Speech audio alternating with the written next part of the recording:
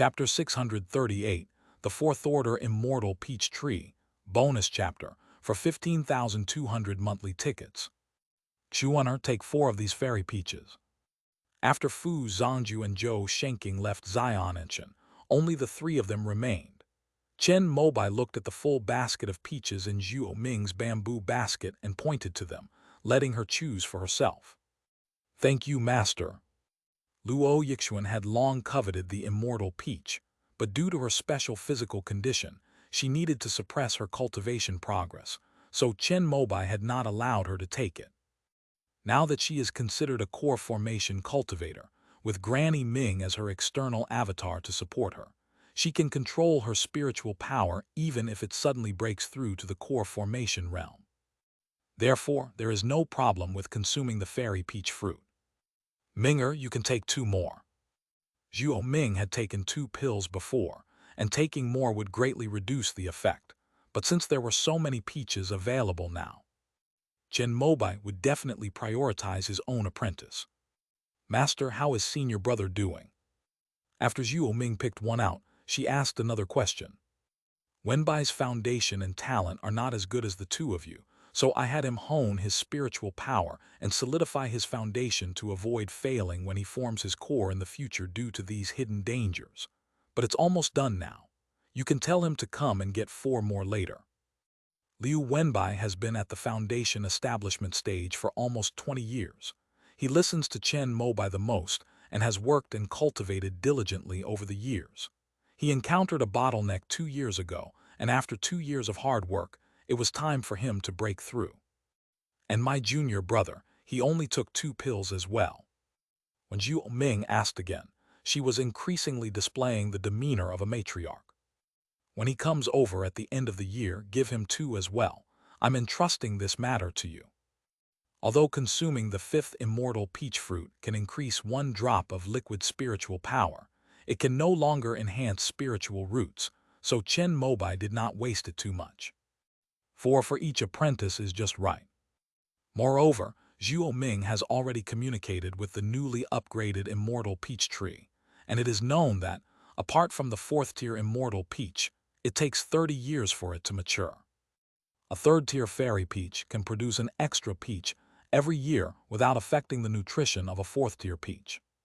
Moreover, with the help of Zhuo Ming's mother Qi of all things and Tai Sui juice, this speed can be shortened even further. Chen Mobai didn't know how effective the 4th-tier immortal peach would be for him.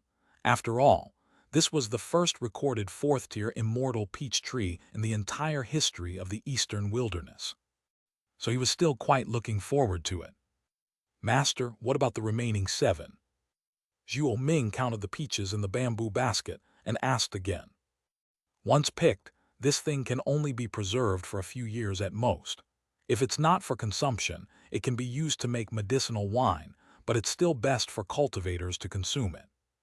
I'll give 1 to my junior nephew Gu Yan, and you can give 1 to your junior nephew Qing Mei as well.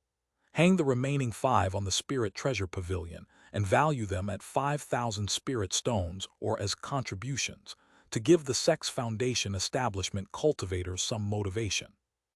Zhuo Ming was a little confused by Chen Mobai's second half of the sentence, but Luo Yixuan understood it, though her attention was entirely focused on the first half. Guyan Yin Qingmei. She silently recited the names of these 2 people in her heart. During the 10 years she was trapped in the underworld, these 2 people occupied the places that should have belonged to her. You should know that when Chen Mobai was in Xi'an, it was she who served him, delivered gifts, and handled his affairs. During this period, the cultivators of the Divine Wood sect were discussing the advancement and tribulation of the immortal peach tree belonging to sect leader Chen. Even though they are now the #1 sect in the Eastern Wilderness, witnessing a heavenly tribulation firsthand is a first for many disciples. Amidst everyone's amazement, they also inquired about the immortal peach tree. According to Minister Shi of the Spirit Plant Department, only spirit plants of the heaven and earth spirit root level can trigger such a powerful heavenly tribulation when they advance to the 4th rank.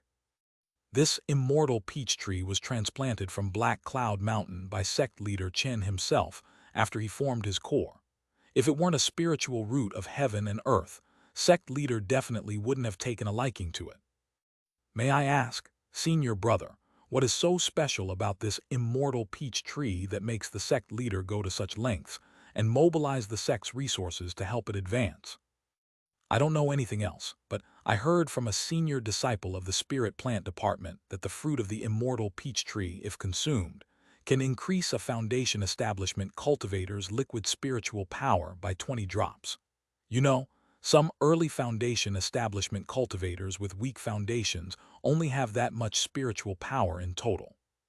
While the chi refining cultivators were discussing this, many foundation establishment cultivators from the Divine Wood sect were already getting restless because they discovered that Lingbao Pavilion had suddenly put 5 Tier 3 immortal peach fruits on the shelves. They had heard of this immortal peach tree when it was in Yuan Hongyuan's possession. Unfortunately, because the spiritual veins of Black Cloud Mountain were not of a high grade, the immortal peach tree had difficulty bearing fruit. Yuan Hongyuan had always regarded it as a treasure and had only sold it a few times in private trading sessions. Now that it has fallen into Chen Mobai's hands and been successfully trained, after being distributed to 4 disciples and adopted daughters and maids, there are still 5 left over. Because the immortal peach tree underwent its tribulation, almost all the cultivators in the Divine Wood sect knew about the effects of the immortal peach fruit. Therefore, almost every cultivator who aspires to improve their cultivation wants to exchange for one. After all, this fairy peach is all natural, and there is no worry about erysipelas. Especially those cultivators who were stuck in a bottleneck were eager to take advantage of this opportunity to break through. Although 5,000 spirit stones is a lot, the foundation establishment cultivators of the Divine Wood sect have accumulated considerable wealth over the years after surviving several major battles. Moreover, these immortal peaches can be exchanged for one each foundation establishment cultivator by accumulating sect contributions and spirit stone contributions. As a result, foundation establishment cultivators who received the news almost wore down the threshold of the Spirit Treasure Pavilion. Senior brother Yi, I have already registered you. I will definitely let you know as soon as I have any news. The rotating elder of Lingbao Pavilion this month was Liang Lingjun from the Hall of Rewards and Benevolence. He politely registered Yi Shaoqing, the head of the array department, in a book and then saw the guest out. Junior brother Liang, isn't it always the case that whoever arrives first gets to redeem the items on the Lingbao Pavilion? Why are you doing this now? Yi Shaoqing didn't understand, but Liang Lingjun explained with a smile. It is said that the immortal peach is precious, and the sect leader took it out in his joy when the peach tree was upgraded this time, so that all the foundation establishment cultivators in the sect would have the opportunity to exchange for it. Therefore, we should also give opportunities to cultivators outside the sect. After all, the foundation establishment cultivators stationed in the 6 kingdoms and Yunmengs would receive the news much later than those in Giant Tree Ridge, and they would have to wait for them. But there are only 5 immortal peach fruits. Every foundation establishment cultivator in the entire sect wants one. Who should we exchange them for? Yi Shaoqing quickly discovered the problem and asked. But Liang Lingjun remained silent at this moment. As the head of the formation department, Yi Shaoqing quickly realized what was happening, looked up at the sky, and his expression suddenly changed. After understanding, he stopped asking questions, bid farewell to Liang Lingjun and left Lingbao Pavilion, and then immediately tried to find a way to visit Chen Mobai. But all visitors were turned away by Gu Yan. It is said that sect leader Chen has reached a critical moment in his cultivation technique and is currently in seclusion. After hearing this, Yi Shaoqing could only clasp his hands in greeting to the beautiful and graceful junior sister before turning away with regret. Looking at the minister of the array department in front of him, Gu Yan naturally understood why he had come. This is the 5th high-ranking member of the sect at the ministerial level. Besides him, even the deputy hall masters of the other 2 halls came to visit the day after the immortal peach fruit was put on the shelves. She subconsciously touched her storage bag, which contained a fairy peach that Chen Mobai had given her. when she first accepted it, although she knew that a gift from a core formation cultivator would not be ordinary, she did not expect it to be so precious. Now, seeing the sect's vice hall masters and ministers, apart from the core formation cultivators, fighting openly and secretly over this immortal peach, she realized it was far more precious than she had imagined. At this moment, Gu Yan was overjoyed to have become a direct descendant of the sect leader.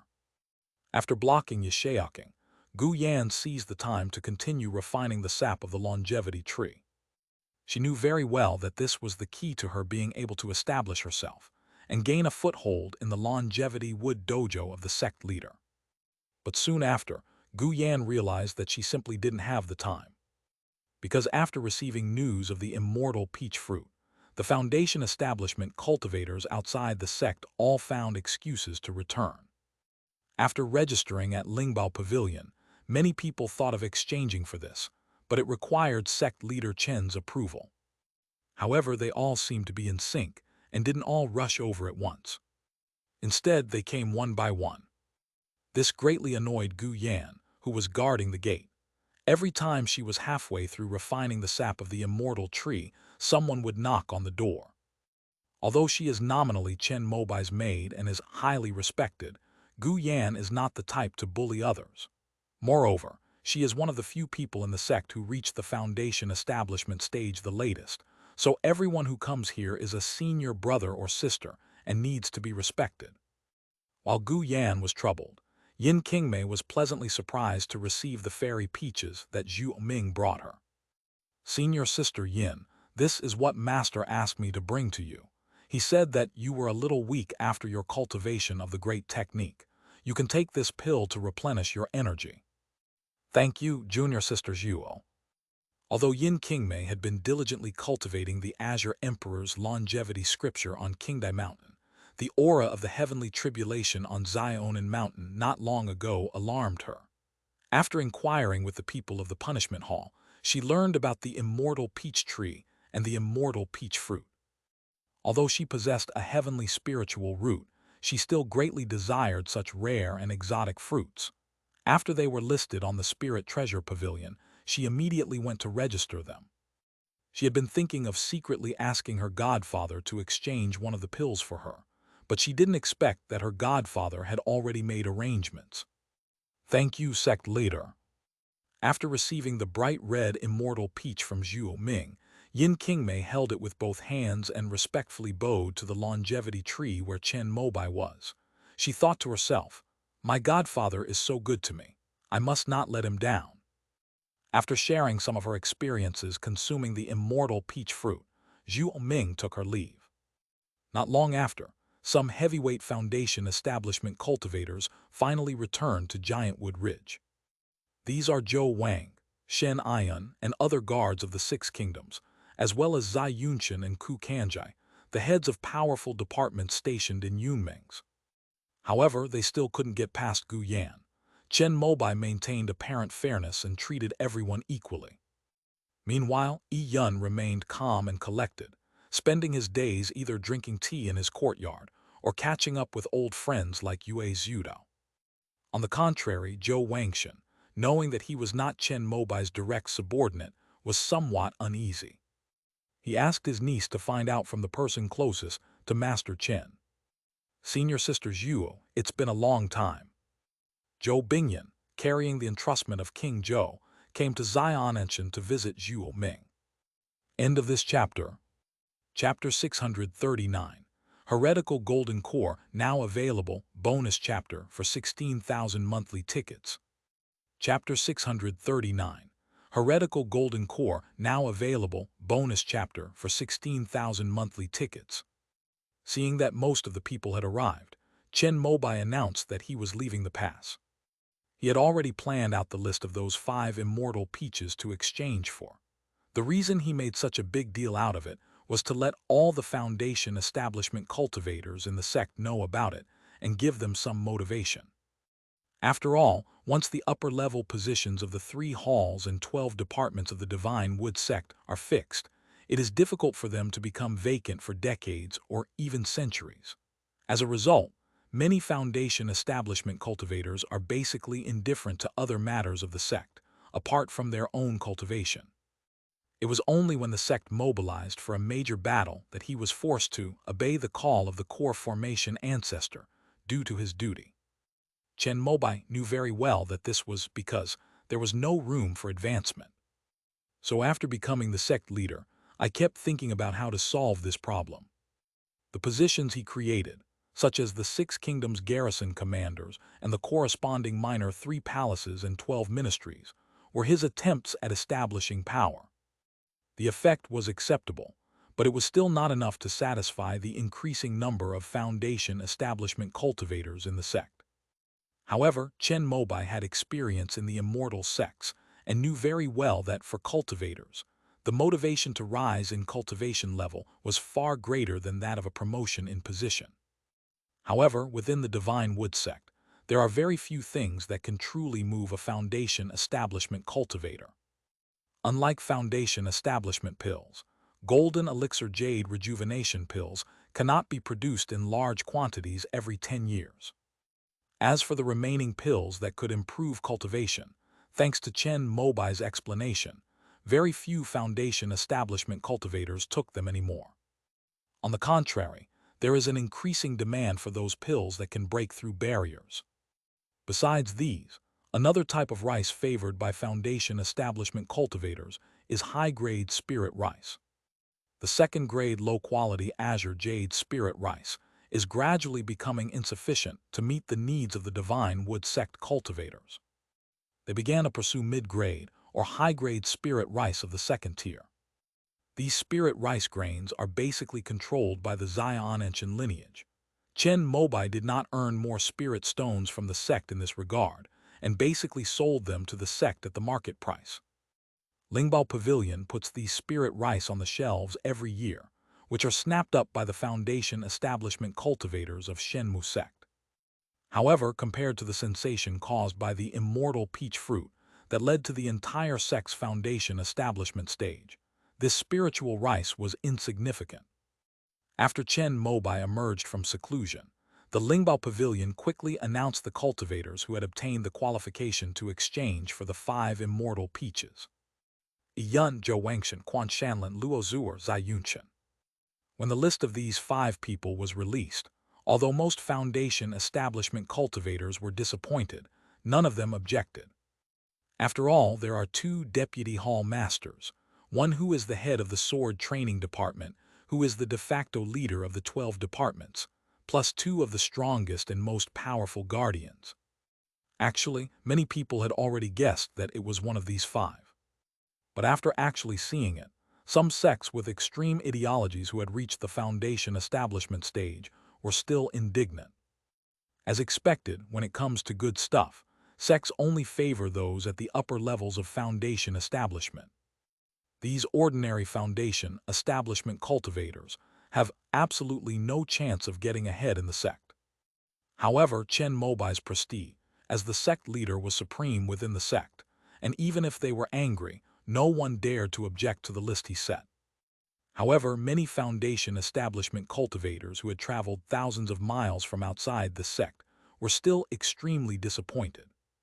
Just as they were feeling disheartened and preparing to leave, they discovered that 2 more items had been added to the Lingbao Pavilion's exchange catalog. Upon closer inspection, I couldn't help but tremble with excitement. Some foundation establishment cultivators with insufficient willpower almost fainted. These 2 items are a Tier 3 immortal peach. One ripens annually in Zion and Mountain.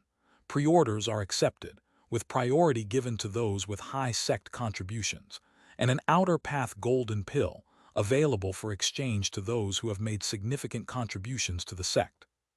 Upon seeing these 2 newly added items, everyone in the Shenmu sect who hadn't managed to exchange for the immortal peach fruit had completely forgotten their earlier disappointment and anger. They all rushed toward Elder Liang Lingzhen, who was on duty, and inquired about the specific meaning of the notes on the back of the 2 items. Even the 5 people who had just exchanged for the immortal peach fruit stopped in their tracks, exchanged glances, and stared intently at the heretical golden core cultivator. Unfortunately, They were all well informed and knew that this heretical golden core was of the water attribute, and among those present, only Luo Zuer was suitable. Junior sister Luo, congratulations. Quan Shanlin was the first to congratulate Luo Zuer, whose face showed excitement but who was still forcibly suppressing it. No, no, my cultivation is only at the late foundation establishment stage, and the golden core of the outer path requires a large contribution to exchange for. I haven't been on the battlefield in several major battles, so I'm afraid it's not possible. Luo Zuer remained modest, though she was already incredibly excited inside. Everyone originally thought that Chen Mobai would keep this heretical golden elixir and leave it to his disciple. Although Luo Zuer had also harbored hopes after Meng Hong, when she actually saw hope, she found it hard to believe. After the three of us consume the immortal peach fruit, we will all be close to reaching the peak of foundation establishment. At that time, you will be the only one who meets the attributes of this external golden core. If not you, who else can we give it to? Zai Yunchen spoke with emotion, saying that of the 5 people who exchanged for the immortal peach fruit this time, apart from Yi Yun and Zhou Wangshan who were from the younger generation, the other 3 were considered to be second only to Meng Hong and Chu Zuoshu in the Divine Wood sect. He is only one step away from achieving the perfect foundation. Chen Mobai's decision to give them to them, this time, can be seen as an acknowledgement of the 3 of them's contributions to the sect over the past 100 years. Of course, there is also the consideration of maintaining a balance between the upper, middle, and lower levels of the sect's strength.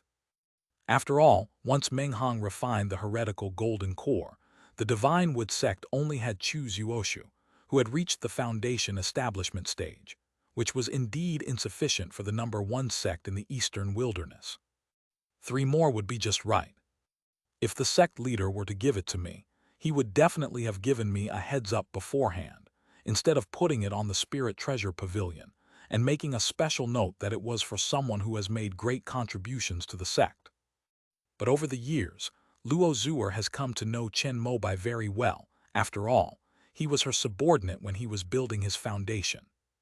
After Chen Mobai achieved core formation, in addition to being the sect leader, he was also the hall master of the Hall of Rewards and Benevolence and her direct superior.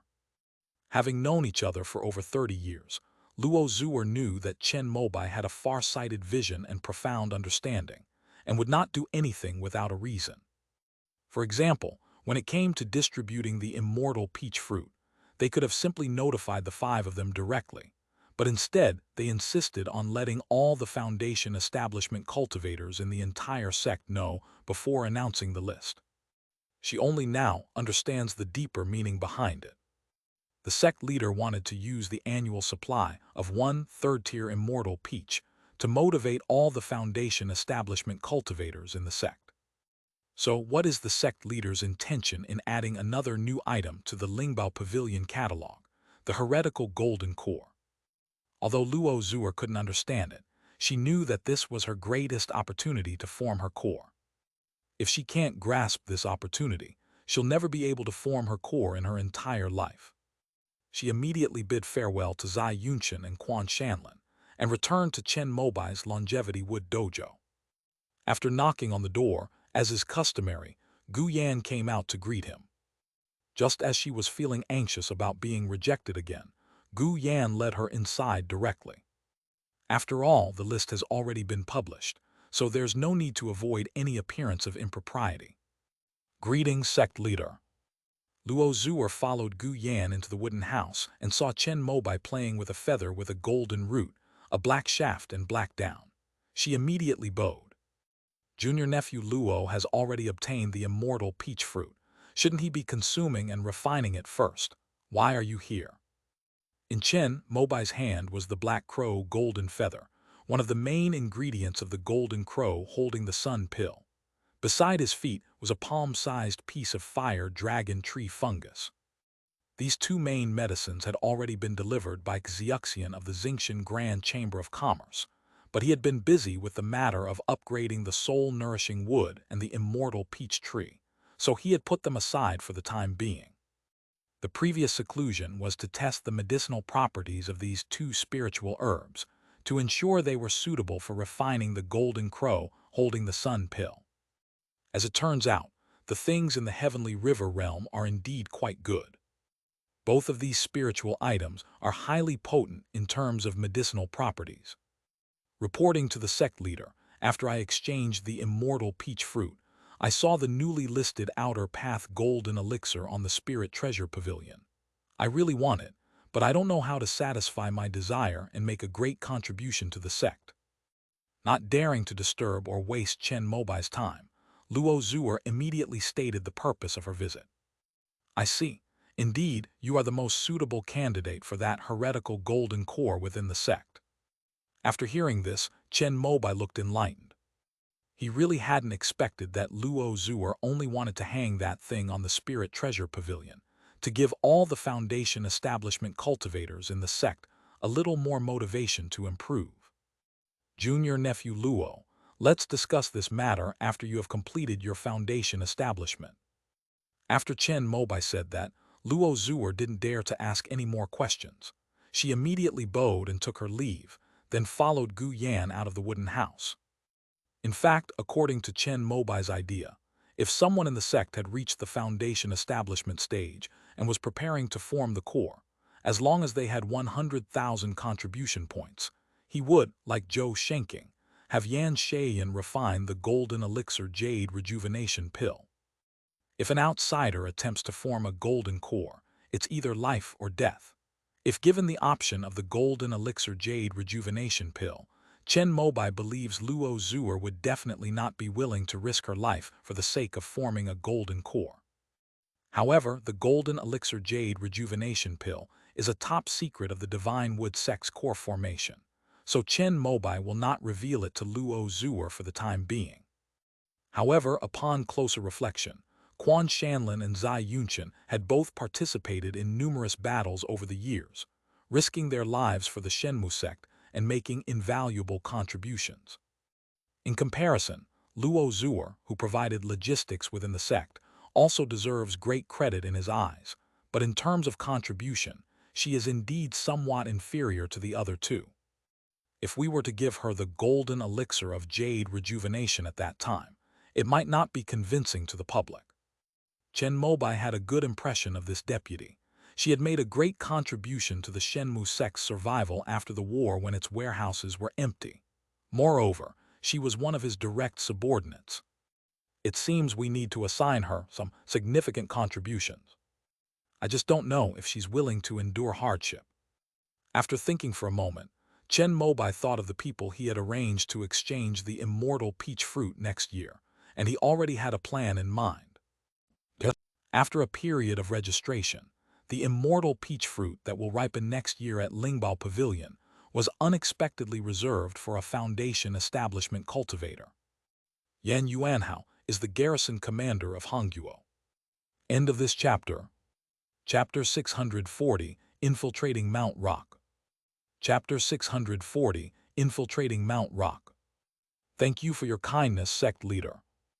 Inside the wooden house, Yan Yuanhao came over to thank Chen Mobai, who naturally encouraged him and expressed his recognition of Chen's years of dedication to combating desertification in Hongguo.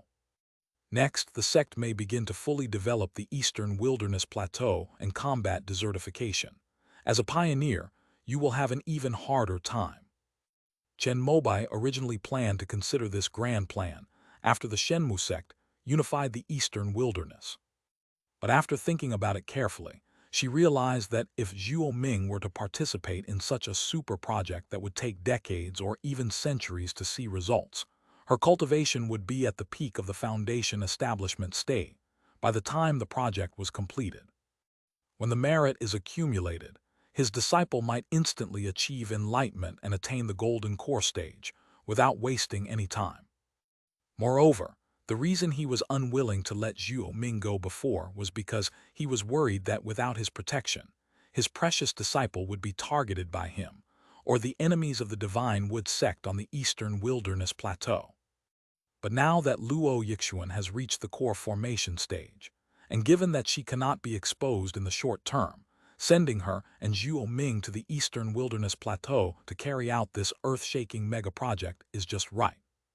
With Granny Ming, an experienced avatar, around, even if they encountered that core formation cultivator from the southern profound sect, they would still have a fighting chance. In addition, he also wanted his 2 apprentices to investigate the Restoration Society. Let's see if we can use them to lure out the so-called president of the Restoration Society. Of course, to ensure the safety of his 2 disciples, Chen Mobai planned to hand over the 4th-tier Moonflower Blade to Luo Yixuan. That way, as long as they didn't encounter a ruthless person like him, his 2 disciples could basically roam freely on the eastern wilderness plateau.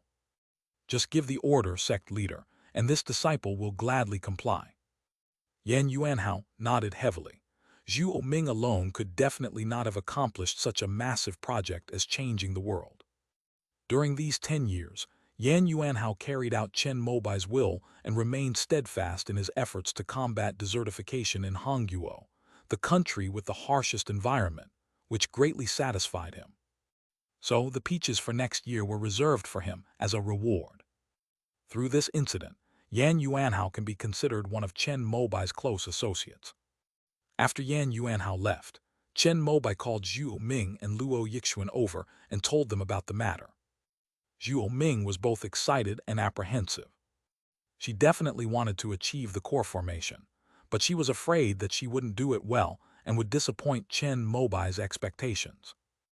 Minger, your cultivation lies in the world, mountains and rivers, not in this corner of Zionin Mountain. Although I can protect you for a lifetime, I also hope that one day you can break free from my wings and soar in the sky on your own. Yes, master. After listening to Chen Mobai's earnest words, Zhuo Ming finally made up her mind and nodded firmly. Xuaner, I'm counting on you to ensure your senior sister's safety. Chen Mobai then spoke to Luo Yixuan, who naturally agreed, but she was still somewhat depressed inside. She had finally reunited with her master for a few years and had even condensed her ghost core, so she had no desire to leave. But since Chen Mobai spoke up himself, she could only obediently nod. This moonlit blade, like my purple lightning sword, belongs to the 4th tier. I bestow it upon you for protection.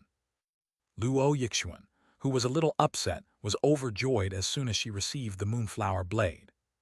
This is a 4th-tier magic weapon. In the entire Shenmu sect, there wasn't even one core formation cultivator like Zhou Shenking and Fu Zhangju. Master actually bestowed it upon me like this.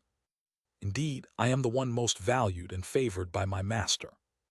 As Luo Yixuan was thinking this, she didn't notice that Granny Ming, who was hidden in the shadows at her feet, suddenly trembled slightly. There is another matter. The development of the eastern wilderness plateau and the control of the desert both require a large amount of water resources. Although Xuaner has already formed her core and can perform large-scale rainmaking techniques, her cultivation level cannot be exposed, and human strength cannot compare with the natural world, so I plan to send Luo Zuer over as well.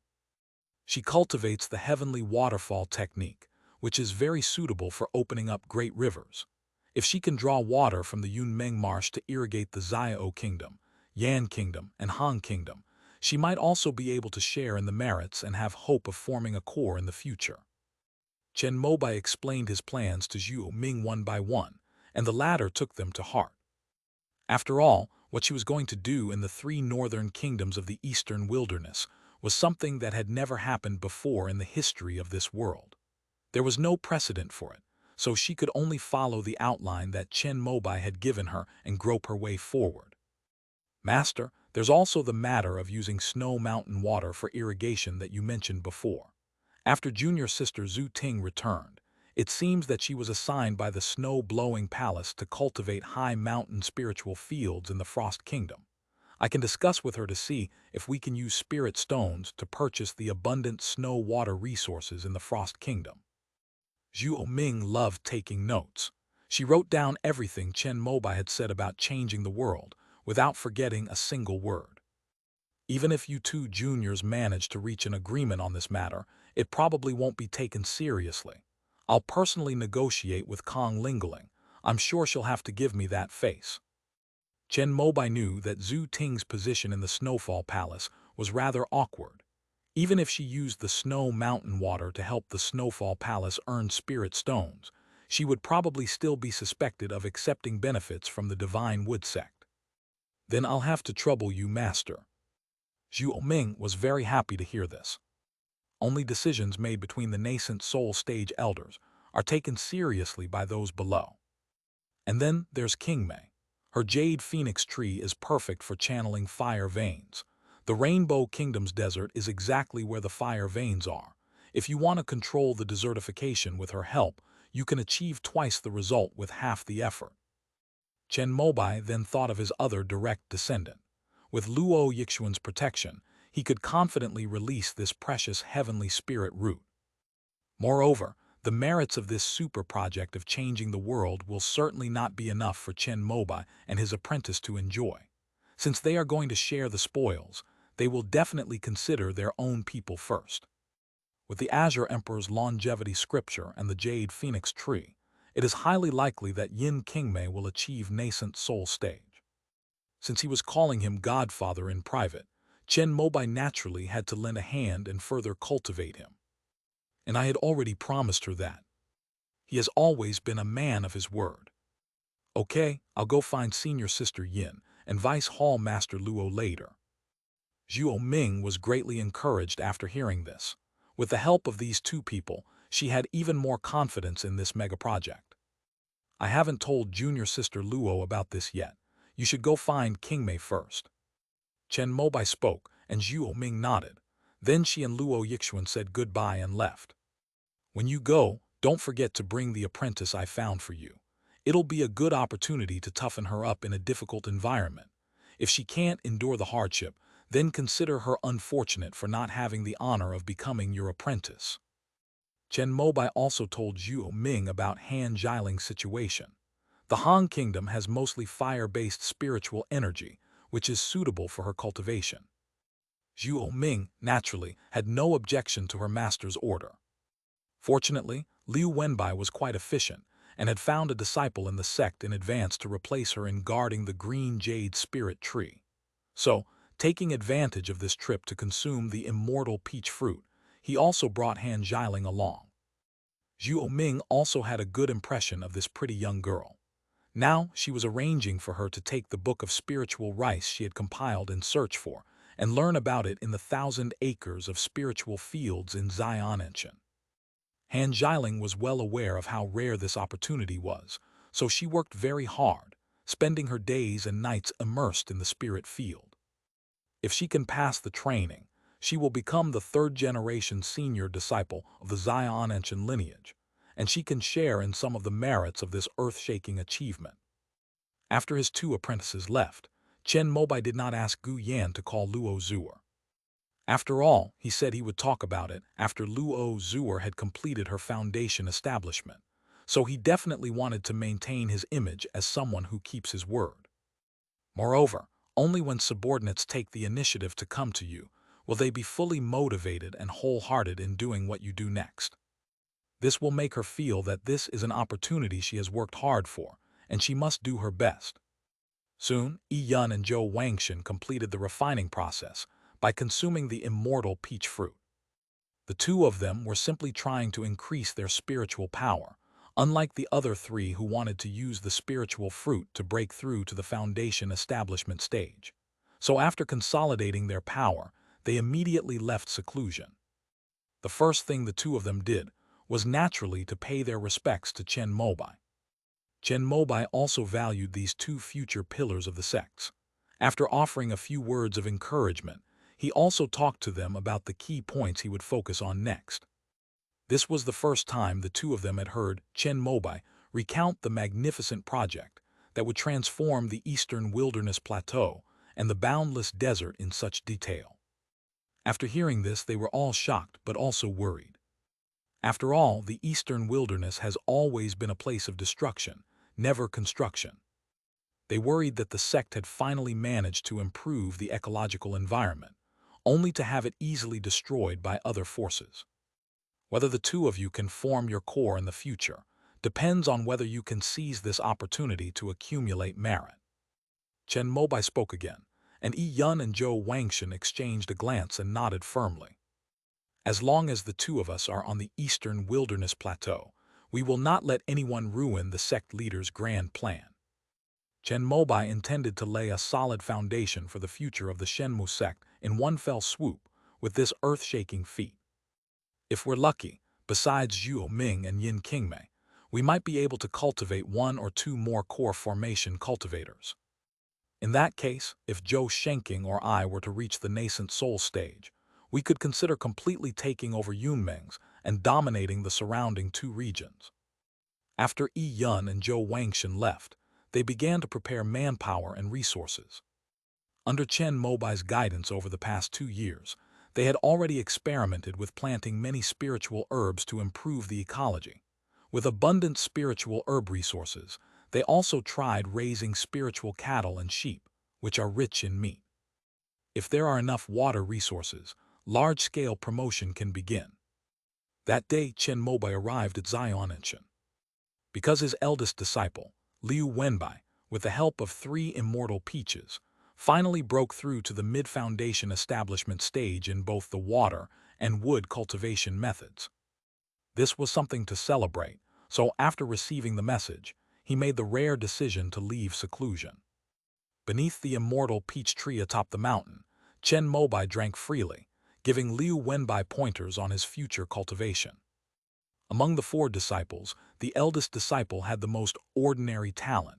He could only have a chance to form his core if he made a mistake in every step of his cultivation.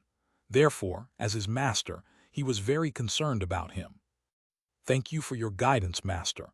It has been like a sudden enlightenment for me." Liu Wenbai was telling the truth.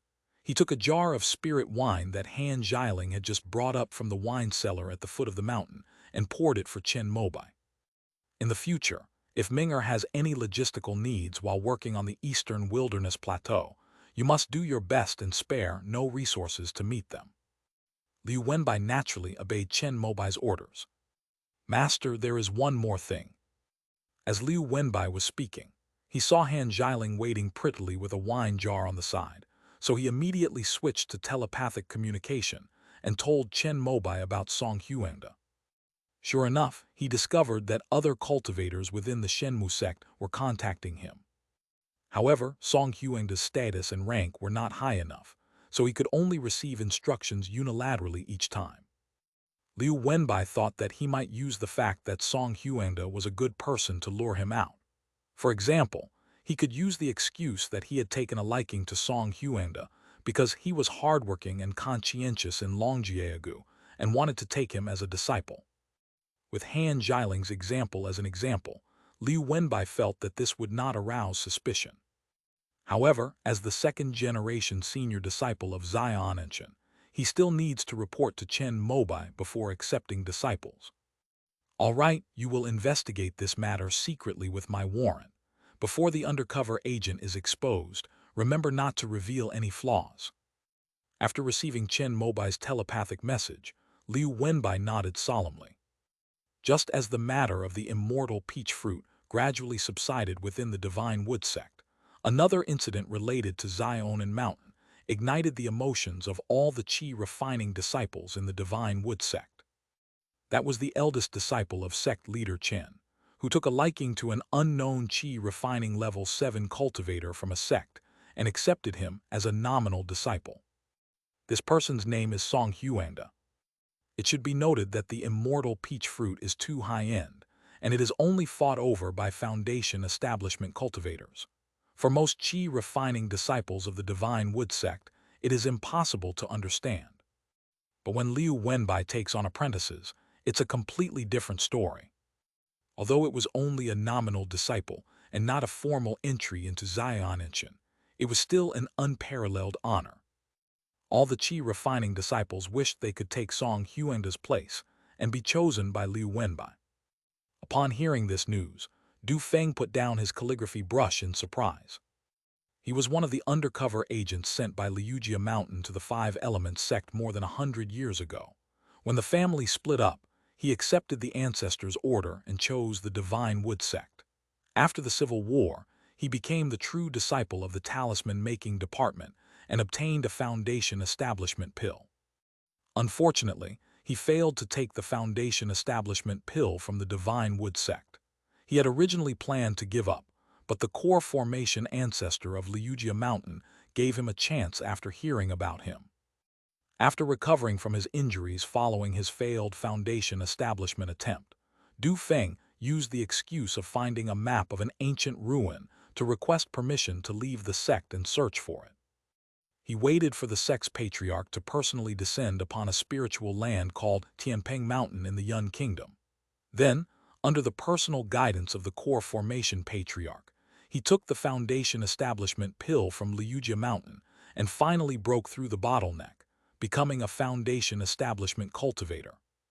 After returning to Giant Tree Ridge, Du Feng, who had successfully established his foundation, said that he had found the storage bag of a deceased senior in the ruins of Tianpeng Mountain and obtained a Foundation Establishment pill from it. In order to gain the trust of the Shenmu sect, he followed the instructions of the 6th Jia Mountain ancestor and directly handed over the location of Tianpeng Mountain. Chu Zuoshu personally led a group to investigate, and they not only discovered the ruins, but also found a 4th-tier 5-pointed ancient maple tree inside.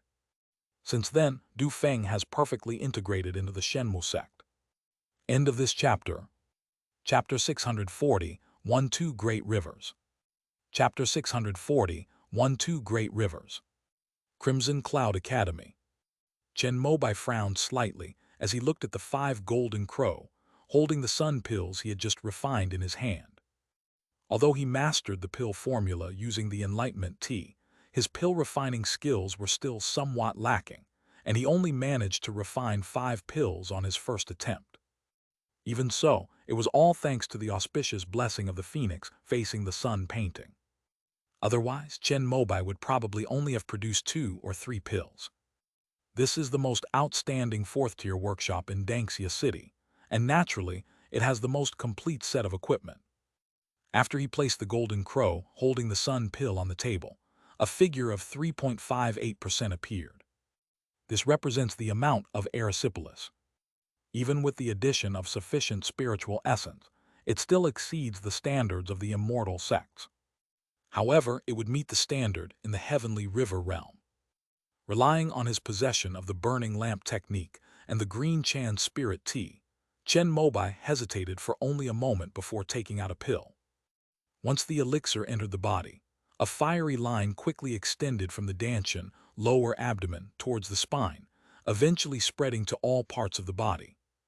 Chen Mobai immediately used the burning lamp technique to circulate the power of the pill throughout his body, while also slowly refining and expelling the pill's toxins from his body. About half a day later, he completely refined the golden crow holding the sun pill. Feeling the increased speed of his cultivation of the pure yang scroll once again, Chen Mobai nodded in satisfaction. He took out a high-grade spirit stone, cultivated the pure yang dharma body for a round, and then opened his eyes. As he stood up, Chen Mobai felt a little heavy, and his reactions were slightly sluggish. This is a sequela of erysipelas. The symptoms are most severe when the medicine is first taken. However, the people in the heavenly river realm regarded these as the reason that the power of the pills was too strong, and the body could not withstand it in a short period of time. After drinking the pot of clear and transparent green jade spirit tea that had been brewed long ago, Chen Mobai felt the sluggishness in his body dissipate slightly, and he couldn't help but nod gently. As long as the erysipelas is expelled before it completely integrates into the body, there will be no problem. Chen Mobai took out a medicine box and put the remaining 4 golden crow, sun-holding pills into it. Although he had enough for 5 years, Chen Mobai still instructed the alchemy department to continue collecting the relevant main and auxiliary ingredients after returning to the Shenmu sect. The more experience one gains in refining elixirs, the better. He had done so much preparation beforehand, but his first attempt at refining the pill was still not ideal. Now he wanted to get more materials to improve his proficiency in this pill formula. After giving the order, Yue Zudao, who had gone to Chuixu Palace to negotiate on behalf of Chen Mobai, returned and came to pay his respects. Sect leader, Master Kong means that the snow mountain water can be given as a gift, but he also hopes that our Shenmu sect can allow the Snowfall Palace to freely enter and exit Yunmeng Marsh. Inside the Shenmu Temple, Yue Zhudao reported on the results of his conversations during this trip. That's a clever plan. Chen Mobai couldn't help but click his tongue. Over at Yunmeng's, the Shenmu sect and the Five Elements sect had joined forces to suppress the current wave of demonic beasts, and now the Chuixu Palace was thinking of seizing this treasure land. However, the cost of 1 million spirit stones per year is indeed a bit too much. In addition, since the Snow Palace needs to rebuild its island market and other strongholds after returning to Yunmeng's, they have been struggling with whether or not to pay this fee. Just then, Chen Mobai sent Yue Zhudao to purchase snow mountain water. After Zhu Jinyu, the head of the snow-blowing palace, and Kong Lingeling reported this, they took the opportunity to make this request. In their minds, the snowmelt from the mountains was constantly melting and seeping into the earth, with a small portion gathering at the foot of the mountains to form a large, sapphire-like lake. This water resource was enough for the Snow Palace to use for hundreds of years. Therefore, the Shenmu sect's desire for these worthless snow mountain waters is utterly insignificant to them. Because it was worth 1 million spirit stones, Yue Zhudao returned to consult Chen Mobai after hearing about it. I agree. Chen Mobai entrusted Yue Zhudao with the entire matter. In any case, once the Eastern Wilderness Plateau is successfully developed, he estimates that it will bring in tens of millions of spirit stones for the Divine Wood sect every year, so this effort is worthwhile. Yes, sect leader. After Yue Zhudao left, Chen Mobai received another piece of good news. Zai Yunchen, Quan Shanlin, and Luo Zuer all successfully broke through to the Foundation Establishment Perfection realm after consuming the immortal peach fruit. As a result, the strength of the middle level of the Shenmu sect has also been significantly improved. In other major sects of the Eastern Wilderness, cultivators who have reached the Foundation Establishment stage are generally treated as potential golden core cultivators. This is our sect's core formation experience. The three of you should study it carefully. After Chen Mobai had Zai Yunchen and the other two swear an oath of Dao Heart, he orally recited what should be considered the most precious inherited knowledge in the sect. Thank you, sect leader. Zai Yunchen and the other two never expected that they would receive the insights into core formation so soon after they had just completed Foundation Establishment. They were all quite excited. This is mainly because Chen Mobai comes from a cultivation sect and understands that knowledge is best imparted as early as possible, giving them time to comprehend it. Let me share my understanding of core formation again. All three of you listen carefully. After recounting the Shenmu sect's heritage, Chen Mobai's tendency to act as a teacher resurfaced. Zai Yunchen and the other two immediately adopted a respectful expression and performed the master's salute with full concentration. After explaining all this, Chen Mobai added that the sect also had spiritual herbs that could assist in the formation of the golden core, and that his success was also due to these herbs. However, only those who have made significant contributions to the sect are eligible to exchange for it. May I ask, sect leader, what constitutes a great contribution? Zai Yunchen immediately asked, as he was the most impatient of the three and the most confident in himself. The formula for this core formation elixir comes from the longevity sect. The sect also needs to collect materials to refine it. After it is successfully refined, I will consider the contributions of the three of you to the sect before making a decision. Chen Mobai did not provide a specific standard. Not long after Zai Yunchen and the other two left, Luo Zuer was brought back by Gu Yan. Sect leader, I have reached the peak of Foundation Establishment and have come to inquire about what happened that day. Luo Zuer is currently in a very conflicted state of mind. She naturally wants to form her core, but she can only choose one between an external golden core and a core-forming elixir, so she is hesitating. If the golden elixir jade rejuvenation pill is successfully refined, Zai Yunchen will have made the greatest contribution to the sect, followed by Quan Shanlin, so you can only be ranked third. However, That heretical golden elixir is indeed the most suitable for you and the sect at this stage. I happen to have a super project to start on the eastern wilderness plateau. I wonder if you would be willing to go. This disciple is willing. Chen Mobai hadn't specified what kind of mega project it was, but Luo Zuer didn't hesitate at all and immediately nodded in agreement. When the topic of opening up the eastern wilderness plateau and controlling the boundless desert was mentioned, Luo Zuer, the deputy hall master of the Hall of Rewards and Benevolence, widened her eyes in disbelief. I plan to dig a great river from Yunmeng Marsh to irrigate Xiao Kingdom, and then draw another great river from the snow-capped mountains of Shuang Kingdom to irrigate Yan Kingdom. Finally, the two rivers will converge and flow into Han Kingdom, providing sufficient water resources for the control of the desert. After Chen Mobai finished speaking, Luo Zuer had basically understood his thinking. She knew in her heart that it must be extremely difficult. It would require the excavation of a river channel that would run from Xiao Kingdom to Yan Kingdom for tens of thousands of miles. During this process, they would need to travel all over the eastern wilderness plateau to find the most suitable route.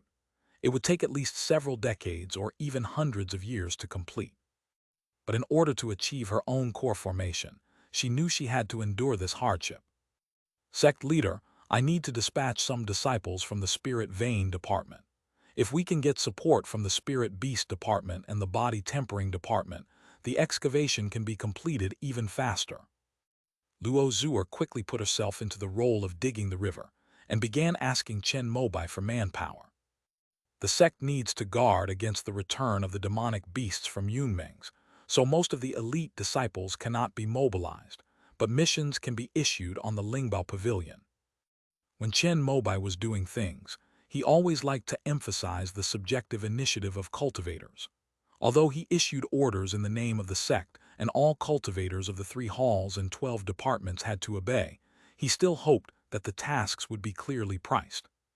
In this way, those in charge, such as Zhuo Ming, can accumulate more merit, preventing it from being scattered and ensuring that each person can accumulate enough merit to attain enlightenment. Yes, sect leader. After hearing Chen Mobai's words, Luo Zuer realized that this matter would require far more effort than she had imagined. But the thought of forming the Golden Core ignited a fighting spirit within her. We must do this well. I am the chief engineer of this mega project, but as the sect leader, I need to stay at Giantwood Ridge and cannot move lightly, so I sent Minger to take charge of this matter in my place. She has already received my true teachings, so when you go there, you will also need to listen to her. Chen Mobai first stood up for his precious apprentice, to prevent Luo Zuer from taking advantage of her seniority to seize command. Yes, sect leader, I will definitely listen to junior sister Zhuo. Luo Zuer felt a slight bitterness in her heart when she said this. She had worked her way up in the Divine Wood sect for over 100 years, serving as the deputy hall master of one of the 3 great halls, a veteran foundation establishment cultivator second only to core formation cultivators, yet she had to obey the orders of a mere young girl. All I can say is that hard work is not as good as finding a good mentor. Okay, after you leave, go find Minger. She should already be arranging people to prepare for the trip to the eastern wilderness plateau. When Luo Zuer took her leave, she found Zai Yunchen and Quan Shanlin waiting at the entrance of the Longevity Wood Dojo. The 2 men's eyes flickered when they saw her come out. The 3 of them were thinking the same thing. They all wanted to privately approach the sect leader to inquire about the conditions for obtaining the core formation elixir. Chen Mobai had met one of them, and it wouldn't be right not to meet the other 2, so he had Gu Yan bring them up as well. There was nothing to hide from the 2 of them. He then explained the matter of the Golden Elixir Jade Rejuvenation Pill, saying that if only 1 pill was successfully refined, the sect's highest contributor would be allowed to exchange it.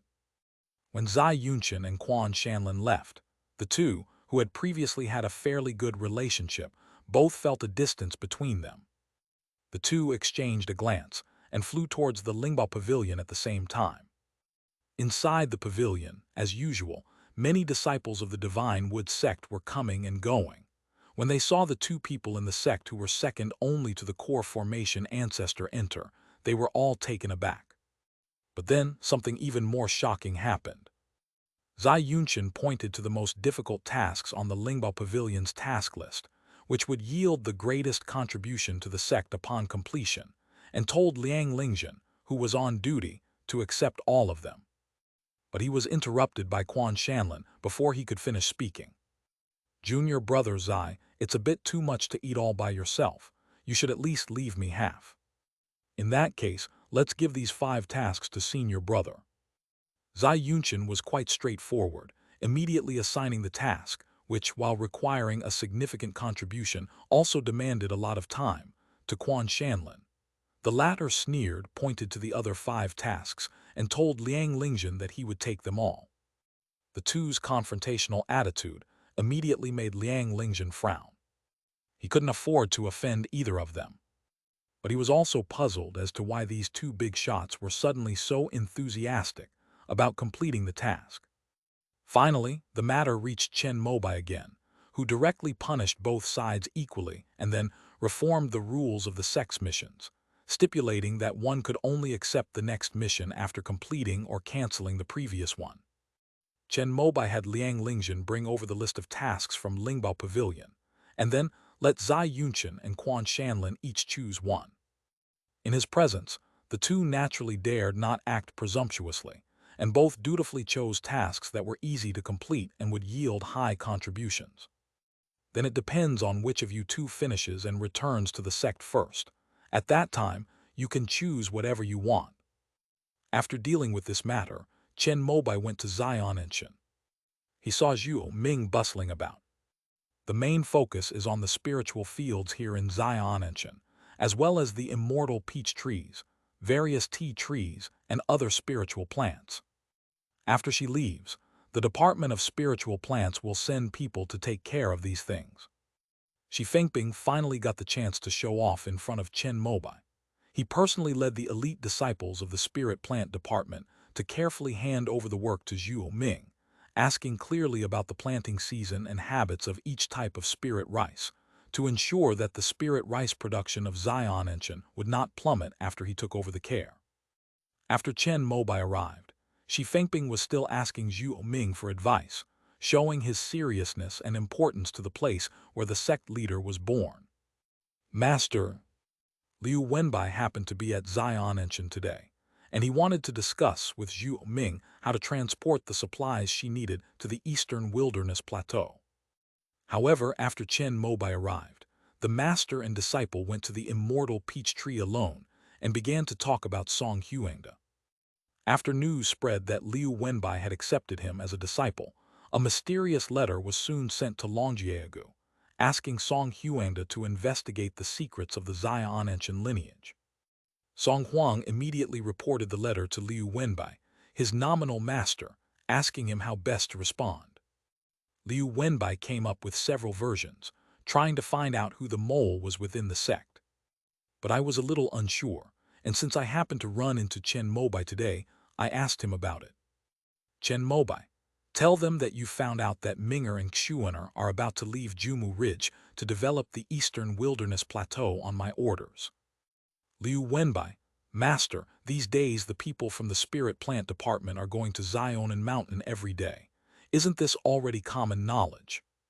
Chen Mobai, "The information should be presented step by step. The undercover agent will definitely have Song Huangda investigate the purpose of developing the deep layers of the eastern wilderness plateau from your master.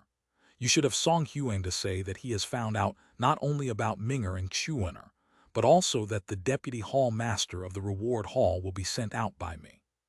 Chen Mobai, "Once Luo Zuer also leaves Giantwood Ridge, Song Huangda's value in the eyes of the undercover agent will definitely increase significantly.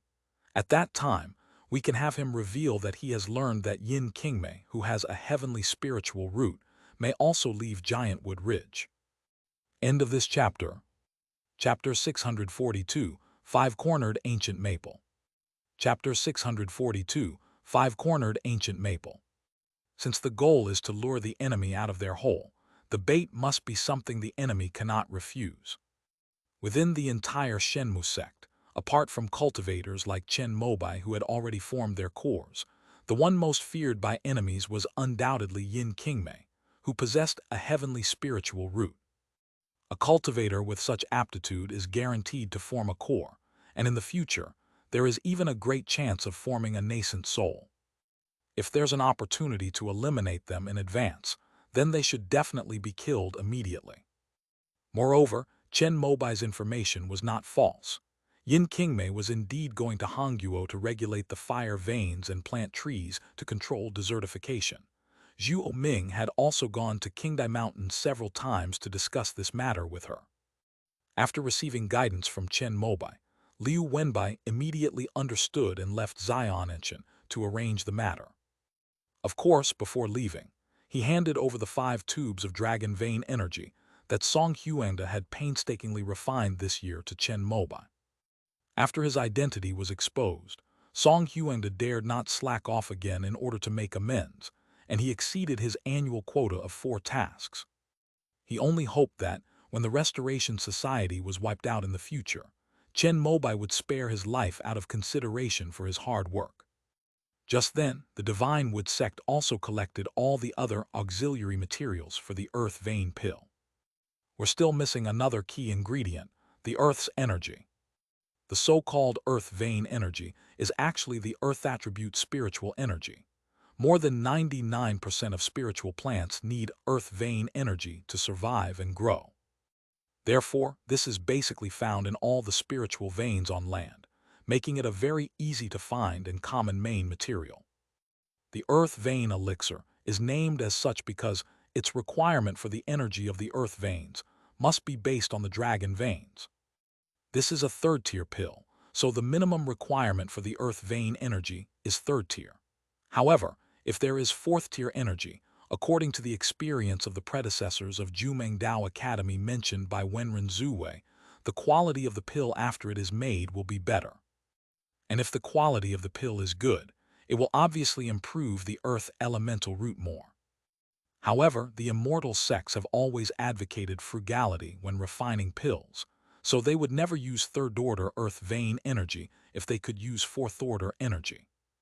Chen Mobai is different. If he wants to refine pills, he definitely needs to meet all kinds of external conditions. Otherwise, if one material is slightly inferior and another is slightly lacking, and the refining process fails, wouldn't that be an even greater waste?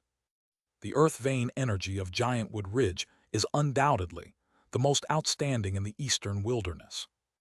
However, through the rich experience of the immortal sect, Chen Mobai knew that extracting the Earth's energy would affect the growth of spiritual plants and the harvest of spiritual rice in Giant Tree Ridge.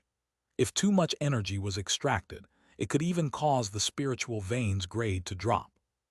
Although the Earth Vein pill doesn't require much Earth Vein chi, Chen Mobai still wouldn't do something that would dig up his own roots.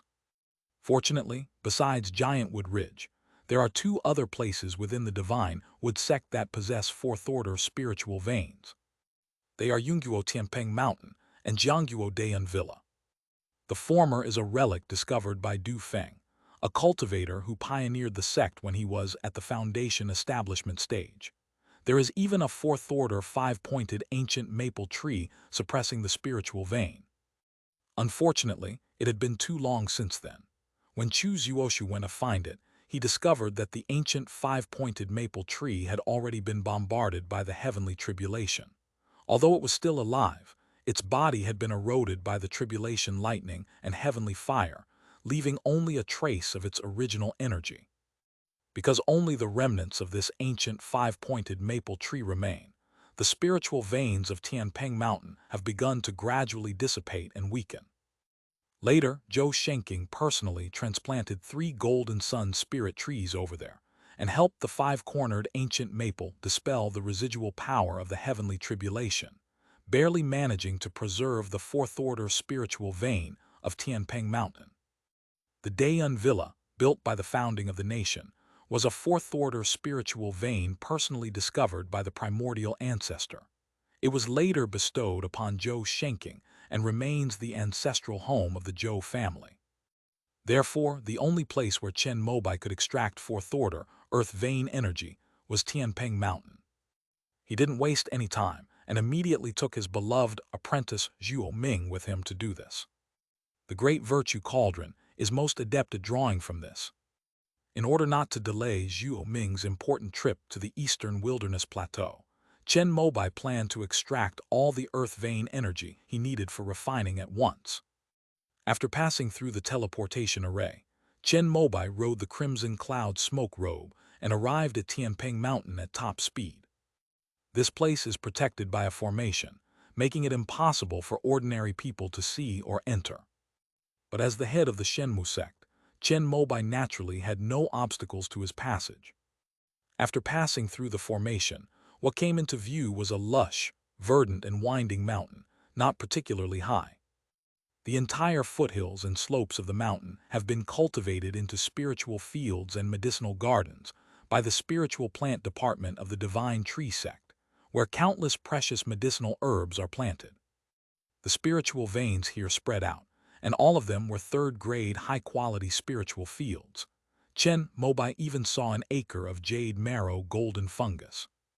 At the center of Tianping Mountain stands a towering ancient maple tree, several dozen feet tall, with a charred trunk and no branches or leaves. This spiritual land of Tianping Mountain naturally also has cultivators from the sect's spiritual plant department, the leader of whom is even at the foundation establishment stage, named Xin Tingzhang. He used to be the deputy director of the plant department, but unfortunately, he is over 200 years old and halfway to the grave. So, feeling that his body was aging and failing, he came to this fourth-tier spiritual land to retire and live out his days. Upon hearing that the sect leader Chen Mobai had arrived, Xin Ting, dragging his aged body, was carried over by 4 disciples from the spirit plant department to pay his respects. Is this the foundation establishment cultivator in the heavenly river realm, whose lifespan is nearing its end? Looking at Xin Tingzhang, who was emaciated, looked lifeless, and whose spiritual power was not even as strong as that of a 9th-level qi refining cultivator, Chen Mobai easily discovered after taking his pulse that the reason why he looked like he was about to die was because of too much poison in his body. Although he still had a few years left to live, he already looked like he was about to die. He couldn't help but send a gentle stream of pure yang spiritual energy over to help Xin Tingzhang resolve some of the accumulated poison in his body. Thank you, sect leader. Just as Chen Mobai and Xin Ting were talking, Zhuo Ming had already walked to the almost withered 5-pointed ancient maple tree, touched it with both hands, and used the supernatural power of the spirit of all things.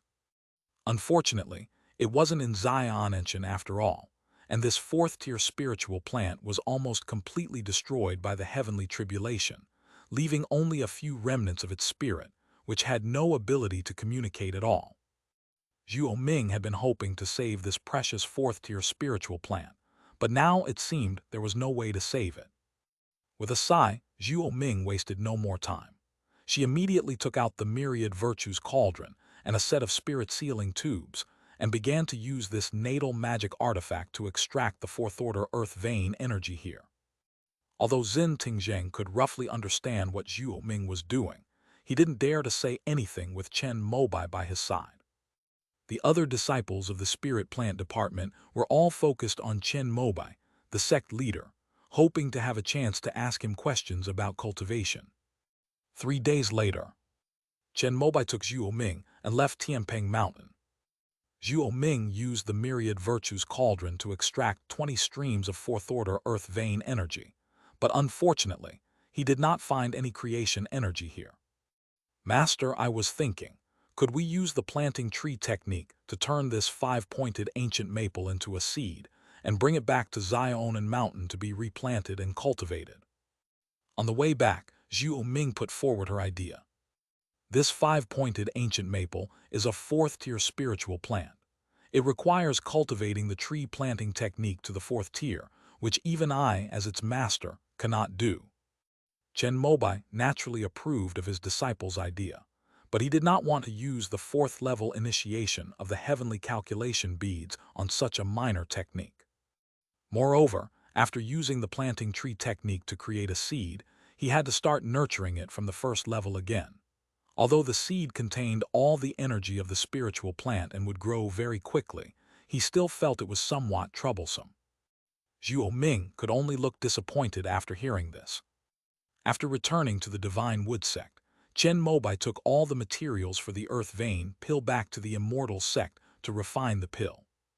Meanwhile, Zhuo Ming and Luo Yixuan also set off for Yan Kingdom to prepare to draw water from the snow-capped mountains for irrigation and officially develop the Eastern Wilderness Plateau. Half a year has passed quickly.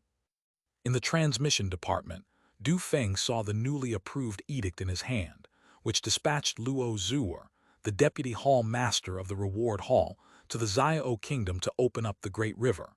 He no longer doubted the news that Song Huangda had sent him yesterday. Unexpectedly, this time old Demon Chen actually sent out Yin Qingmei, who has a heavenly spiritual root. Aren't you afraid of being ambushed by other hostile core formation cultivators after leaving Giant Tree Ridge? It's estimated that the Shenmue sect's repeated victories in recent years have made old Demon Chen arrogant, leading him to believe that this Eastern Wilderness truly belongs to the Shenmue sect. Let's take this opportunity to kill this future core formation, cultivator of the Divine Wood sect.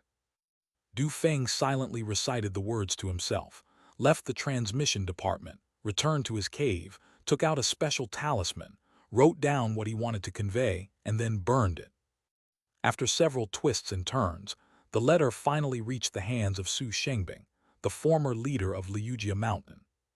He immediately went to the cave, where Yan Fasheng was in seclusion to request an audience. "What is it?" The stone gate opened, and a deep, majestic voice echoed from within, accompanied by a tall, imposing figure. "Ancestor, junior brother Du has sent a letter." Du Feng was Yan Fasheng's personal mole within the Shenmue sect, for whom he even gifted the Tianpeng Mountain spiritual land and the five-pointed ancient maple tree. Any information he sent was generally of great importance. "Bring this heavenly spiritual root back alive. I want to train her into a human puppet, and perhaps even a fully-fledged six-armor heavenly general." When Yan Fasheng heard that Yin Qingmei was going to Hongguo, his eyes lit up instantly, and he gave the order. "Yes, ancestor, but I have limited manpower to mobilize right now, and I dare not command the Foundation establishment cultivators of the sect. As a heavenly spiritual root, Yin Qingmei probably has many protective treasures. Although I can kill her by myself, I'm afraid I won't be able to leave her alive." Su Shengbing explained his difficulties. Over the past 10 years, under Yan Fasheng's tutelage, he had also broken through to the Foundation establishment perfection realm, and he believed that only a few core formation ancestors in the entire Eastern Wilderness could not defeat him. He was confident of victory against Yin Qingmei, a heavenly spiritual root who had been protected by the Divine Wood sect in Giant Wood Ridge for a long time, but he felt it would be difficult to capture her alive. "Don't take action in Hongguo, lest the Shenmue sect suspect Liujia Mountain and come knocking on our door. If she wants to come to Hongguo, she will definitely pass through Yangguo. Isn't there the Restoration Society there? Use my token to mobilize those remnants of the Shaking Mountain sect and capture her there. After you've done this, go around in circles and lead the trail back to the Southern Chuan sect." Yan Fasheng's cold-tongued plan caught Su Shengbing's eye. If everything goes according to the ancestors' plan, not only will they be able to capture Yin Qingmei, but they might also be able to trigger a full-scale war between the Shenmue sect and the Xuanxiao Dao Palace. "Yes, ancestor." Qingdai Mountain. Yin Qingmei had no idea that she had been used as bait. She was struggling with how to transplant her jade phoenix tree to the Rainbow Kingdom.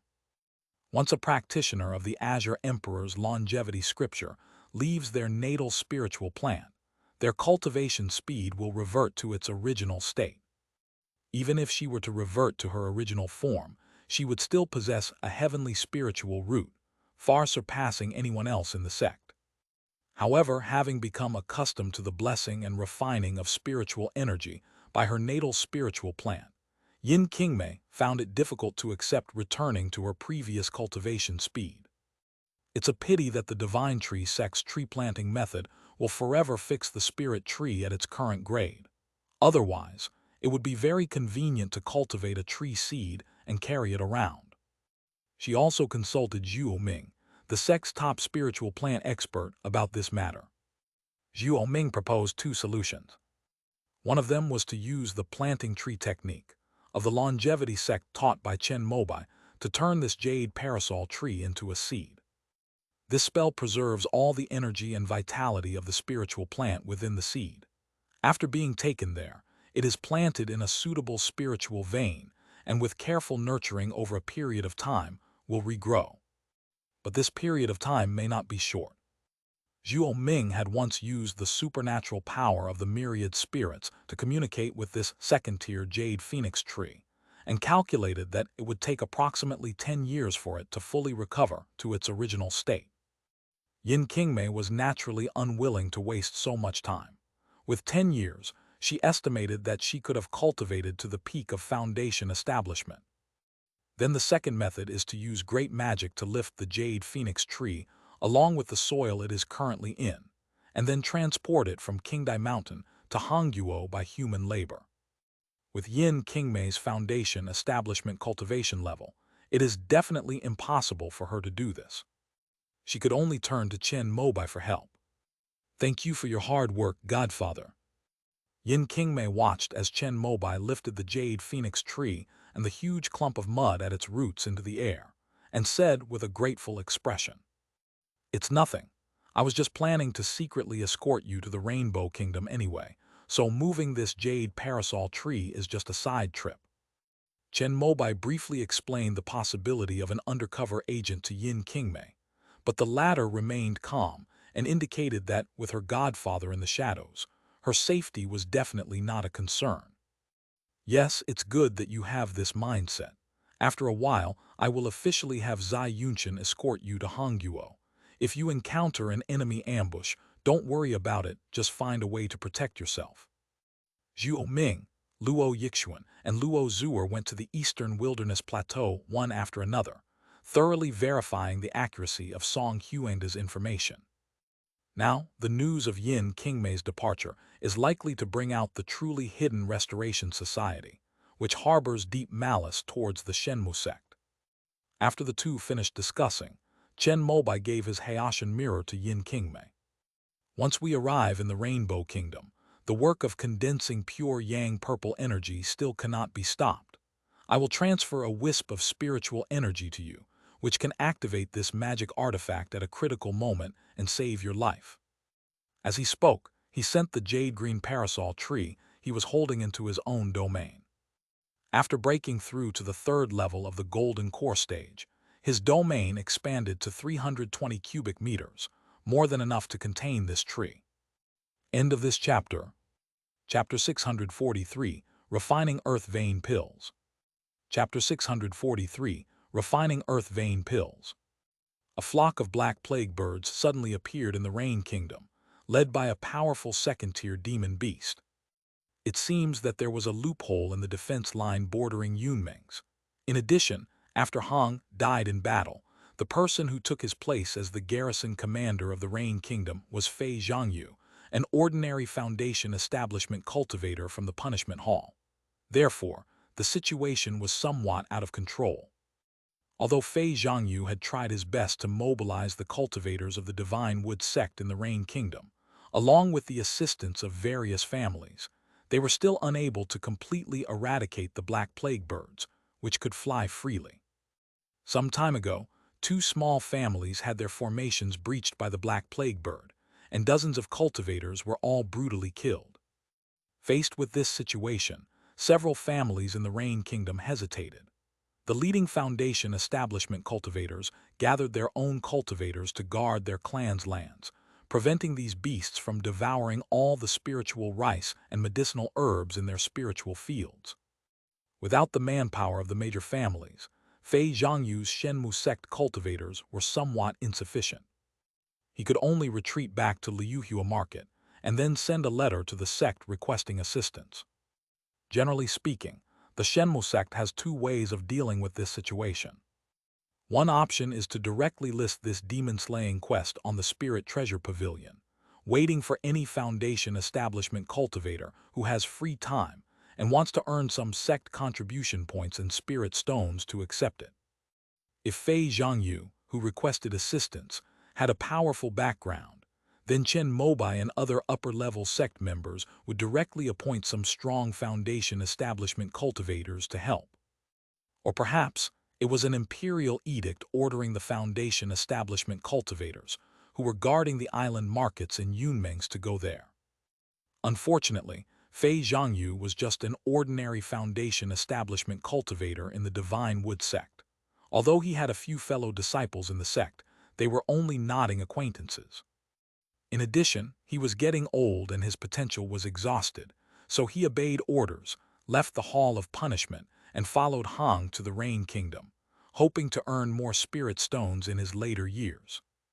But little did he know that 2 years ago, his superior suddenly died in battle at Yunmengs. Given the shortage of manpower at the time, he was forced to become the acting garrison commander of this Rain Kingdom. Fortunately, the monster tide in Yunmeng Marsh had basically subsided by then, and with his diligent work, he managed to avoid any mistakes. However, when it came time to select the guardians of the Rain Kingdom, all the foundation establishment cultivators from the Divine Wood sect who were qualified declined the position. Firstly, they feared repeating the mistakes of the Red River and dying in the Yunmeng Marsh.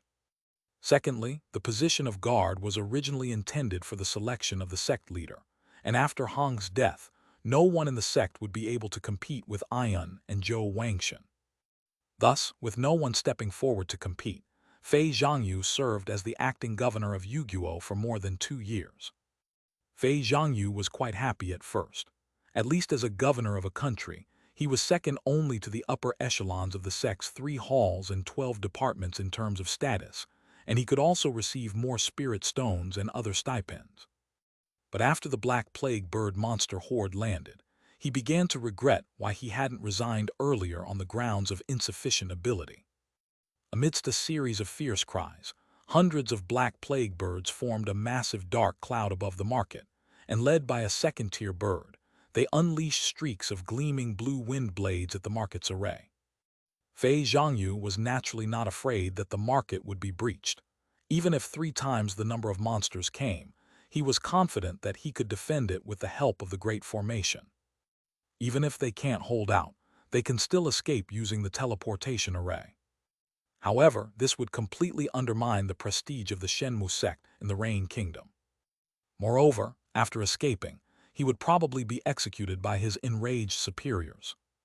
Fei Zhangyu now only hopes that his request for help can be taken over by a foundation establishment cultivator in the sect as soon as possible. Normally, the 3 main halls would require the Lingbao Pavilion to review the tasks approximately every month. Today is the 7th day. Fei Zhangyu only regretted that when he learned about this, he did not immediately seek help from the sect, but instead tried to prove his ability by gathering the cultivation families of the Rain Kingdom to besiege the monster, wasting a precious half-month. Just as he was praying that these Black Plague Birds wouldn't wreak havoc on the other spiritual lands of the Rain Kingdom for the next month, the teleportation array in the market suddenly lit up. Just as Fei Zhangyu was frowning, someone he never expected stepped out. The newcomer was neither tall nor thin, neither fat nor short, with an ordinary face but sharp eyes and an upright posture, like a sword hidden in its sheath. Fei Zhangyu was overjoyed when he saw the person who had arrived.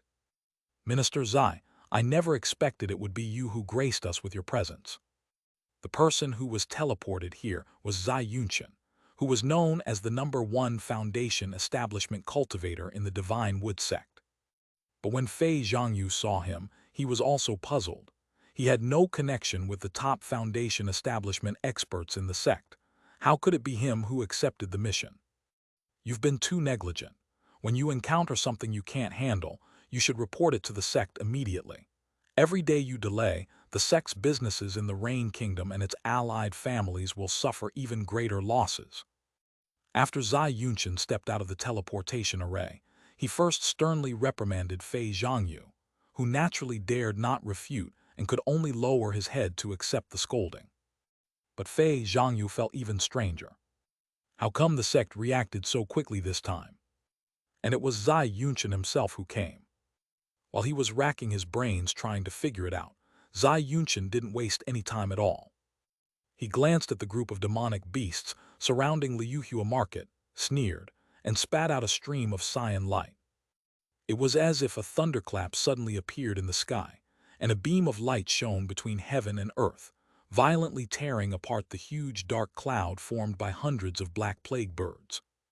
The second-tier black bird in the middle let out a startled roar, its wings flapping rapidly, bursting forth with incredible speed, narrowly avoiding being split in two by the earth-shattering azure beam of light.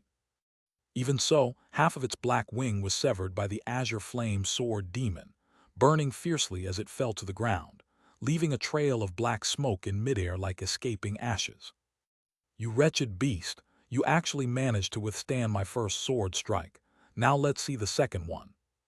Zai Yunqian, who was flying up on his sword in the center of the market, raised an eyebrow at this scene. Then, imitating the sect leader, he opened his mouth and spat out a second azure flame sword aura. With its wings severed, the black plague bird could no longer evade the sword's divine speed. Although it desperately spat out a series of cyan wind blades and commanded hundreds of first-tier black plague birds around it to form a demonic beast shield cloud, it was like a cloud torn apart by the scorching sun under the sword's divine might. In the eyes of the many cultivators in Liuhua Market, they saw two streaks of cyan-colored flames light up one after another, completely tearing apart the horde of demonic beasts that had covered the sky for 7 days. That magnificent black bird, capable of summoning wind and thunder, was also cleaved in two by the second streak of flames. Amidst the blood-red light, the flock of black plague birds that had besieged Liuhua Market for 7 days completely collapsed. After Zai Yunqian unleashed 2 sword auras in succession, he also felt that his spiritual energy was being depleted, so he stopped using such terrifying power. Instead, he wielded his flying sword to slay the black plague birds that were fleeing in all directions. Fei Zhangyu naturally wouldn't miss the opportunity to redeem himself, and immediately commanded the Shenmu sect cultivators within the market to begin the pursuit. However, since only Foundation establishment cultivators can fly, it was Zai Yunqian and he, along with another Foundation establishment cultivator from the Divine Wood sect, who killed over 100 black plague birds. The rest escaped. In the name of the sect, issue an order to all the major families in the Rain Kingdom to surround and kill these demonic beasts with all their might. Remember, the demonic beasts must not be allowed to harm mortals. After Zai Yunqian felt his spiritual energy was somewhat depleted, he stopped his pursuit and returned to Liuhua Market. Not long after, Fei Zhangyu also returned and immediately gave orders. "Yes, Minister Zai, we really owe you a lot this time. Otherwise, the small families in the Rain Kingdom and the mortals would have suffered." Fei Zhangyu said sincerely that since the major families started to mind their own business, he could only guard his own door. If the Black Plague Bird realizes its mistake and stops besieging Liuhua Market, instead roaming around the Rain Kingdom to eat people, then he will have committed a serious dereliction of duty and will be severely punished upon returning to his sect. "It's just my duty." After saying a few words, Zai Yunqian took out a document representing the Lingbao Pavilion's mission and had Fei Zhangyu sign it to confirm that the mission was completed. "Minister Zai, you've worked hard slaying the demonic beast. I've prepared the best third-tier cave dwelling in the market. I won't stay any longer. I need to go back and hand over my mission and take on the next one." Zai Yunqian waved his hand in refusal. After confirming that the group of demonic beasts was no longer a threat, he immediately left again via the teleportation array. Fei Zhangyu was completely bewildered when he saw Zai Yunqian rushing in and out. As the #1 Foundation establishment cultivator of the Divine Wood sect, do you still lack spirit stones and contribution points? Yes. After transplanting the Jade Phoenix tree to his own realm, Chen Mobai left a formless puppet within the sect to await Zai Yunqian's return. Although Yin Qingmei should be used as bait, it shouldn't be too blatant. With her dignified heavenly spiritual root, if the sect suddenly allowed her to travel alone, it would definitely arouse suspicion from the enemy. It was only natural to have Zai Yunqian, the top Foundation establishment cultivator of the Divine Wood sect, as a bodyguard. This news could also be leaked by Song Huangda, further increasing his level of trust in the undercover agent's mind. Chen Mobai's true form wasted no time and returned to the immortal sect once again. He was refining earth vein pills in the fourth-tier workshop of Crimson Cloud Academy. The alchemy system of the immortal sect has basically achieved a large degree of automation. As an alchemy formula of the immortal sect, the earth vein pill is not as traditional as the golden crow holding the sun pill, which requires burning a furnace and constantly monitoring the fire. Even so, he left another formless puppet in the workshop to look after it. When Chen Mobai returned, he saw two gases mixed with different mineral fragments in a long glass tube, constantly combining under the plant gel. If you showed the recipe for this earth vein pill to alchemists in the heavenly river realm, they would probably be completely baffled. The two main ingredients are ethereal gases such as dragon vein energy and earth vein energy, while the auxiliary ingredients include plants that help with the combination and various different minerals. This is a rare and precious elixir. Therefore, the earth vein pill is far more difficult to make than the regular golden crow holding the sun pill. Even though Chen Mobai knew the refining process by heart, he still failed once. This is the second time. Fortunately, the materials for the earth vein pill are much easier to collect than those for the golden crow holding the sun pill, so even if he fails 10 or 20 times, he can afford it. However, he underestimated his own abilities. With his understanding of the alchemy formula through the Enlightenment Tea, the auspicious blessing of the phoenix facing the sun diagram, and the equipment in this fourth-tier workshop, he actually succeeded in making it the second time. Chen Mobai happily took out the yellowish-brown pill and placed it on the instrument for measuring erysipelas. 5.2%. This is a bit excessive. Chen Mobai frowned slightly upon seeing the number. Although he had green cicada spirit tea and the burning lamp technique to counteract the effects, the poison from the golden crow holding the sun pill in his body had not yet been completely refined. It was better to reduce the burden on his body as much as possible. Chen Mobai attempted to refine the earth vein pill for the third time. 4.7%. Although he succeeded, he was still somewhat dissatisfied with the amount of erysipelas he had achieved. Just as he was preparing to refine it for the fourth time, the formless puppet left in the sect sent him a message. Zai Yunshan has returned after completing his mission. Chen Mobai thought for a moment, then compiled the problems he encountered in his 3 alchemy attempts into a document and sent it to Qing Nu, asking for her guidance. However, King Nu seemed to be busy and did not reply immediately. Chen Mobai wasn't in a hurry. He used his mind to leave another formless puppet to continue automatically refining the earth vein pill to increase its proficiency, while his true body returned to Giant Tree Ridge. Greetings, sect leader. Upon receiving the summons, Zai Yunshan rushed over to the Divine Wood Palace immediately. I sent Qingmei to Hongguo to help Ming'er control desertification, but she is a heavenly spirit root after all, and I'm afraid that enemies might attack her on the way, so I want you to escort her all the way. Yes, sect leader, but isn't it possible that junior sister Yin might be ambushed by the enemy once she arrives at the eastern wilderness plateau? Should I protect her there long term? In the past, Zai Yunshan would definitely not have been willing to work as a bodyguard for someone long term, even if it was to protect the sect's future core-forming heavenly spirit root. But now his mindset is completely different. He thinks that if he protects Yin Qingmei and the sect leader's 2 disciples, the sect leader will definitely consider his hard work and count him as the #1 contributor after the golden elixir jade rejuvenation pill is successfully refined. You can simply send Qingmei there. I have other people to look after her on the eastern wilderness plateau. Chen Mobai's words disappointed Zai Yunshan. However, this time, the sect leader personally assigned the task, and the sect contribution was as high as 3,000. If all goes well, using the teleportation array, it can be completed in about half a month, which is extremely cost-effective. After Zai Yunshan left the Divine Wood Palace, Du Feng immediately received a mission letter stamped with the sect leader's decree.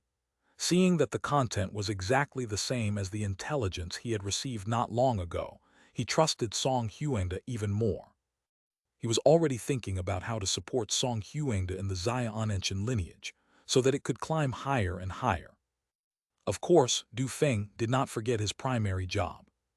He immediately relayed the information about Zai Yunchen escorting Yin Qingmei to Su Shengbing. There will be another update tonight, but it will be a little late. You can check it tomorrow morning. End of this chapter. Chapter 644, Suppression and Killing. Thanks to Su Xian for being the alliance leader. Chapter 644, Suppression and Killing. Thanks to Su Xian for being the alliance leader. Yin Qingmei and Zai Yunchen set off discreetly very quickly.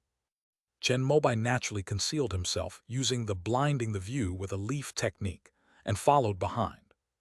Meanwhile, at Giantwood Ridge, his formless puppet appeared in the Divine Wood Hall for half a month in a row, working with Yue Zhudao to handle various sect affairs that had been piling up for a long time. Send the wrong message to the undercover agent. From Zhangguo to Hongguo, it required traversing most of the eastern wilderness. Even with the convenience of teleportation arrays, it still took Yin Qingmei and her companion half a month to arrive at a border market in Yangyuo. This Changyuan mountain market was developed and built by the Zhuang family, the first family to surrender after the sect leader led his army into the territory of Yan Kingdom. Because it was not far from the two spirit stone mines, it used to attract many cultivators and was quite popular, but now it's not doing so well.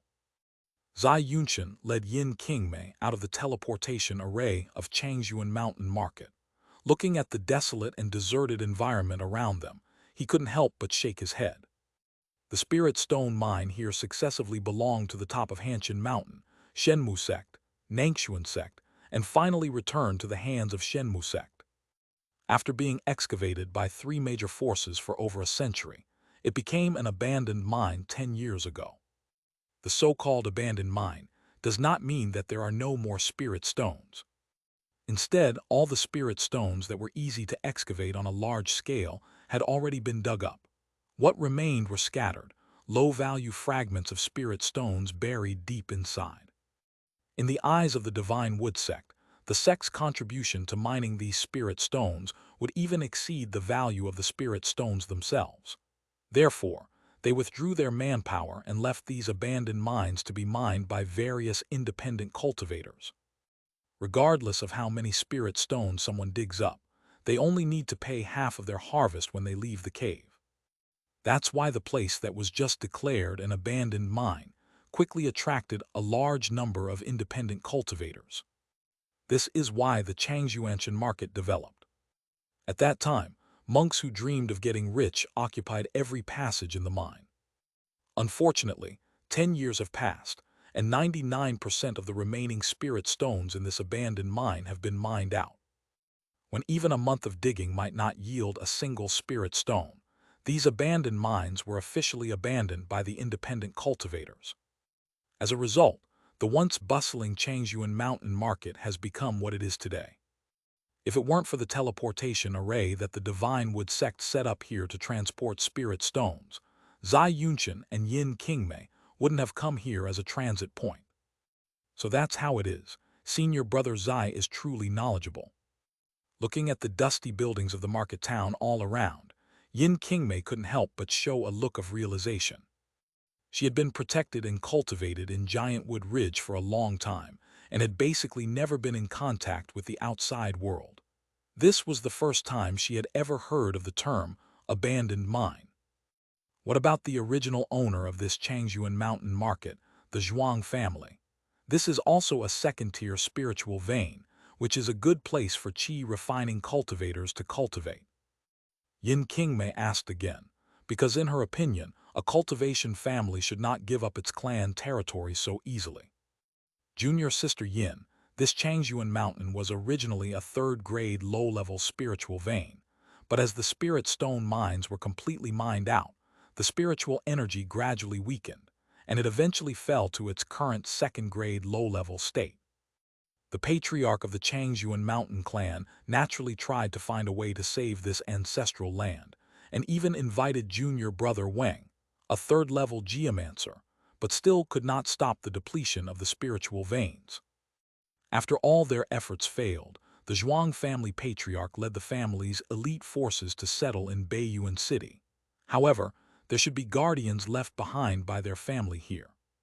As Zai Yunchen finished explaining, he suddenly realized something was amiss. Although the spiritual veins of Changyuan Mountain are constantly weakening, the concentration of second-order spiritual energy is still quite good. Moreover, it is the ancestral land of the Zhuang family after all, so it shouldn't be completely deserted. Because there is a teleportation array here, the Shenmu sect pays the Zhuang family 100 spirit stones every year to help maintain and guard it. Logically speaking, the two of them should have seen the Zhuang family's qi refining cultivators as soon as they came out of the teleportation array. With a loud bang, a human head was thrown out from behind a building not far away and rolled in front of Zai Yunchen and Yin Qingmei. Then a mysterious figure shrouded in a black robe emerged from the shadows. "Junior sister Yin, be careful not to stray too far from me." Zai Yunchen's eyes narrowed when he saw the man in black robes. He sensed a spiritual energy fluctuation on this man that was almost the same as his own, and he immediately sent a telepathic message to Yin Qingmei. Unexpectedly, there are actually people who don't know what's good for them and dare to attack the heavenly spiritual root of their divine wood sect in the eastern wilderness. Anger surged within him, but Zai Yunchen's rich combat experience did not cause him to lose his temper. Instead, he began to observe the surrounding situation. But then something happened that made his heart sink. Bang, bang, bang. 3 more heads were thrown out, followed by 3 cultivators, all dressed in black robes, emerging from buildings in different directions. Although their spiritual energy fluctuations were not as strong as the first one, they were still at the foundation establishment stage. "Thank you, senior brother, I can handle 2 of them." Although Yin Qingmei had little experience in combat, she was still a cultivator from the eastern wilderness and had no fear. She took out the divine wood sword and divine wood shield, and secretly held the Hayashan mirror in her storage bag with her right hand, ready to send out this third-tier magic weapon bestowed by her adoptive father if things went wrong. "Junior sister Yin, this person in front of me is a cultivator at the peak of Foundation establishment. Although I am confident that I can kill him, it may consume a lot of spiritual energy. You should find a way to escape first and don't worry about me." Although Zai Yunchen was confident that he had mastered the sword fiend technique and was invincible among those who had established their foundations in the eastern wilderness, he also knew that one man's fists could not defeat 4 hands. Since the enemy was able to accurately predict their arrival and even set up an ambush in advance, it's clear they were aware of the 2 men's strength. Under these circumstances, the fact that they dared to send only 4 people shows that they were confident they could defeat them with this lineup. "Senior brother Zai, don't worry about me. I have a life-saving method bestowed upon me by the ancestor." Compared to Zai Yunchen's caution, Yin Qingmei appeared much more composed. However, what she was really thinking was, why hasn't her godfather shown up yet? Good. After hearing Yin Qingmei's words, Zai Yunchen had no more worries and immediately opened his mouth to spit out a stream of cyan light. His hard-earned acquired fire spirit body, combined with this azure flame sword aura, already had 60% of the power that Chen Mobai had when he was in the Foundation establishment stage. The mysterious black-robed man who had reached the peak of Foundation establishment was caught off guard and was actually cut in 2 by this sword strike. "Thank you, senior brother, you're amazing." Upon seeing this, Yin Qingmei couldn't help but cheer.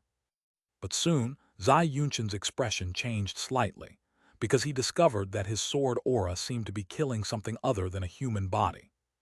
At this moment, an extremely strange and eerie chill erupted from the other 3 Foundation establishment cultivators. Then, the 3 of them took out a set of black array flags, which transformed into a surging cold tide that covered Zai Yunchen and his companion. Yin Qingmei immediately unleashed the divine wood shield, which transformed into a cyan light shield that enveloped the 2 of them. Seeing this, Zai Yunchen stopped releasing the heart leaf talisman in his palm. Just as he was about to use his sword to kill the 3 foundation establishment cultivators who had set up the formation, the ground suddenly collapsed. Although the 2 of them had taken off in time, large, dark yellow sand and gravel hands reached out from the ground, grabbed their feet, and dragged them toward the depression in the earth. At the same time, the midnight cold tide formation also reached its peak, freezing Yin Qingmei's divine wood shield with a layer of frost. The cyan light shield shattered instantly. Zai Yunqian used his sword to sever the giant sand and stone hand beneath their feet, then crushed the spirit leaf talisman in his palm. But just as he broke free, the mysterious man who had been cut in 2 by his azure flame sword suddenly stepped forward, transforming into 2 puppet snakes made of black wooden blocks, which crossed over to slash at him. Left with no other choice, Zai Yunqian could only open his mouth again and unleash a azure flame sword aura to shatter this wave of attacks. But something unbelievable happened. The 2 puppet snakes that were being burned by the sword suddenly shed their outer layer of wood, revealing 2 more exquisite and lifelike sand snakes. At this moment, Zai Yunqian's spirit leaf talisman was also defeated by the midnight cold wave. 2 long snakes of sand crawled into the collapsed crevice, binding Zai Yunqian and Yin Qingmei like ropes. HMPH trying to trap me. Zai Yunqian snorted angrily and unleashed the last azure flame sword aura from his dantian, attempting to melt the sand serpent. But at that moment, the midnight cold wave descended, forcibly suppressing the azure flame sword aura for the blink of an eye. Then a black nail was spat out from the mouth of the long snake on Zai Yunqian's body and nailed into his dantian.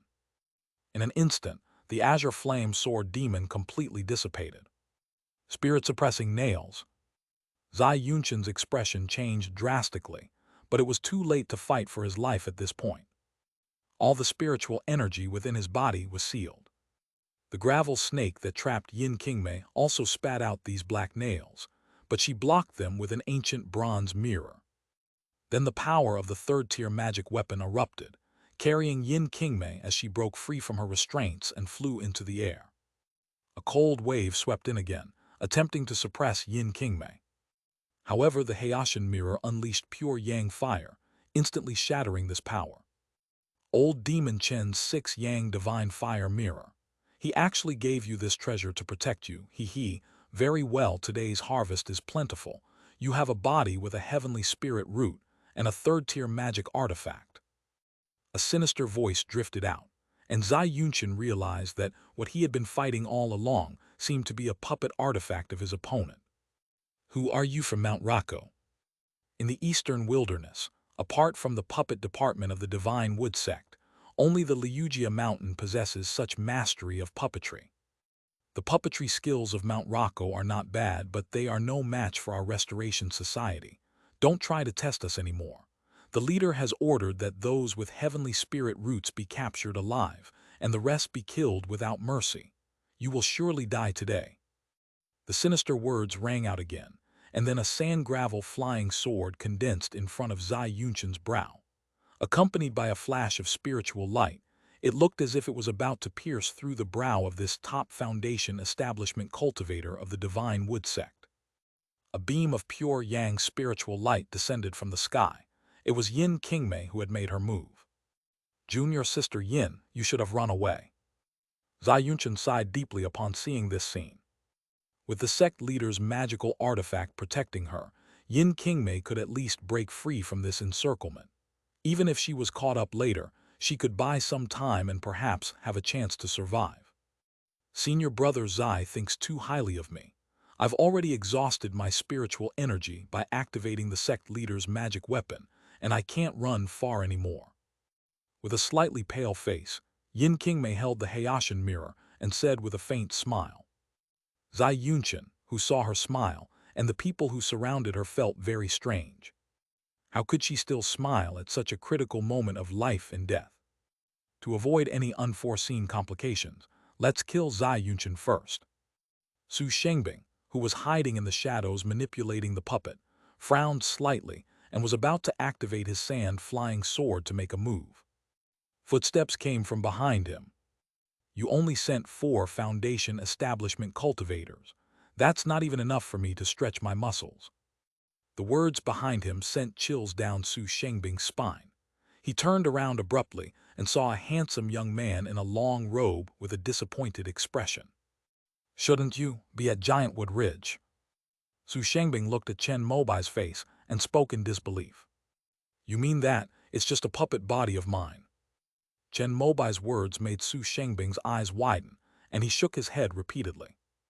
"That's impossible. If you were a puppet, you couldn't possibly hide it from your junior brother.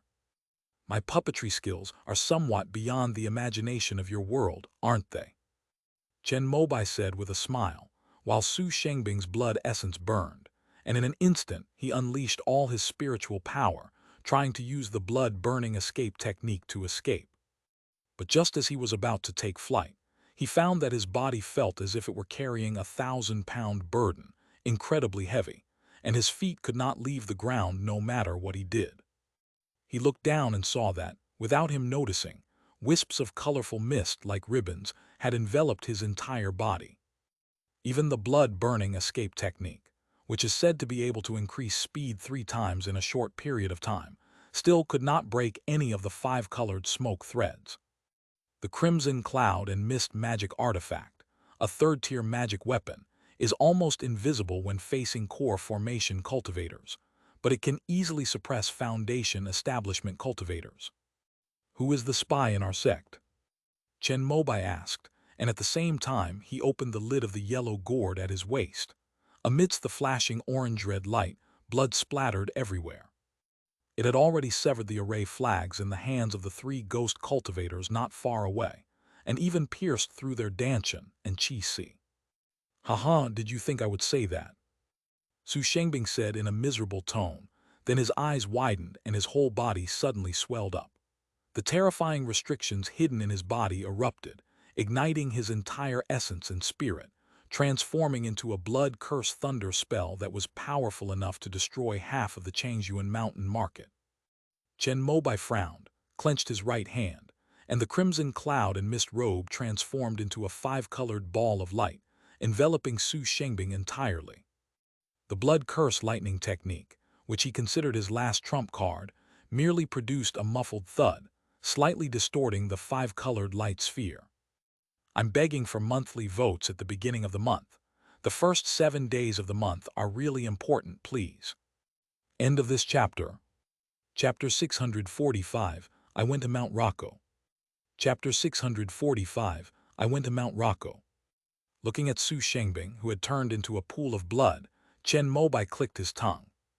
His void insight eye was always open, so he naturally saw clearly that the blood-curse lightning technique was not something his opponent wanted to activate, but rather a restriction left in his body by a higher-level cultivator. It's a pity that a seed of foundation establishment perfection, and even a very likely core formation, was lost without a trace. Chen Mobai didn't even have time to ask his name. However, such cultivators are few and far between in the eastern wilderness. He took out paper and pen, and his painting skills, which he had learned at the Dance Weapon Academy, allowed him to easily draw Su Shengbing's appearance. "Do you recognize this person?" After finishing the painting, Chen Mobai used his flame light escape technique to teleport in front of Zai Yunshan and handed him the portrait. "It's Su Shengbing, the former leader of Liujia Mountain." Zai Yunshan, as the head of the sword training department, was also a true disciple of the 5-element sect in his youth. He fought in the north and south and traveled to almost all 19 kingdoms of the eastern wilderness. Naturally, he knew Su Shengbing, who was a prominent figure in the past. The former sect leader. After listening, Chen Mobai pondered for a while. He wondered if using this as a reason to destroy Mount Rocco was somewhat insufficient. "Sect leader, what should we do with the 3 people left here?" At this moment, Zai Yunshan spoke up. When Chen Mobai captured Su Shengbing, he also used the Yuan Yang Sword Demon to cripple the cultivation of the 3 foundation establishment cultivators who were surrounding them. After removing their black robes, there were 3 pale-faced, weak and powerless cultivators. Oh, there's even a Japanese soldier in the embryonic stage. Chen Mobai walked up to one of the slender young men, and was about to ask him a few questions when a strange surge of spiritual energy suddenly erupted within the young man's body. The same blood curse lightning technique as Su Shengbing's was about to explode, turning him and the two Foundation establishment cultivators beside him into dust. Chen Mobai waved his hand, and a golden flame erupted from his palm, instantly turning him into ashes. Sect leader Chen, please forgive me. I was unaware that the targets of this attack were cultivators from your sect. I was merely misled into wanting to earn some pills to break through to higher realms. At this moment, another cultivator with an aged face and a long beard reaching his shoulders spoke up in a fearful tone. "Oh, who are you?" Chen Mobai asked with some curiosity. Sect leader Chen, I am Musician, a rogue cultivator at the Foundation establishment stage residing in Baiyuan City.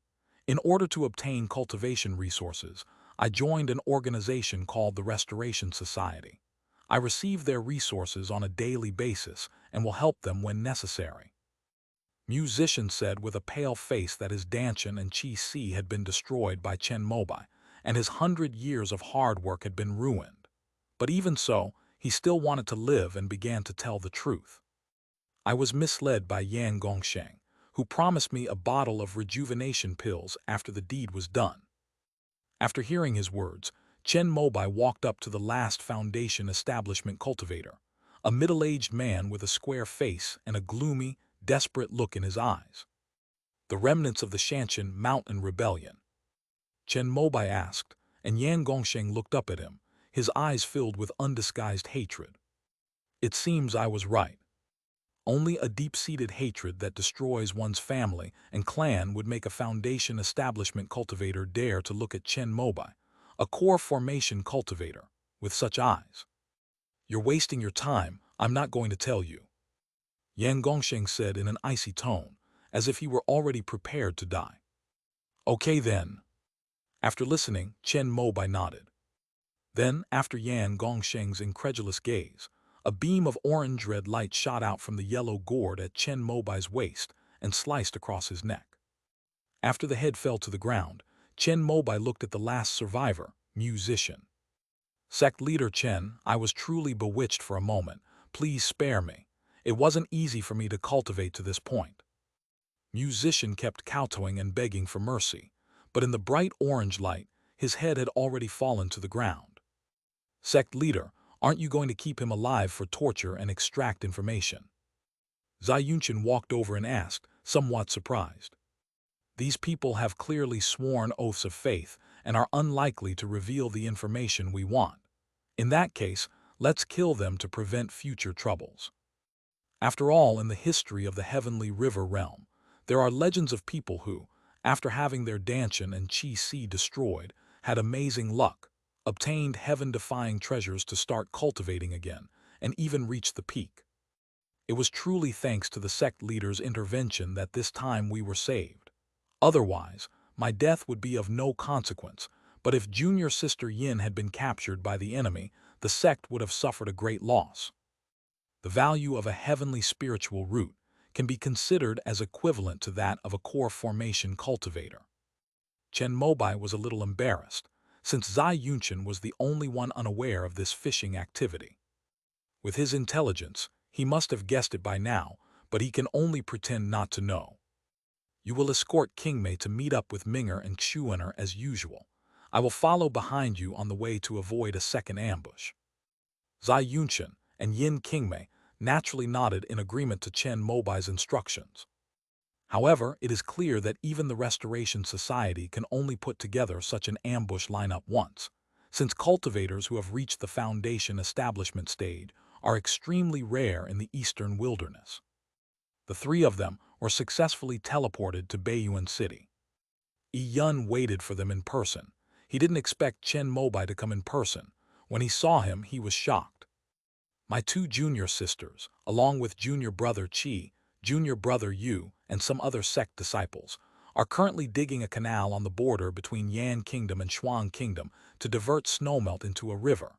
However, the Shuang Kingdom has some reservations about the canal route we've chosen, and junior sister Yu is currently communicating with them. In a secluded cave in Baiyuan City, Yun reported to Chen Mobai on the specific progress of the development of the Eastern Wilderness Plateau.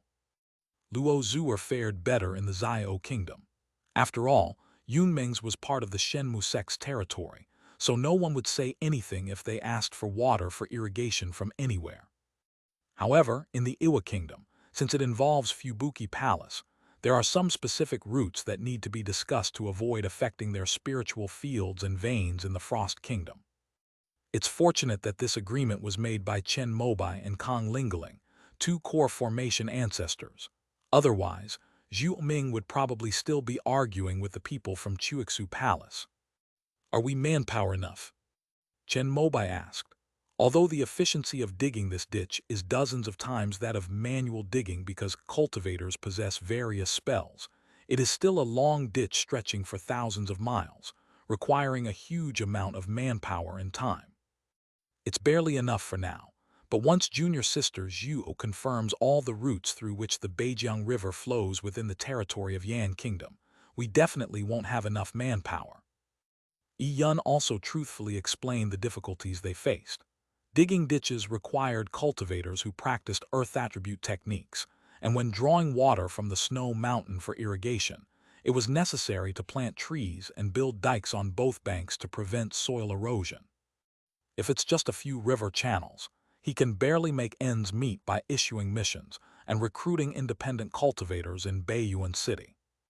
However, if it were to be spread throughout the entire Iwakuni Kingdom, that would be far from enough. The names of the two rivers were chosen by Chen Mobai himself. The river in Yan Kingdom that draws water from the Snow Mountain is called the White River, while the one in Xiao Kingdom is called the Mo River. When the two rivers converge in Han Kingdom, they will be temporarily named the Black River. That happens to be his real name. Having been in the Eastern Wilderness for so long, he has integrated himself into the place and hopes to leave his permanent mark on this place, so he named it after it. He hoped that, thousands of years from now, his name would be forever remembered in this world because of these two rivers. Establish virtue, establish merit, establish words.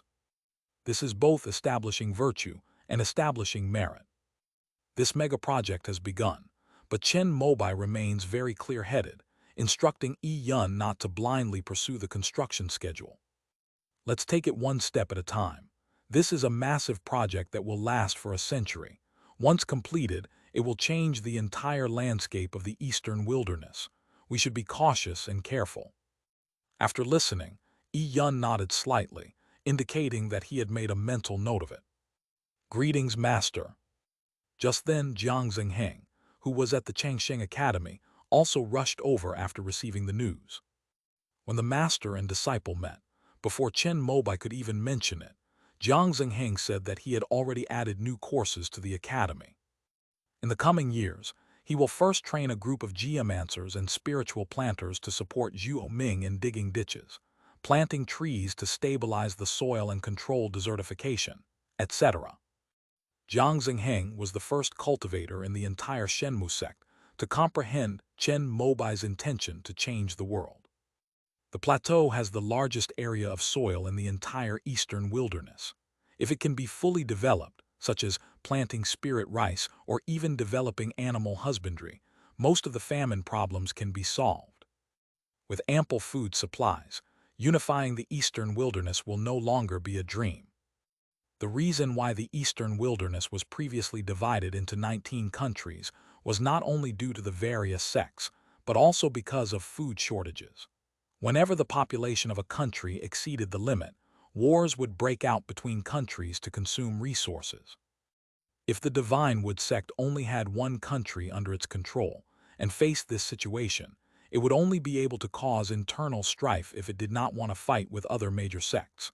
However, this would be somewhat shameful for the cultivators who ruled these countries behind the scenes, so they simply split into several countries. Jiang Xingheng knew that Zhu Ming had many improved spirit rice seeds. Although these spirit rice seeds had little spiritual energy, they were rich in yield and could be harvested twice a year, with the highest yield reaching 1,000 caddies per mu. The entire Eastern Wilderness Plateau, which Chen Mobai once traversed with his two apprentices, contained a total of 30 million mu of arable land. If the development is successful, Jiang Zhengheng believes that the spiritual rice here can be used to support the people of the entire eastern wilderness, laying a material foundation for unification. Well done, but I think the categories in the Longevity Academy are still a bit too few. In addition to geomancers and spiritual plant practitioners, you can add more specific courses in agriculture, forestry, animal husbandry, and fishery to cultivate professional talents. Standing on the shoulders of the immortal sect, Chen Mobai's vision was far broader than Jiang Zhengheng's. Master, I wonder which senior brother in the sect is good at these things. I would like to invite him to teach at the academy. Jiang Zhengheng was quick to grasp the point, and soon understood the greater benefits these courses could bring. It's not necessary for cultivators from sects to serve as teachers. We can hire some independent cultivators or people from families who have rich experience in this area. For example, your senior brother's Liu family. Although their industries have upgraded in recent years, their old fishing skills have still been passed down. I just don't know if they are willing to share them. At this point, Chen Mobai thought of the cultivators in the eastern wilderness and their stubbornness in passing on knowledge. Although he has a lot of influence and the Liu family will generally agree as long as he asks, he does not want to use his power to intimidate others. He hopes that people will come to the Changsheng Academy to teach and impart knowledge in a sincere manner. I understand, Master. I will work hard in that direction from now on. Jiang Zhengheng nodded, indicating that after returning, he would start looking for independent cultivators in agriculture, forestry, animal husbandry, and fishery. Compared to families, independent cultivators would generally be willing to work as long as they had spirit stones. When the Great River is opened up, water conservancy projects can also be carried out at the same time. Also, the mineral resources contained under the plateau are the richest in the entire eastern wilderness. These courses should also be added. Since Minger will be staying here for a long time anyway, we can have her come over to take a few classes from time to time when she has free time. Regardless of whether Jiang Zhengheng could comprehend it, Chen Mobai first recited all the content and expertise he had gathered from the immortal sect. After the two major rivers were opened for irrigation, agriculture, forestry, animal husbandry, and fishery in the eastern wilderness plateau could all get on the right track. Now is the perfect time to train relevant personnel. Yes, Master. However, Jiang Zhengheng understood it after listening to it once. These things also existed in mortal dynasties. He had heard great scholars talk about them when he was a child, but they were not as specific and systematic as Chen Mobai's explanation. Now, after listening to the lecture and applying what he had learned, Jiang Zhengheng even showed a look of sudden realization on his face. Indeed, the principle of cultivating one's family, governing the state, and bringing peace to the world holds true even in the world of cultivation. Chen Mobai stayed in Baiyuan City for 2 more days, until Zhuo Ming and Luo Yixuan returned. King Mei, plant your spiritual roots in Baiyuan City first. Next, help Minger plant trees and stabilize the soil on both sides of the excavated river. With Zhuo Ming present, Chen Mobai was more confident in transplanting the jade phoenix tree, and Yin Qingmei naturally let him make the arrangements. Soon they arrived at the highest mountaintop in Baiyuan City. Seeing this, Zhuo Ming felt a pang of nostalgia, for it was here that he had once forged the great virtue cauldron of all things. After planting the jade parasol tree, Chen Mobai left first. Is Master returning to the sect? Zhuo Ming and Yin Qingmei were talking to the newly transplanted jade phoenix tree, while Luo Yixuan stayed by Chen Mobai's side the whole time. As soon as she saw him go down, she asked, "No, I'm going to Rainbow Country." Chen Mobai shook his head and pointed out something that puzzled Luo Yixuan. Going to Rainbow Kingdom, is it to check on Yan Yuanhao's achievements in planting trees and controlling desertification? Does Master want me to go with him? I want to see how much rain my cultivation can bring down in the desert. Luo Yixuan definitely wanted to go with Chen Mobai, but the latter shook his head. I'm going to Mount Rocco. End of this chapter. Chapter 646, Fourth Order Mountain Suppressing Stone, bonus chapter, for 16,800 monthly tickets. Chapter 646, Fourth Order Mountain Suppressing Stone, bonus chapter, for 16,800 monthly tickets. Since Su Shengbing has made a move against Yin Qingmei, Chen Mobai has no choice but to go to Liujia Mountain. After instructing Luo Yixuan to stay and protect Zhuo Ming and Yin Qingmei, he himself entered the teleportation array in Beiyuan City. With a series of flashes of silver light, he had arrived in the territory of the Rainbow Kingdom. After receiving news of his arrival, Yan Yuanhao rushed over immediately. However, Chen Mobai did not allow him to come along, since he intended to go there to confront the perpetrators. Mount Liujia is also a Fourth Order spiritual vein, protected by a Fourth Order grand formation, possessing all the prestige expected of a major sect in the eastern wilderness. After Chen Mobai arrived, he did not conceal his powerful spiritual energy. Soon, Yu Changjian, the head of Liujia Mountain, greeted him respectfully through the array. "I didn't know sect leader Chen had the honor of your presence. What brings you here?" Chen Mobai remained calm and took out Su Shengbing's portrait, tossing it to Yu Changjian. "You know this person, right?" "I know him. He's the former sect leader who was expelled from our sect." Although Yu Changjian didn't know why Chen Mobai had come here, he instinctively tried to distance himself from Su Shengbing and Liujia Mountain. A few days ago, he led a reactionary force called the Restoration Society to ambush our sect's foundation establishment cultivators. His intentions are sinister. Chen Mobai didn't mince words and directly labeled Su Shengbing as an enemy of the Shenmu sect. Yu Changjian was already sweating profusely after hearing the first half of the sentence, and he almost fainted when Chen Mobai finished speaking. "Sect leader Chen, this matter truly has nothing to do with Liujia Mountain. I expelled him from the sect 10 years ago, and this matter was announced to the entire eastern wilderness." Yu Changli immediately began to explain, stating that Su Shengbing's actions were his personal behavior and had nothing to do with their Liujia Mountain. "Whether it matters or not is not up to you to decide." Chen Mobai spoke up, and seeing his cold expression, Yu Changjian's eyes flickered with uncertainty. In the end, he could only grit his teeth and continue to apologize. "Please instruct us, sect leader Chen, on how Liujia Mountain can clear our name. I'm here only to give you a chance to prove your innocence. As for how you prove yourself to convince me not to take action against Mount Rocco, that's your business." Chen Mobai calmly uttered a very cruel statement. After Nan Shidao's death, Liujia Mountain was no longer the so-called major sect in the eastern wilderness.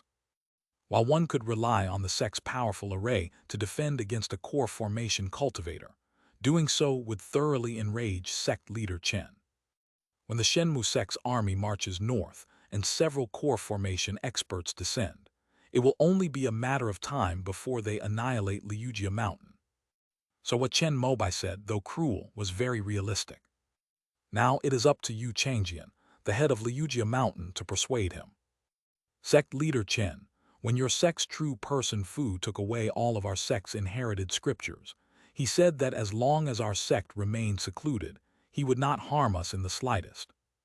Yu Changjian was still trying to negotiate, hoping that Chen Mobai could give Fu Zhanju face. After all, even if a high-level cultivator said something casually, he would try his best to carry it out. If I remember correctly, this agreement was reached between Su Shengbing and senior brother Fu. Now that Su Shengbing has taken the initiative to attack and kill our foundation establishment cultivators, he has broken the agreement. Therefore, senior brother Fu's promise is naturally invalid. After Chen Mobai finished speaking, he looked at Yu Changjian with some disappointment. He reached for the yellow gourd at his waist, ready to pull out the stopper. This action sent a shiver down Yu Changjian's spine. As Chen Mobai's reputation grew, the power of his yellow gourd became known to everyone. Even inside the formation, Yu Changjian felt his hair stand on end. "Sect leader Chen, please wait. Our sect still has a third-tier soul crystal passed down from our ancestors, which can be used to make third-tier human puppets. Your sect's true person Fu has obtained our sect's inheritance, and he will definitely need it."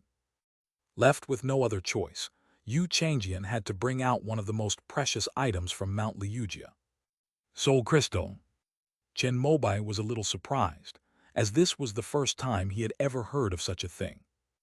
Yu Changli immediately explained that this was a unique crystal found in the eastern wilderness, which could be obtained by killing yin spirits or ghost cultivators. It was an essential item for creating high-level puppets. So that's how it is. Chen Mobai recalled that, after he killed the ghost cultivator, there seemed to be something that resembled a crystal. It's just a mere third-tier soul crystal. You know that when senior brother Joe emerged from seclusion after forming his nascent soul, he killed several third-tier ghost cultivators, and this kind of thing dropped there. Chen Mobai didn't know if Joe Shenking had any soul crystals when he used the reverse longevity technique to kill the ghost cultivator. After all, in Zhou Shenking's opinion, these things were only useful to Fu Zhangju, so he probably just gave them to him directly. But this did not stop Chen Mobai from continuing to exert pressure. Yu Changjian almost ground his teeth to powder after hearing this. Although he knew that Zhou Shenking had not appeared to hold the nascent soul ceremony for so many years, it was probably because he had failed and died, but he had indeed killed a lot of ghost cultivators in front of everyone. So, in the face of Chen Mobai's words, he could only take out the most precious thing from Liujia Mountain. Sect leader Chen, our sect still has 3 kinds of 4th-tier spiritual herbs. If you need any, you may choose one of them. The history of these 3 4th-tier spiritual herbs can be traced back to the era of pioneering cultivators, which is similar to the lineage of the Liujia Mountain sect. There were originally 7 types, but the 5 elements sect's primordial ancestor took 4 of them, and no one knows what kind of pills they were used to refine. Now, only the remaining ones are left. I have heard of these medicinal herbs, but I know that only the climate here in Hongguo can support their growth. I don't need them for alchemy right now, so I won't take them. Chen Mobai's words made Yu Changjian's face even more bitter. This was the best he could offer. If they don't want these, doesn't that mean they're planning to wipe out the Rocco Mountains? Sect leader Chen, please enlighten us. How can our sect avoid this calamity? While cursing Su Shengbing in his heart, Yu Changjian could only continue to bow his head and apologize to Chen Mobai. I've heard that the core of the spiritual vein of Mount Liujia is a 4th-tier mountain-suppressing stone. As soon as Chen Mobai finished speaking, Yu Changjian's expression changed drastically. Sect leader Chen, without this mountain-suppressing stone, the power of our sect's protective array will gradually weaken, and within a few years it will drop from the 4th rank to the 3rd rank. Isn't this better? Only a 3rd-tier formation is worthy of Mount Rikaku in its current state. You are constantly under the control of a 4th-tier protective formation, which is like a thorn in my side, something I have to worry about all the time. Only Mount Rikaku, which I can completely control, is a threat to me and allows me to leave your lineage in the Rainbow Kingdom with peace of mind. Before Yu Changjian could finish speaking, Chen Mobai interrupted him, his words being very realistic and blunt. The reason Fu Zhangju agreed to close Liujia Mountain was not only because he wanted the complete puppet inheritance, but also because breaking through the 4th Order formation was too time-consuming. Especially since their Shenmu sect has no nascent soul cultivators. Only by mobilizing a large number of people to unleash the full power of the Jiamu Dao soldiers can they shake the power of the 4th Order formation. At the same time, a geomancer would need to intervene to destroy the spiritual veins of Mount Liujia, or obtain a vicious object like the vein-breaking pearl, in order to have any chance of breaking through. After the mountain was sealed off, Liujia Mountain possessed a 4th Order spiritual vein and a 4th Order grand formation. If they were allowed to develop freely, it was very likely that another core formation cultivator would emerge and return to the peak. Chen Mobai intends to transform the desertified Rainbow Kingdom back into a land of green mountains and clear waters, so naturally, he won't leave the hidden danger of Mount Liujia in the heart of this land of merit. He had been thinking about how to solve this problem. Originally, he planned to transplant the Jade Phoenix tree during the desertification control efforts, gradually integrating the spiritual veins of the entire Rainbow Kingdom and weakening the fourth-order spiritual vein of Liujia Mountain to the third order. But that would take too long. Now that Su Shengbing had a convenient excuse, he planned to first remove the fourth-order grand formation of Liujia Mountain, which served as a symbol of the major sects in the eastern wilderness. Sect leader Chen, this matter. Yu Changjian's face showed constant struggle. He was well aware of the consequences of handing over the fourth-tier mountain-suppressing stone, abandoning his family's last remaining strength to resist the divine wood sect. But if they don't hand it over, judging from the way this core formation sect master of the divine wood sect personally came to their door, they know that today's matter will not end well. Sect leader Yu, I can promise that as long as you hand over this fourth-tier mountain-suppressing stone, I will never lay a hand on your Liujia Mountain in my lifetime. Seeing his struggling expression, Chen Mobai added fuel to the fire. Does sect leader Chen's words represent the entire divine wood sect? However, Yu Changjian was a seasoned veteran and avoided letting Chen Mobai play word games, since Shenmu sect had more than just him as a core formation cultivator. Nature. Upon hearing this, Chen Mobai sighed inwardly. He had originally planned to wait until Zhuo Ming, Yin Qingmei, and the others had formed their cores before making a move himself. But since Yu Changjian had already said so, he had no choice but to agree. In any case, once the 6Jia mountain loses its mountain-suppressing stone, it will be like a tiger without teeth. It will continue to exploit the spiritual veins and herbs, and one day it will be able to completely destroy this major sect in the eastern wilderness. Moreover, these fourth-tier mountain-suppressing stones are not only used for setting up formations, but in Zhuo Ming's hands, they can also be used to upgrade the spiritual vein level of Beiyuan City. Beiyuan City was built to the scale of the first immortal city on the eastern wilderness plateau, and the third-order spiritual veins are becoming increasingly insufficient as the city develops. Previously, Yi Yun had submitted a proposal to upgrade it to a fourth-order spiritual vein. Over the years, he has accumulated tens of millions of spirit stones from selling houses, renting out shops, etc., which is enough to upgrade the spirit vein. However, upgrading to a fourth-tier spiritual vein requires a treasure capable of suppressing spiritual energy. The fourth-tier spiritual plants from Giantwood Ridge could not possibly be transplanted to Northern Abyss Immortal City, so that's where things got stuck. However, the fourth-tier mountain-suppressing stone happens to have the function of suppressing spiritual veins. Yu Changjian and Chen Mobai each made a vow of Tao, agreeing that Liujia Mountain and Shenmu sect would be friendly allies and would not take the initiative to fight each other within 100 years. Sect leader Chen, please wait a moment. I'll go and fetch the mountain-suppressing stone. After confirming that there were no oversights in any details, Yu Changjian sighed and flew towards the sect with a slightly hunched back.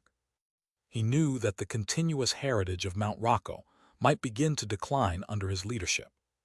But the situation is beyond our control. It was not his fault. It's all that bastard Su Shengbing's fault. After channeling all his anger onto the deceased Su Shengbing, Yu Changjian took the sect leader's token, broke through the array's restrictions, and entered the depths of Liujia Mountain. This is a basement inside the mountain, with a stone platform in the middle. Yu Changjian took the mountain-suppressing stone from the altar and put it in a box. Feeling the aura of the surrounding array beginning to weaken, he couldn't help but sigh and turned to deliver the item to Chen Mobai. But at the entrance, a tall, black-robed cultivator was standing there. When Yu Changjian saw him, he was initially wary and suspicious, but then his expression changed drastically. End of this chapter. Chapter 647 Yanfusheng. Chapter 647 Yanfusheng. Sect leader Chen, this fourth-tier mountain-suppressing stone is extremely heavy, and I cannot move it. You may need to go down there yourself. In midair, Yu Changjian said to Chen Mobai with an apologetic expression. After hearing this, Chen Mobai's face showed a meaningful expression. You want me to enter the Great Formation? Sect leader Chen, please rest assured. I can swear an oath of Tao Heart to guarantee that I will not activate the formation. Yu Changjian said with a confident expression. You should know that even if you add up all of Mount Rocco, it can't compare to my life." Chen Mobai made a sarcastic remark, which made Yu Changjian look embarrassed. He raised his hand to wipe the sweat from his forehead. "Fine, I'll just go down there." Just when Yu Changjian thought that the ancestors' plan had failed, Chen Mobai suddenly agreed. Yu Changli's face immediately lit up with joy. He was just imagining the scene of the ancestor activating the Great Formation to suppress this great enemy when he saw Chen Mobai take out a puppet from his storage bag. The puppet shimmered with golden light, and the wood grain faintly showed flames flowing within it, as if powerful spells were engraved on it. It held a wooden sword and shield, and its aura was even stronger than that of Yu Changjian, the head of Liujia Mountain. Golden Sun Puppet. As a cultivator from the #1 puppet sect in the eastern wilderness, Yu Changjian naturally recognized the puppet immediately. This is also the only puppetry technique that can be compared to the Rocco mountain tradition. But isn't this sect leader Chen a sword cultivator? How can they know puppetry? As Yu Changjian was filled with panic, he saw Chen Mobai already riding the Golden Sun puppet to the front of the Great Formation at Liujia Mountain. "Open the formation. My puppet can also exert the strength of a core formation cultivator. Let's go down and retrieve that mountain-suppressing stone." Chen Mobai's Golden Sun puppet was one that Fu Zongju had discarded.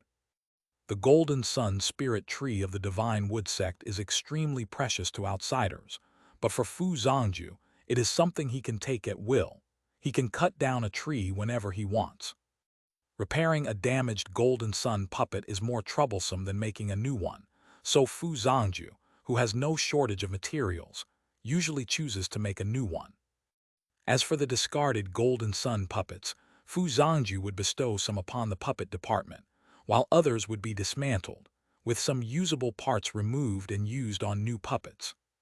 After Chen Mobai learned about this, he asked him for a discarded Golden Sun puppet.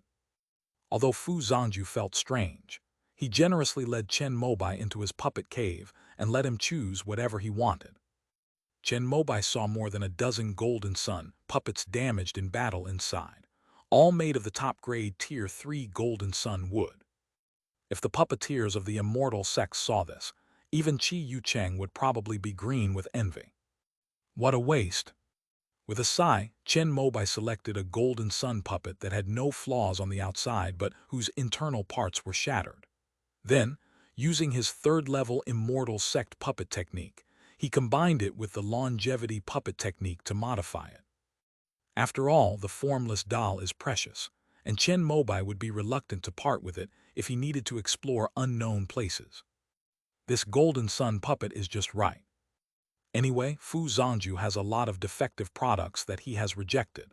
Even if he loses one, he can always take another one to repair and use in the future. What's wrong? Why is sect leader Yu unwilling to open the formation? Chen Mobai divided his attention and manipulated the Golden Sun puppet to arrive in front of the Great Formation. Seeing Yu Changjian's uncertain expression, he became wary. Although he didn't know why the mere Liujia Mountain dared to plot against him, considering Su Shengbing's attack on Yin Qingmei, he felt that he might have underestimated this sect's hatred for the Shenmu sect. Upon realizing this, his eyes narrowed slightly, and a chilling killing intent instantly jolted Yu Changjian awake. "Not at all, sect leader Chen, this way please."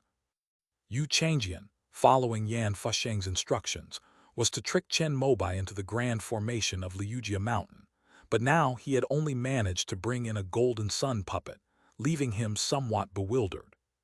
However, upon further reflection, he realized that the Golden Sun puppet was also a third-tier combat power, and its ability to suppress old Demon Chen's puppet was a merit in itself.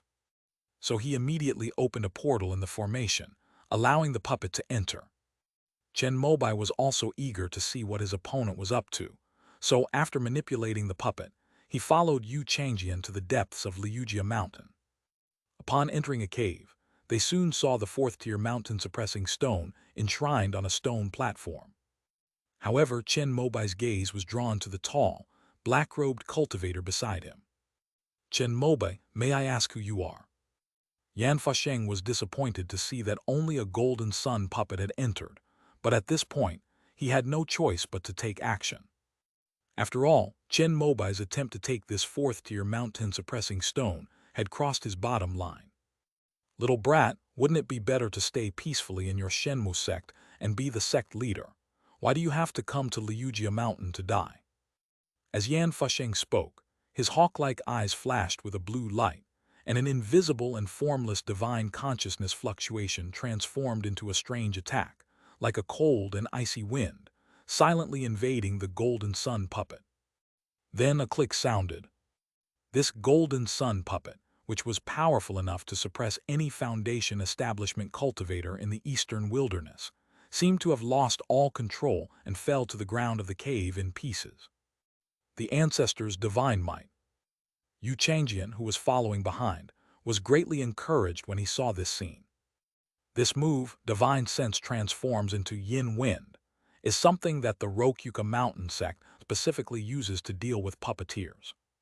Yan Fasheng effortlessly defeated the golden sun puppet controlled by Chen Mobai's divine sense, demonstrating his high level of cultivation and powerful divine sense.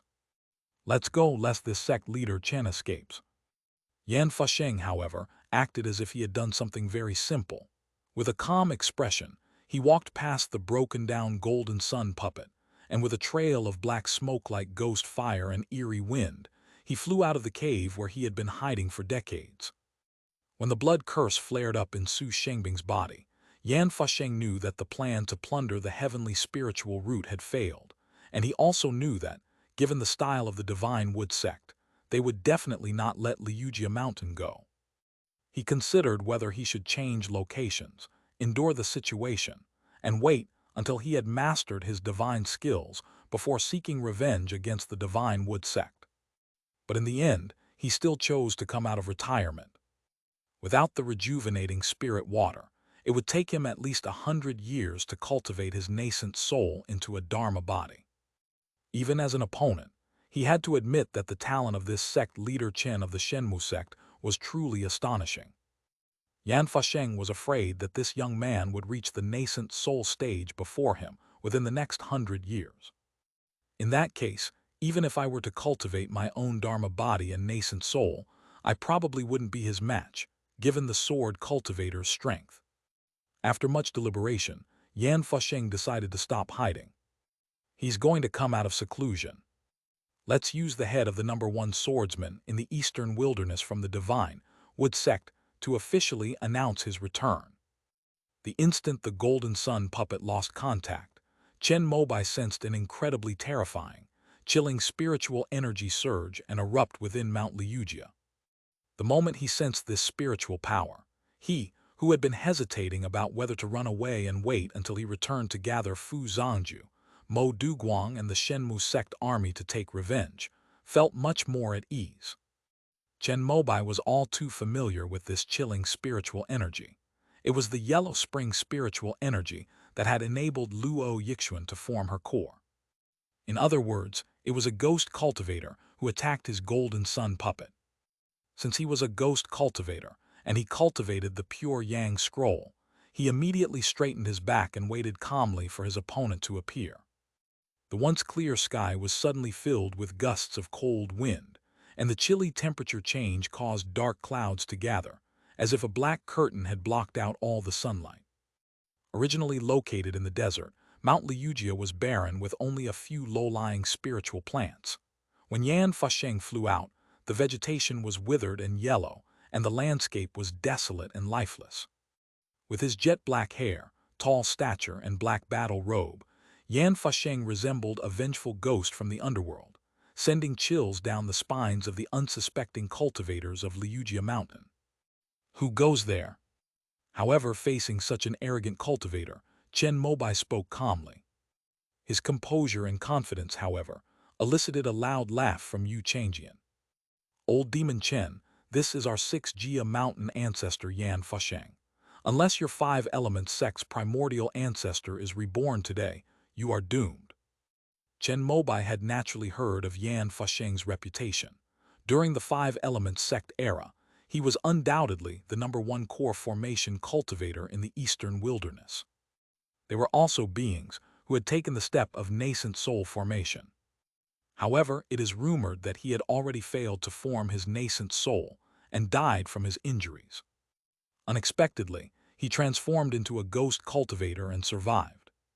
Chen Mobai remembered what Granny Ming had once said. A powerful ghost cultivator was hidden in the desolate ruins of the eastern wilderness plateau in the past, which should be Yan Fasheng. Given his status as the patriarch of Liujia Mountain, it's understandable that he could manipulate Su Shengbing. Perhaps all these years, the ghost cultivators targeting the Divine Wood sect have been supported by him behind the scenes. It's a pity that after living for 100 years, I still have to die by my hand, Chen Mobai said with a regretful expression. Yan Fasheng felt that this kid was too arrogant, but when he thought of his identity as a sword cultivator, he understood. Without such a personality, how could one have mastered the invincible sword of the eastern wilderness? Only a sword cultivator would not run away immediately under such circumstances. After all, Yan Fasheng did not conceal his aura when he came out. With Chen Mobai's early-stage core formation realm, there's no way he could possibly defeat someone at the peak of core formation. You brat, I'll take some of the revenge on you for the primordial ancestor destroying my foundation and forcing me into the ghost path. After Yan Fasheng came out, he spoke his first words. His voice was deep and powerful. As soon as he spoke, lightning flashed in the dark clouds, followed by a torrential downpour. What a pity about this rain. It would have been better if it had irrigated the shelter belt area. Chen Mobai still had feelings to express, and Yan Fasheng's eyes flashed with a cold blue light again. Although he was in a higher realm, he would not underestimate any opponent. Even a lion uses its full strength to hunt a rabbit. This technique of transforming divine sense into yin wind is not only effective against puppets, but can also exert absolute suppression on opponents whose cultivation level is lower than one's own. After all, in terms of spiritual sense, he, having reached the peak of core formation, could definitely crush cultivators in the early stages of core formation. Chen Mobai, who also cultivated the divine slash, naturally understood the pattern of this kind of divine sense attack. He was about to activate his natal magic weapon, the Morning Bell, to block it when he suddenly saw that Yan Fasheng was still inside the fourth-order formation of Liujia Mountain and had not come out. His heart stirred slightly. Even if he wielded the purple lightning sword with all his might, he could not possibly kill an opponent within a fourth-order formation. Now that he is going to fight Yan Fasheng, he must kill him with one blow. Otherwise, with Yan Fasheng in charge at Liujia Mountain, he would definitely not dare to send Zhuo Ming and others to control the desert and establish virtue. We must lure him out of the great formation. In the blink of an eye, Chen Mobai had already devised a strategy for this battle. At the same time, a faint golden line lit up in his pupils, and the square-inch book began to operate. Full of confidence, Yan Fasheng imagined himself killing Chen Mobai with a single move, only to find that his spiritual wind seemed to have hit a soft wall, unable to penetrate his opponent's purple mansion sea of consciousness. Amidst his surprise and doubt, he saw a phantom of a flower with verdant leaves and green and white petals appear between Chen Mobai's brows. As expected of someone with astonishing luck, actually refining a spiritual object capable of defending against divine sense attacks. But I will show you just how fragile a sword cultivator's purple mansion sea of consciousness is when faced with absolute divine sense suppression. Upon seeing the giant ailanthus flower, Yan Fasheng knew the reason. After testing the barrier strength of this spiritual flower with his divine sense and yin wind, the blue light in his eyes intensified. Since he began cultivating, he has been through countless battles and encountered numerous opponents, including cultivators who could defend against attacks from divine sense. Under Yan Fasheng's even more turbulent spiritual winds, Chen Mobai's originally calm expression changed slightly. Then, the phantom of the large ailanthus flower between his brows seemed unable to withstand it and gradually began to wither and fall. Without saying a word, Chen Mobai immediately turned and ran, riding the five-colored clouds. Haha, you are doomed to die today. Yan Fusheng had no doubts upon seeing this scene. After all, although sword cultivators have strong personalities, they would not die in vain when facing someone who is clearly no match for them. Amidst his loud laughter, the black ghost fire beneath his feet ignited and rose, transforming his massive body into a streak of black light as he burst out of the great formation of Mount Liujia. To prevent Chen Mobai from escaping, and to avoid the pursuit from dragging on for too long and causing accidents, Yan Fusheng even used a secret technique to push his ghost fire escape technique to its limit. The two ran and chased, quickly traversing dozens of miles of desert. Finally, Chen Mobai was cornered by Yan Fusheng on a sand dune. If you have any last words, say them now, and I will pass them on to Mo Duguang. Fu Zhangju was the one who formed his core after Yan Fusheng passed away in meditation. So in the latter's mind, Mo Duguang was the second person he wanted to kill after leaving the mountain. This is about right. But Chen Mobai said something that surprised Yan Fusheng. What's almost done? We're about the right distance now. If we kill you here, you won't be able to escape back to the great formation of Mount Rocco. Chen Mobai's words made Yan Fusheng laugh in anger. He was too lazy to say anything more to this brat. He was past the age of being good with words. His eyes shone with a bright blue light. The immense and terrifying divine consciousness transformed into a terrifying yin wind, like a mountain collapsing and a tsunami crashing down, instantly shattering the illusory image of the giant ailanthus flower. Then, it surged fiercely towards Chen Mobai's brow and purple mansion of consciousness. Just as Yan Fusheng was about to annihilate Chen Mobai's consciousness, a deep and resonant bell rang out. End of this chapter.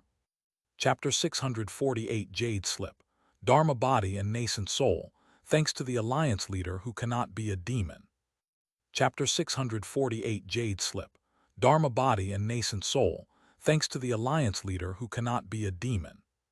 The resounding bell tolled like an impenetrable wall, blocking all of Yan Fusheng's proud attacks with his spiritual wind. Your natal weapon isn't a sword.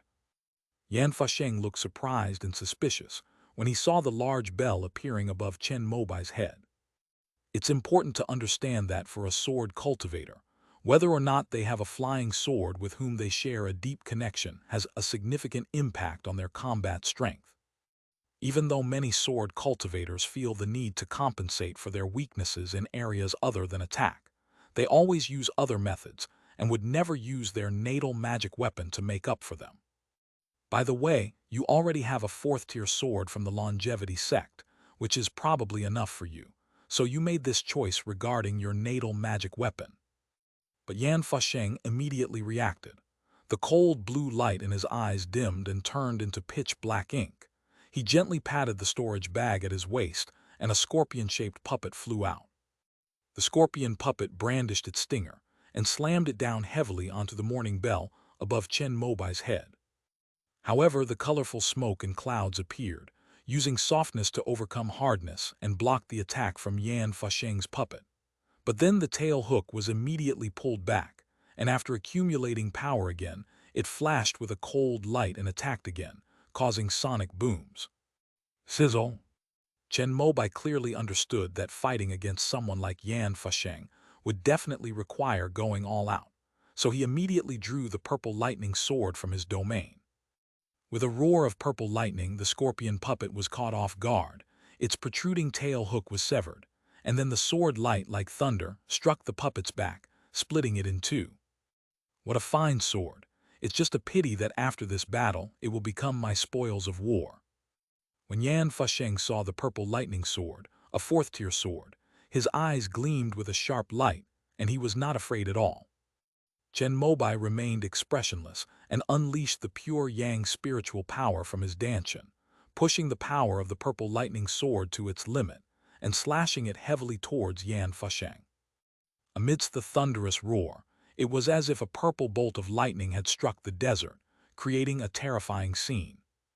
However, a towering, godlike cultivator wielded a giant puppet hand covered with a sheet of black cloth, which caught the purple lightning sword that was falling from the sky. Amidst a muffled explosion, a massive sandstorm erupted and spread from the center of the two combatants. The yellow sand swirled in the sky, and a streak of purple lightning, like a dragon, clashed and collided with the tall, dark, ghostly figure. The terrifying and vast fluctuations of spiritual energy caused the sandstorm to grow larger and larger, obscuring the surrounding sky and earth. After 4 consecutive exchanges, the purple lightning sword suddenly unleashed its full power, tearing a gash in the dark shadow, but it was also deflected by the giant puppet hand. Boom! The purple lightning sword light broke free, but it also lost control, bursting outwards into the sandstorm that was sweeping and spreading outwards. The seemingly terrifying sandstorm was suddenly cleaved open the moment it met the purple lightning sword light, revealing the two people fighting inside. Amidst Yan Fusheng's loud laughter, he relied on his abundant spiritual power to block the fiercest attacks of the purple lightning sword one by one. The black cloth covering his large hand of yellow sand was of unknown grade, as it did not emit any spiritual light, but even a high-grade fourth-order sword could not pierce or cut through it. Chen Mobai's expression turned slightly solemn, knowing that this opponent was the strongest adversary he had encountered since arriving in the eastern wilderness. It should be noted that even Granny Ming's Moonblade was constantly groaning in the face of the purple lightning sword. But the stronger the opponent, the calmer Chen Mobai remained. More and more golden lines appeared in his pupils, gradually outlining half of Yan Fusheng's silhouette. After fully entering the state of Fangkunshu, he had no other thoughts in his mind except to kill his opponent. Go to hell. Seeing Chen Mobai's pale face, Yan Fusheng knew that his opponent had exhausted his spiritual power. He immediately switched from defense to offense, using the giant puppet hand, which resembled a black curtain covering the sky, to cover and press down on Chen Mobai. However, he was also amazed that Chen Mobai was indeed a genius in swordsmanship, as he was able to unleash 4 sword strikes with a 4th-tier sword. If he hadn't possessed the treasured black flag inherited from the 6 Armor Mountain, he probably wouldn't have been able to block them intact. But Chen Mobai remained expressionless in the face of such an attack. Feeling the emptiness in his dantian again, he silently drew pure yang spiritual power from the 2nd vertebra of his myriad dharma body. He then released the purple lightning sword from his hand and sent it into the sky. Rumble! The sword, powered by his spiritual energy, unleashed its magnificent and fierce power without restraint. Streams of heavenly lightning were condensed in midair to fight against the black sky formed by the giant puppet hand. Ha ha ha, you've fallen for my trap. Without this 4th-tier sword, how will you face me? Amidst Yan Fusheng's loud laughter, he unleashed the power of the 6 Jia Mountain's supreme treasure. Black clouds suddenly spread, trapping the purple lightning sword.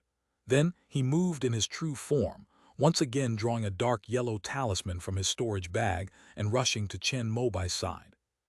Yan Fusheng confidently affixed the talisman in his hand to the morning bell, confident that he could suppress Chen Mobai's 3rd-grade low-level natal magic weapon.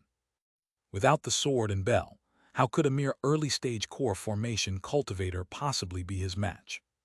Remember not to be my rival in your next life.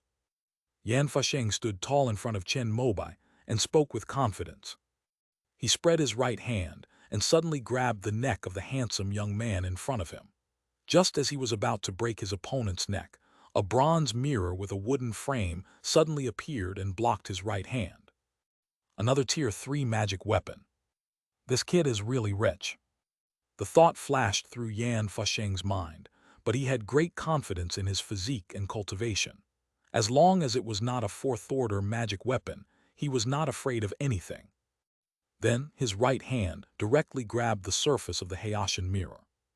Just as he was about to smash the mirror along with Chen Mobai's neck, a pure white flame with a pale gold tinge rose from the mirror's surface. Golden flame. When Yan Fusheng saw the pure yang fire, the image of a unique skill that the primordial ancestor had used to dominate the eastern wilderness flashed through his mind, and he couldn't help but raise his eyebrows slightly. I thought to myself, this kid's talent in swordsmanship is truly amazing. He's even mastered this. But at this moment, Yan Fusheng suddenly felt a piercing pain coming from the 5 fingers of his right hand. He thought it was because the temperature of the golden flame was too masculine and domineering that the yellow spring spiritual power in his dantian and sea of qi surged out all at once. The extreme yang and yin spiritual energies are mutually restraining. As long as his yellow spring spiritual power exceeds his opponent's crimson flame spiritual power, he can completely extinguish the golden flame. With this thought in mind, Yan Fusheng confidently unleashed all of his spiritual power. He wanted to pulverize Chen Mobai, the sword cultivator with the strongest sword talent in the eastern wilderness, in a fair and square clash of spiritual power. Then, stimulated by the spiritual power of the yellow springs, the pure yang fire suddenly erupted to its extreme. No, this isn't golden flame, ah! Yan Fusheng let out a violent scream. His eyes widened, and he suddenly chopped off his right hand in an attempt to prevent the pure yang fire from spreading throughout his body.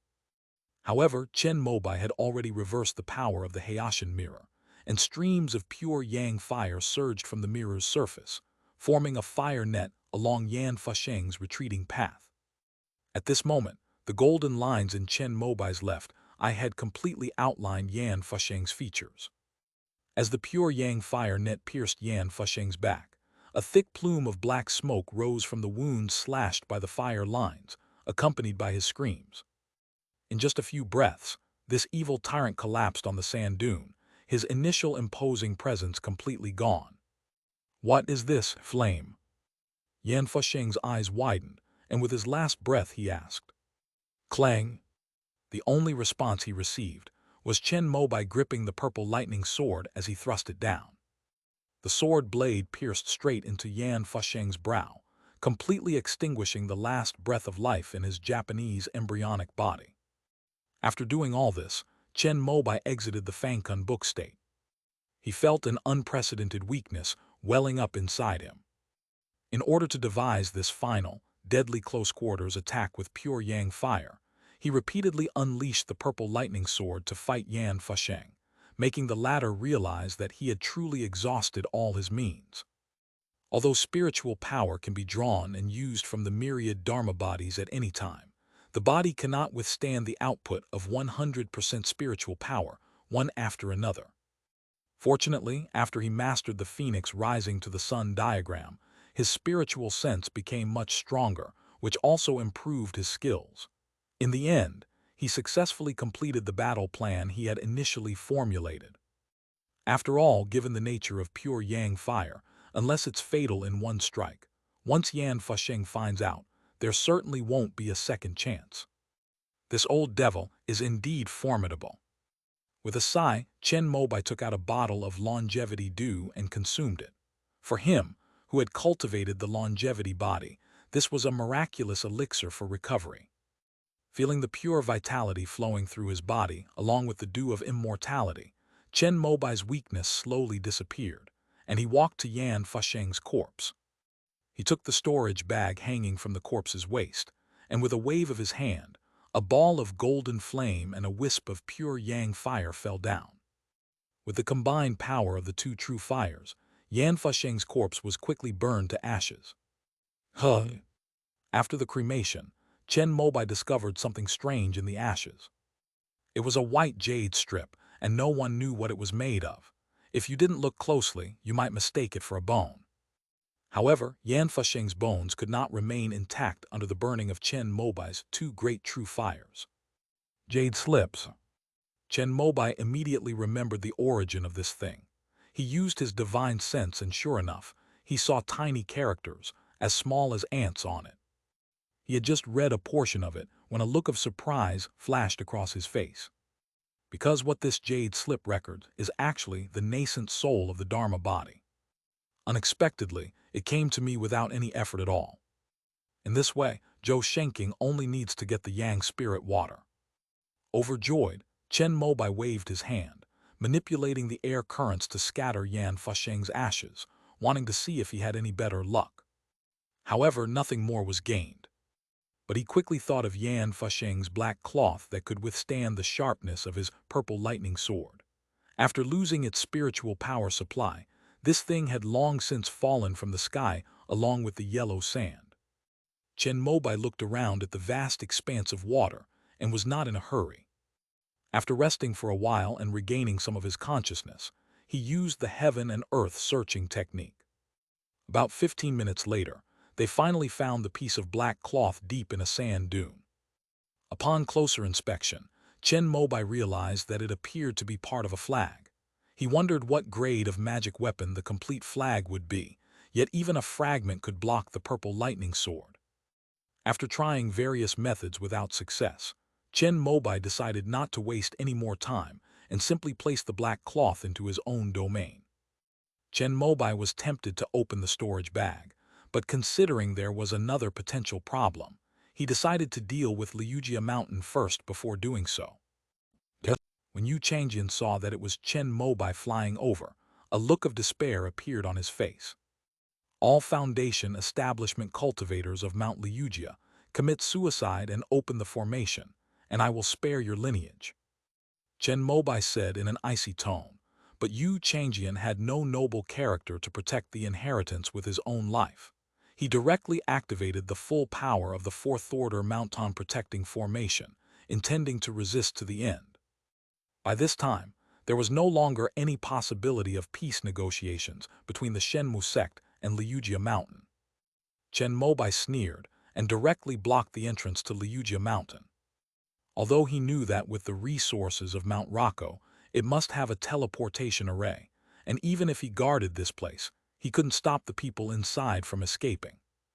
But it's clear that Yu Changjian has no intention of giving up on this fourth-tier spiritual vein until he's completely exhausted all other options.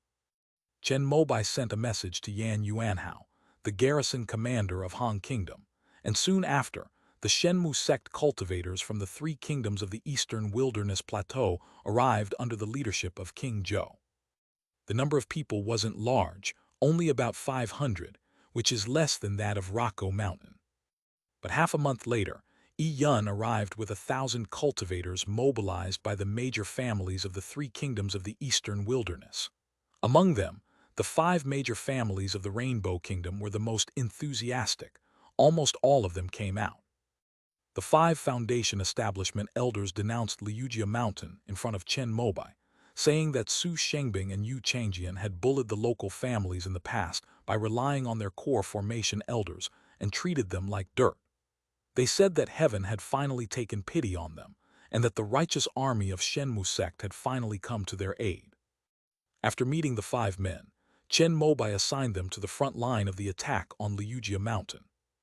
However, the power of the Fourth Order Grand Formation was indeed formidable. Their allied forces attacked for 3 whole months without making any progress. Chen Mobai, however, was not in a hurry at all, because Fu Zhangju personally led the main army of the Shenmu sect to arrive.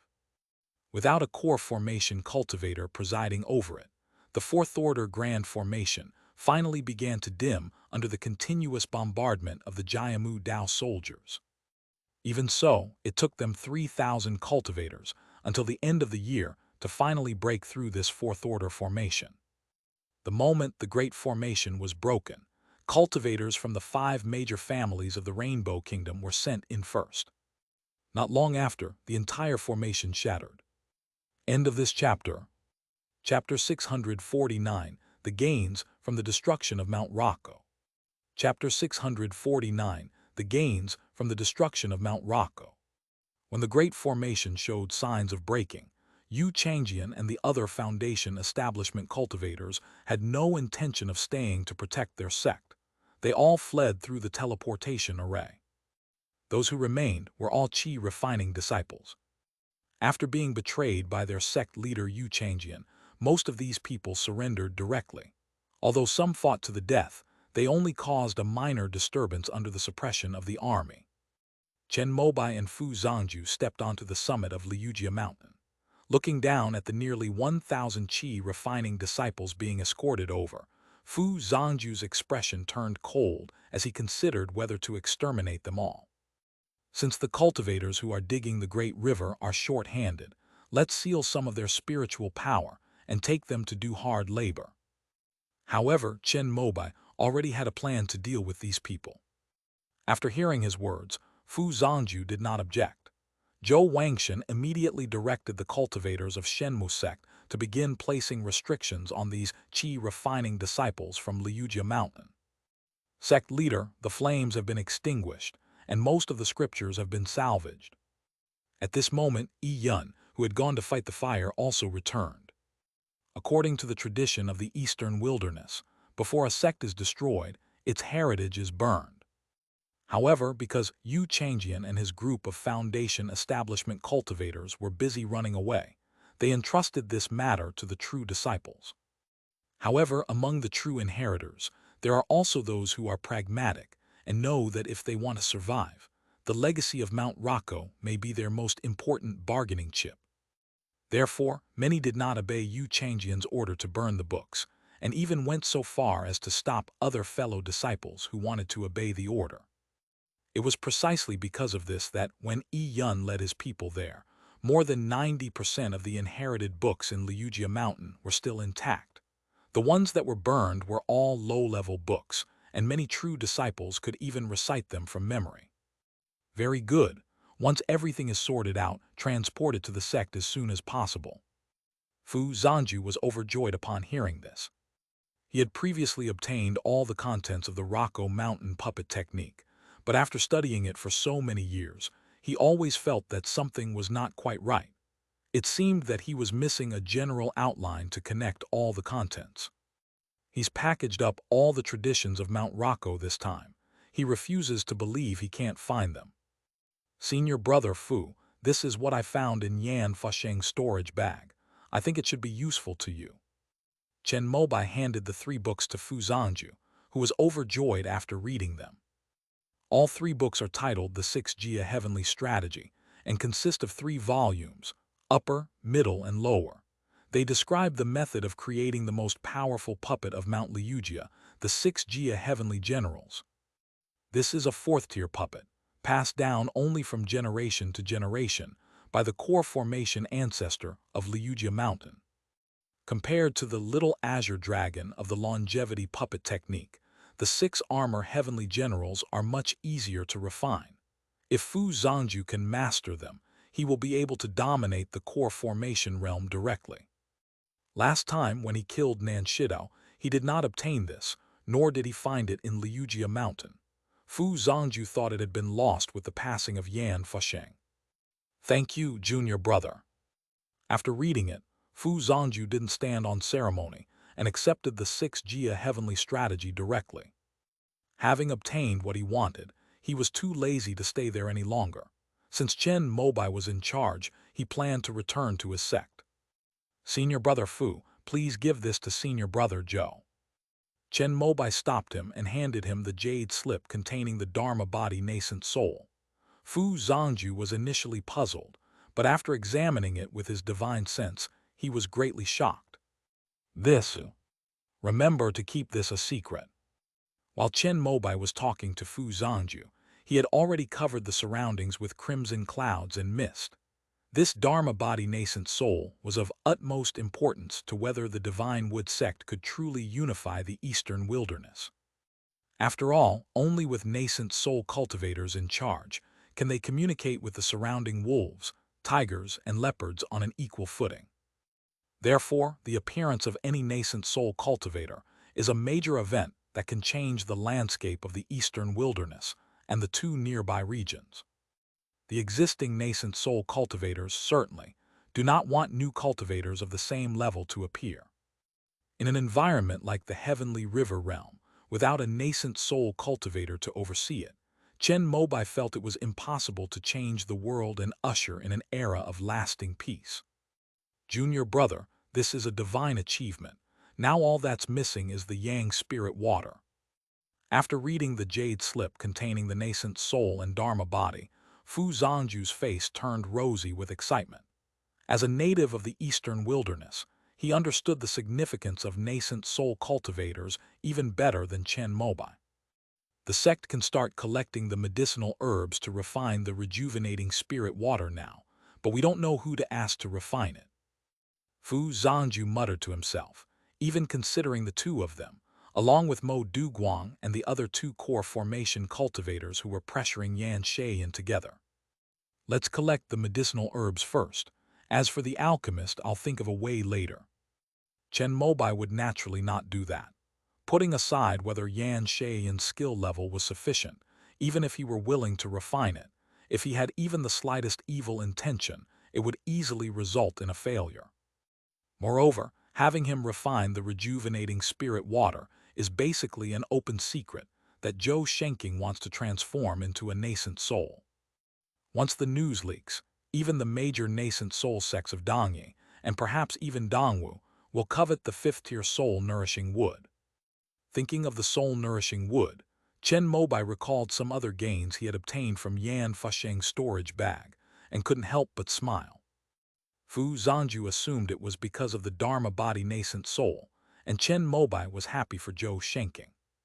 After the two talked for a while, Fu Zhanju first left Liujia Mountain in front of everyone with a puppet body. Then, his real body hid in the Shenmu sect army that was escorting Liujia Mountain disciples to the eastern wilderness plateau, broke away halfway, and quietly headed towards Jiangyu. However, Chen Mobai had already scanned and photographed the contents of the nascent soul with his phone, so it didn't matter if the jade slip was lost. But Fu Zhanju was being so cautious, and he couldn't say anything. Sect leader, this is the mountain suppressing stone. At this moment, Ma Gang, the head of the Spirit Vein Department, brought over Chen Mobai's initial target. Before Yu Changjian and the others left Liujia Mountain after completing their foundation establishment, they took away various good things such as soul crystals and fourth-tier medicinal herbs, but they dared not touch this fourth-tier mountain-suppressing stone, because it relates to the power of the mountain-protecting formation. If this thing is removed, the already precarious formation will collapse instantly, leaving them no time to leave via the teleportation array. It was for this reason that, after breaking the formation, Chen Mobai immediately ordered the Spirit Vein Department to search for the mountain-suppressing stone. Ma Gang, as expected of the second-best geomancer in the Shenmu sect after Zhuo Ming, perfectly completed the task assigned to him by Chen Mobai. Sect leader, this Liujia Mountain is also a fourth-order spiritual vein. What should we do with it? At this moment, Yi Yun asked a question. Let's turn this into a separate courtyard for the sect. When the Beijiang River in Yan Kingdom is dredged and Ming'er, and the others come to help with desertification control, we can use it as their place of cultivation. The spiritual veins of Mount Liujia are of the fire and earth attributes, which are perfect for the growth of the jade phoenix tree. After completing the desertification control in Hongguo, there is still the boundless sea of sand that was devoured by locusts countless tens of thousands of years ago. All of this is due to Zhuo Ming and his merits. The fourth-order spiritual vein of Liujia Mountain can serve as a base for future desertification control. As soon as Chen Mobai finished speaking, everyone looked on with envy. They all envied Zhuo Ming for having such a good master, and for having a fourth-order spiritual vein cultivation site prepared in advance. However, before Zhuo Ming and the others arrive, the spiritual veins of Mount Liujia certainly cannot be wasted. According to the system of the Shenmu sect, Yan Yuanhao, the garrison commander of Hongguo, would naturally benefit. Yu Changjian and the others left using a small teleportation array, so they must still be within the territory of the Rainbow Kingdom. Zai Yunqian and Quan Shanlin should each lead a team of Foundation Establishment cultivators to pursue them. If they have entered the desolate ruins, then there's no need to chase them. Chen Mobai then assigned the task of hunting down the remnants of Liujia Mountain. Eager to make a name for themselves, Zai Yunqian and Quan Shanlin immediately took stock of their Foundation Establishment cultivators and headed north. Although Yu Changjian and his group destroyed the teleportation array on the other side, the Shenmu sect's Spirit Vein Department and Array Department, working together, were still able to roughly deduce the direction of the teleportation. Now, Zai Yunqian and Quan Shanlin are probably afraid that Yu Changjian and the others have fled into the desolate ruins, which are extremely dangerous and contain many high-level ancient demonic beasts. They dare not enter there. Chen Mobai shared the same idea. since it's not easy for a sect to cultivate foundation establishment cultivators, and they can't afford to lose them in a desolate place like the wilderness ruins. After arranging most of the matters related to conquering Liujia Mountain, Chen Mobai did not return to Jumu Ridge, but stayed in this fourth-tier spiritual vein to oversee the situation. This is clearly necessary. Soon, the foundation establishment cultivators who escaped from Mount Liujia began to appear in various parts of the Rainbow Kingdom. It seemed that a split had occurred among them. Some were preparing to flee to the heart of the eastern wilderness plateau, some were planning to hide in the deep mountains and sands, and some actually ventured into the desolate ruins. However, many foundation establishment cultivators need second-tier or higher spiritual veins to sustain their cultivation, making it actually difficult for them to conceal themselves. The Divine Wood sect, searching high and low, sometimes encountered hidden foundation establishment cultivators from the 6 Mountains and found themselves no match for them. After the Shenmu sect lost a foundation establishment cultivator, and a cultivation family in the Han Kingdom was wiped out, Chen Mobai personally took action and killed 3 late-stage foundation establishment cultivators from Liujia Mountain. Subsequently, Zai Yunqian and Quan Shanlin also made their own gains. Soon, as the foundation establishment cultivators of Liujia Mountain were removed from the list one by one, the once noisy Rainbow Kingdom began to gradually calm down. At this time, news of the destruction of Mount Rocco spread throughout the entire eastern wilderness, causing a huge shock. Upon hearing the news, the other major sects were all filled with apprehension, fearing that Chen Mobai, the warlike sect leader, would target them next. But for the Shenmu sect, this was merely a counterattack. If Liujia Mountain hadn't broken their agreement with Fu Zhangju, they certainly wouldn't have spent nearly half a year trying to break through the Fourth Order formation. Baiyuan City. Granny Ming put down the piece of black wood in her hand, nodded to Chen Mobai, and confirmed his guess. Holy Son, this is 5th-tier soul-nourishing wood. Upon hearing this, Chen Mobai's expression became extremely excited. When he used the spacebar to open Yan Fusheng's storage bag, he saw this thing and felt that its aura was almost identical to that of the newly advanced soul-nourishing wood in Giant Wood Ridge. But 5th-tier soul-nourishing wood was too precious, and he could hardly believe his luck was so good. Back when they were still at the critical moment of breaking the formation, Chen Mobai kept this matter to himself. Now that the situation has been settled, he no longer needs to stay at Liujia Mountain. He simply returned to Baiyuan City and let Granny Ming, a professional, take a look. After receiving a definite answer, Chen Mobai felt that he was a little late in cultivating the phoenix rising to the sun diagram.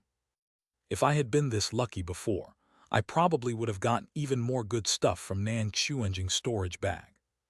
In Yan Fusheng's storage bag, besides the piece of soul-nourishing wood, there were 3 books recording the 6 armor heavenly generals of the Fourth Order puppet, a large pile of spirit stones, and 2 sealed black jade boxes. Chen Mobai didn't recognize the restrictions on the black jade box, so he didn't dare to break them rashly. He decided to leave it alone and go to the immortal sect to ask someone more knowledgeable. He'd already decided that he'd buy another void blind box and treat it as something he'd get from it. This Yan Fusheng must be the ghost cultivator you mentioned who's hiding in the desolate ruins. He has 5th order soul nourishing wood and a jade slip containing a dharma body and nascent soul. Could it be that he's planning to give up ghost cultivation?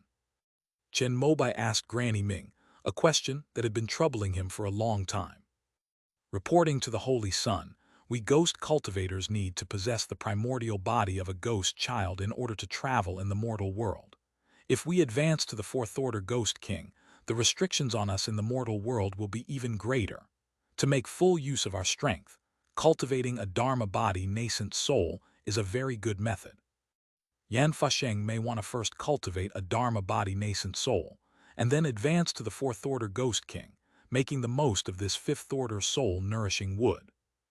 After Granny Ming explained, Chen Mobai looked enlightened. In the underworld, to advance to the 4th rank of Ghost King, one also needs 5th rank soul nourishing wood. When Chen Mobai received the soul nourishing wood from Granny Ming, Luo Yixuan watched him with burning eyes. She has condensed a ghost core, which is equivalent to a third-level ghost cultivator. If she has this fifth-level soul-nourishing wood in the future, wouldn't she be able to easily become a fourth-level ghost king? Fourth tier, that's equivalent to the nascent soul stage. Faced with such temptation, Luo Yixuan was naturally excited. You're hopeless. My disciple must rely on his own efforts to condense a true nascent soul. If you're so focused on taking the unorthodox path, your future achievements might be the lowest among my disciples. Upon seeing Luo Yixuan's expression, Chen Mobai immediately reprimanded her, and the latter immediately lowered her head in grievance. After scolding her for a while, Chen Mobai saw that Luo Yixuan's attitude of admitting her mistake was good, so his anger subsided, and he put the piece of fifth-order soul-nourishing wood into his own domain. But what he was thinking was, in the immortal sects, is the Dharma body nascent soul considered a nascent soul? If he claims to have obtained this method from a void blind box, I wonder if it will cause a huge uproar in the immortal sect.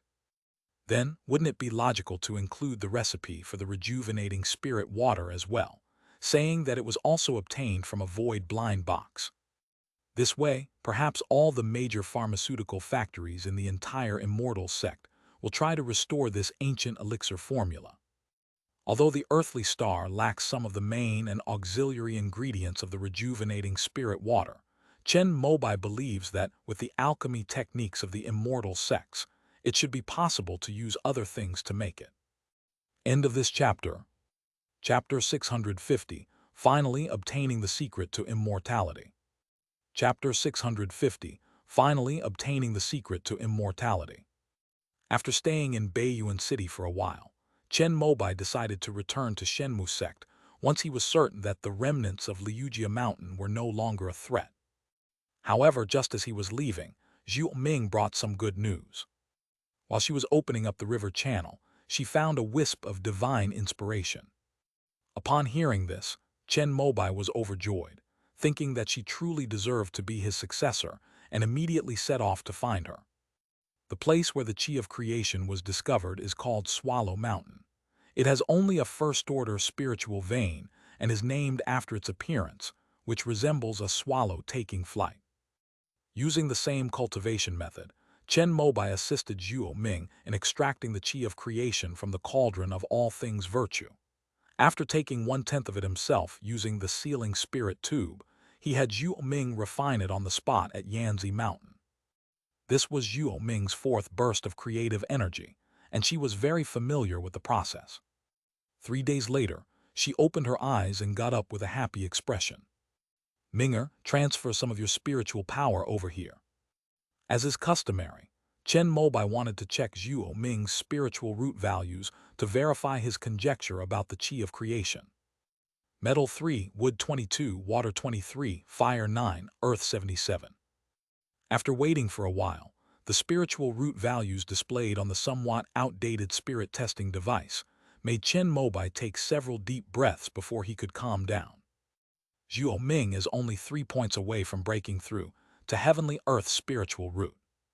When he first took this apprentice under his wing, he never imagined that he would be able to train her to be so outstanding. Master, what's wrong?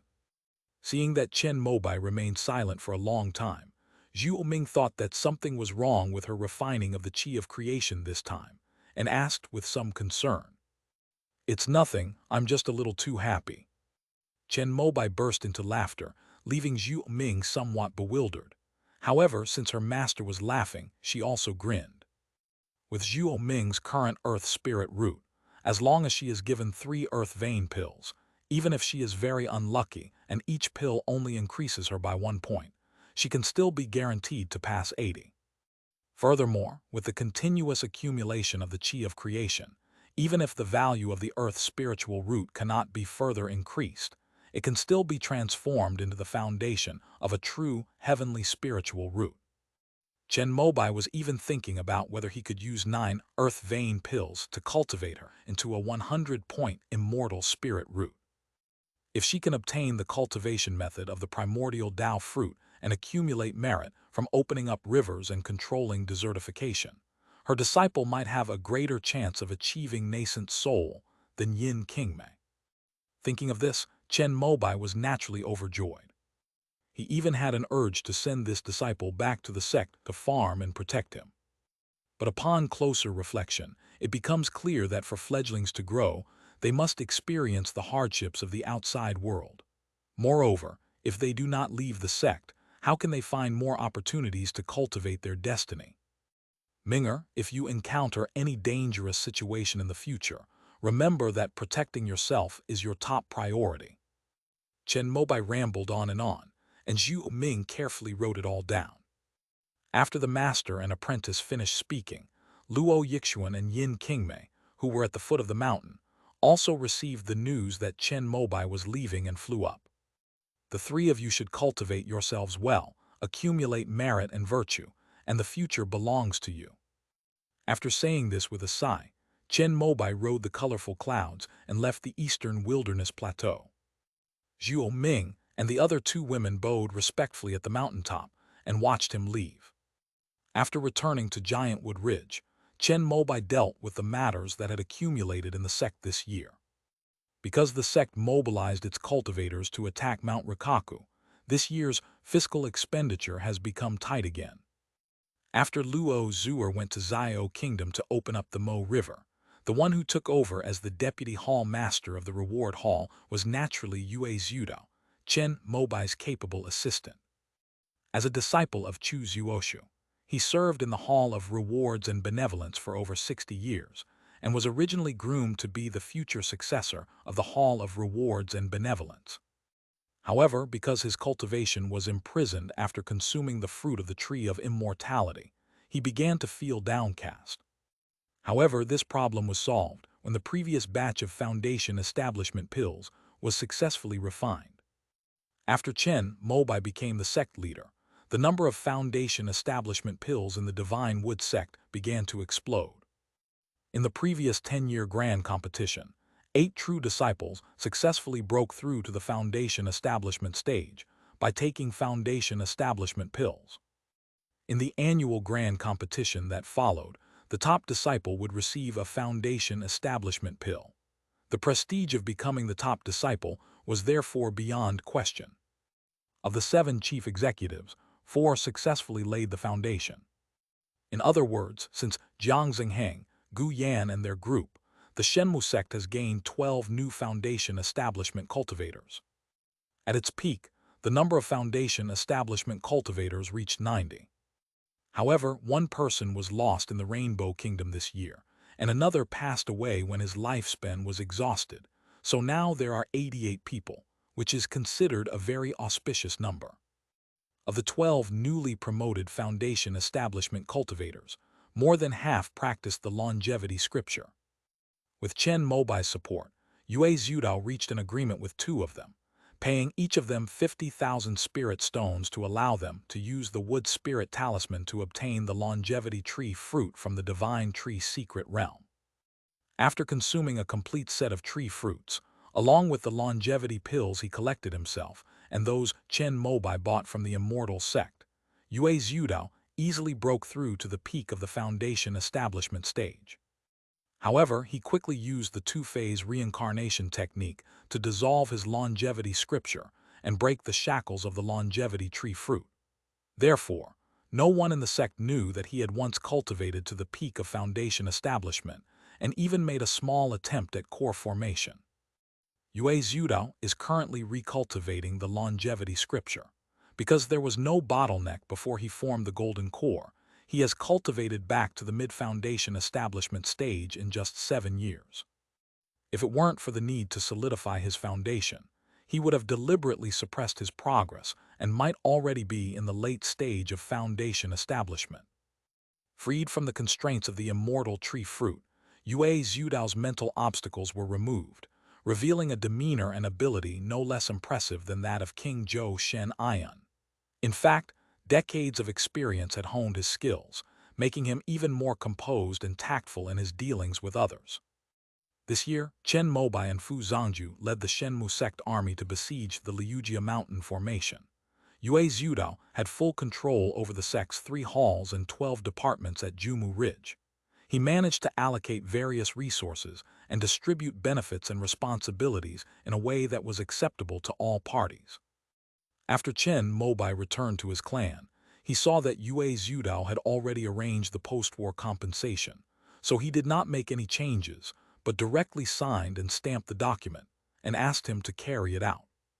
The main purpose is to use the sect's finances for the next 2 years to distribute the various benefits for launching the war this year. This will lead to a tightening of the sect's finances in the next 2 years, and Chen Mobai simply asked Yue Zhudao to find ways to increase revenue and reduce expenditure. Because he had just ordered the development of the Eastern Wilderness Plateau, a massive project that would take several years or even more than a decade to yield any benefits. Although he had the local garrison bear most of the costs and had Liu Wenbai use the resources of Zion and Shenpu to help, the Shenmu sect was unable to receive spirit stones from those countries and might even need the sect to provide subsidies in return.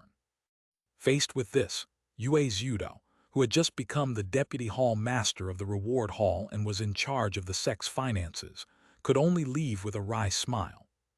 Just as Chen Mobai finished dealing with the sect's affairs and was preparing to go into seclusion to refine the chi of creation, his eldest disciple Liu Wenbai returned. He presented the dragon vein energy refined by Song Huang this year, and also reported the profits of Zion and Shenpu with a happy expression. For the first time this year, we achieved our goal of earning 1 million spirit stones. Of these, the talisman paper produced by the puppet factory was naturally the largest seller, selling for 600,000 spirit stones, talisman ink for 100,000, and some flawed second-tier talisman paper and ink that Chen Mobai's former flying talisman factory had accumulated were also snapped up by foundation establishment cultivators from various families, selling for 120,000 spirit stones.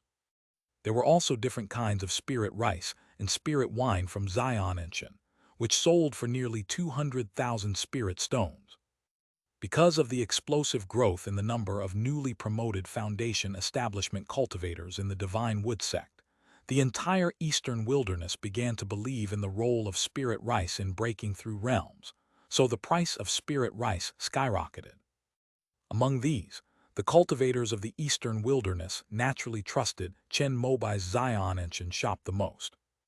Liu Wenbo even suggested that the spiritual rice from Zion and Chen should be given priority to his own shops. However, Chen Mobai was not short of spirit stones and refused outright. The strength of the Divine Wood sect is the foundation for his future advancement. I will provide more talismans to the shops next year. Chen Mobai wanted to expand the scale of his puppet factory, but because the factory was not fully efficient in terms of supplying the market each year, he planned to build a branch of the puppet factory in the Divine Tree's secret realm as a precaution. It just so happens that the equipment that was phased out after the last upgrade is still sitting idle. With his extensive experience in puppetry, he could directly create the blueprints himself and have the puppet department of the Shenmu sect manufacture them.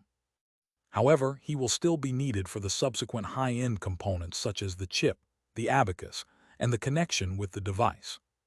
However, the most troublesome aspect of maintenance and repair can be handled by the puppet department of the Shenmu sect.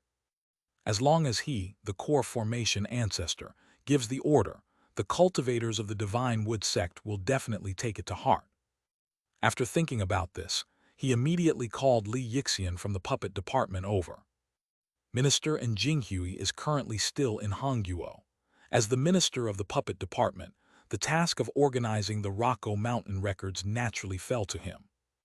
Yes, sect leader, I will arrange it immediately. After Li Yixian finished reading the puppet blueprints given to him by Chen Mobai, his eyes immediately lit up.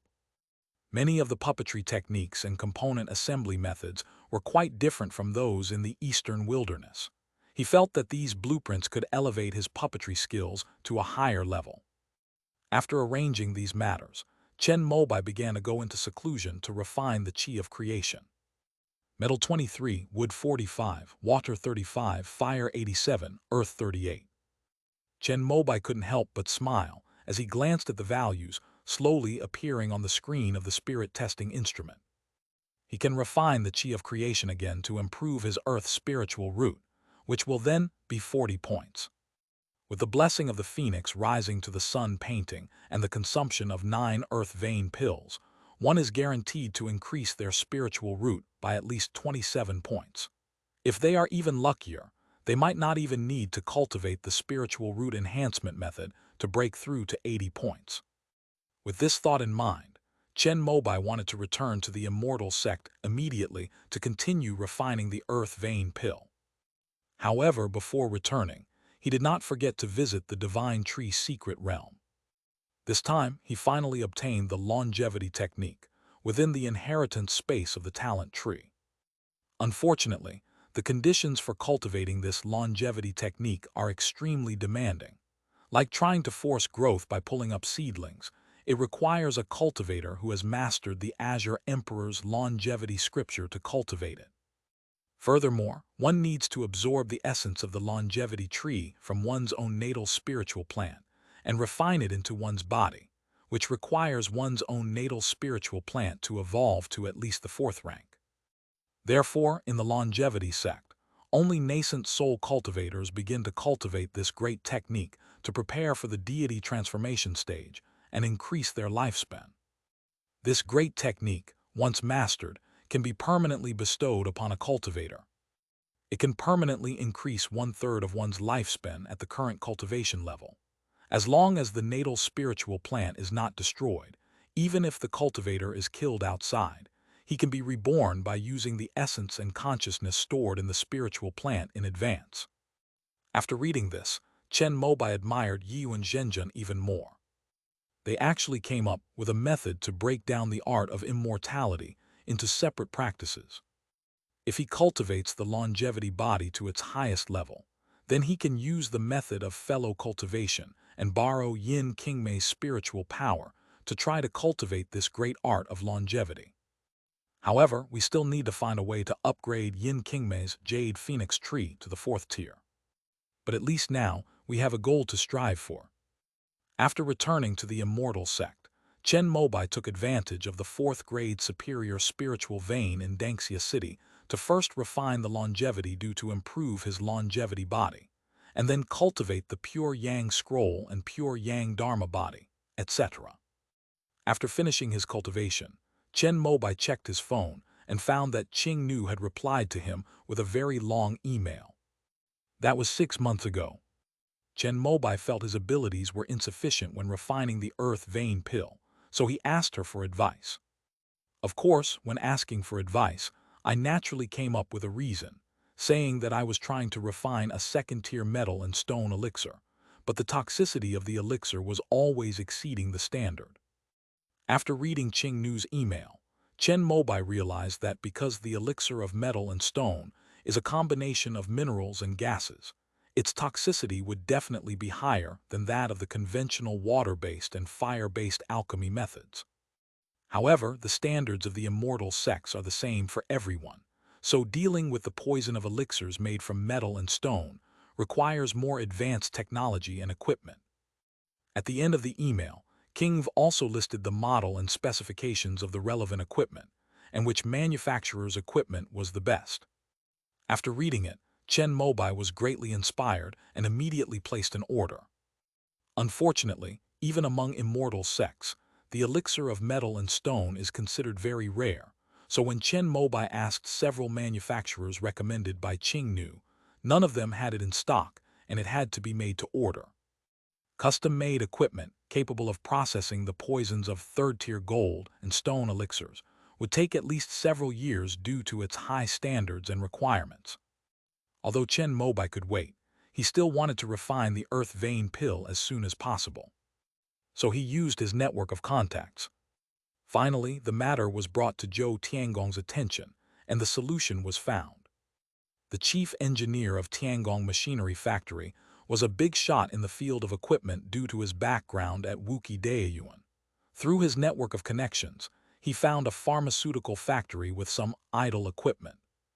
Chen Mobai paid 1,000,000 merits to obtain it. It can only be said that the reason why the alchemy skills of the immortal sect are so superior to those of the heavenly river realm is not only due to their technology, but also because of the various functional devices they possess. Chen Mobai used new equipment and spiritual essence to treat the erysipelas, and the erysipelas content of the newly refined earth vein pill has been reduced to 1.6%.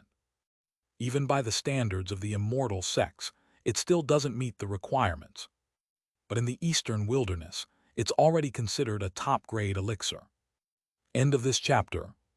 Chapter 651, Great Technique, The Sound of the Empty Valley. Chapter 651, Great Technique, The Sound of the Empty Valley. After successfully refining the earth vein pill, Chen Mobai naturally called Qing Nu to express his gratitude.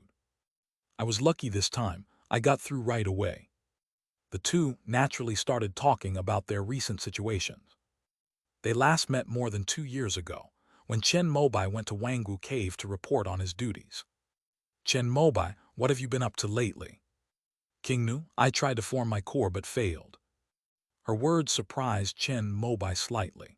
Although he had said before that he would try it once without damaging his foundation and roots, he did not expect it to happen so quickly. Chen Mobai, why didn't you let me know? King Nu, you are currently in charge of 2 cities, and it's not advisable for you to leave without a specific reason, so I've decided not to trouble you. Chen Mobai, so what? At worst, I'll just give up my position as a counselor of the Kaiyuan Hall. Besides, you can come to Dangxia City to try your hand at core formation. Upon hearing this, King Nu on the other end of the phone suddenly fell silent for a moment, seemingly somewhat moved, but then smiled and continued answering.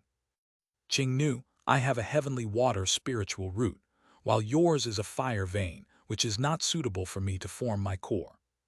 Chen Mobai, that's true, I forgot about that. So, did you form your core at Jumeng Taoist Academy or Wanggu Grotto Heaven? King Nu, there's only one chance at Wanggu Grotto Heaven and Jumeng Academy, and I'll definitely use it when I'm truly breaking through to the core formation stage.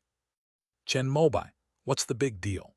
I'm on good terms with Wenren Zuwei, so I think she'll give me face and let you use the 4th-tier water vein a few more times.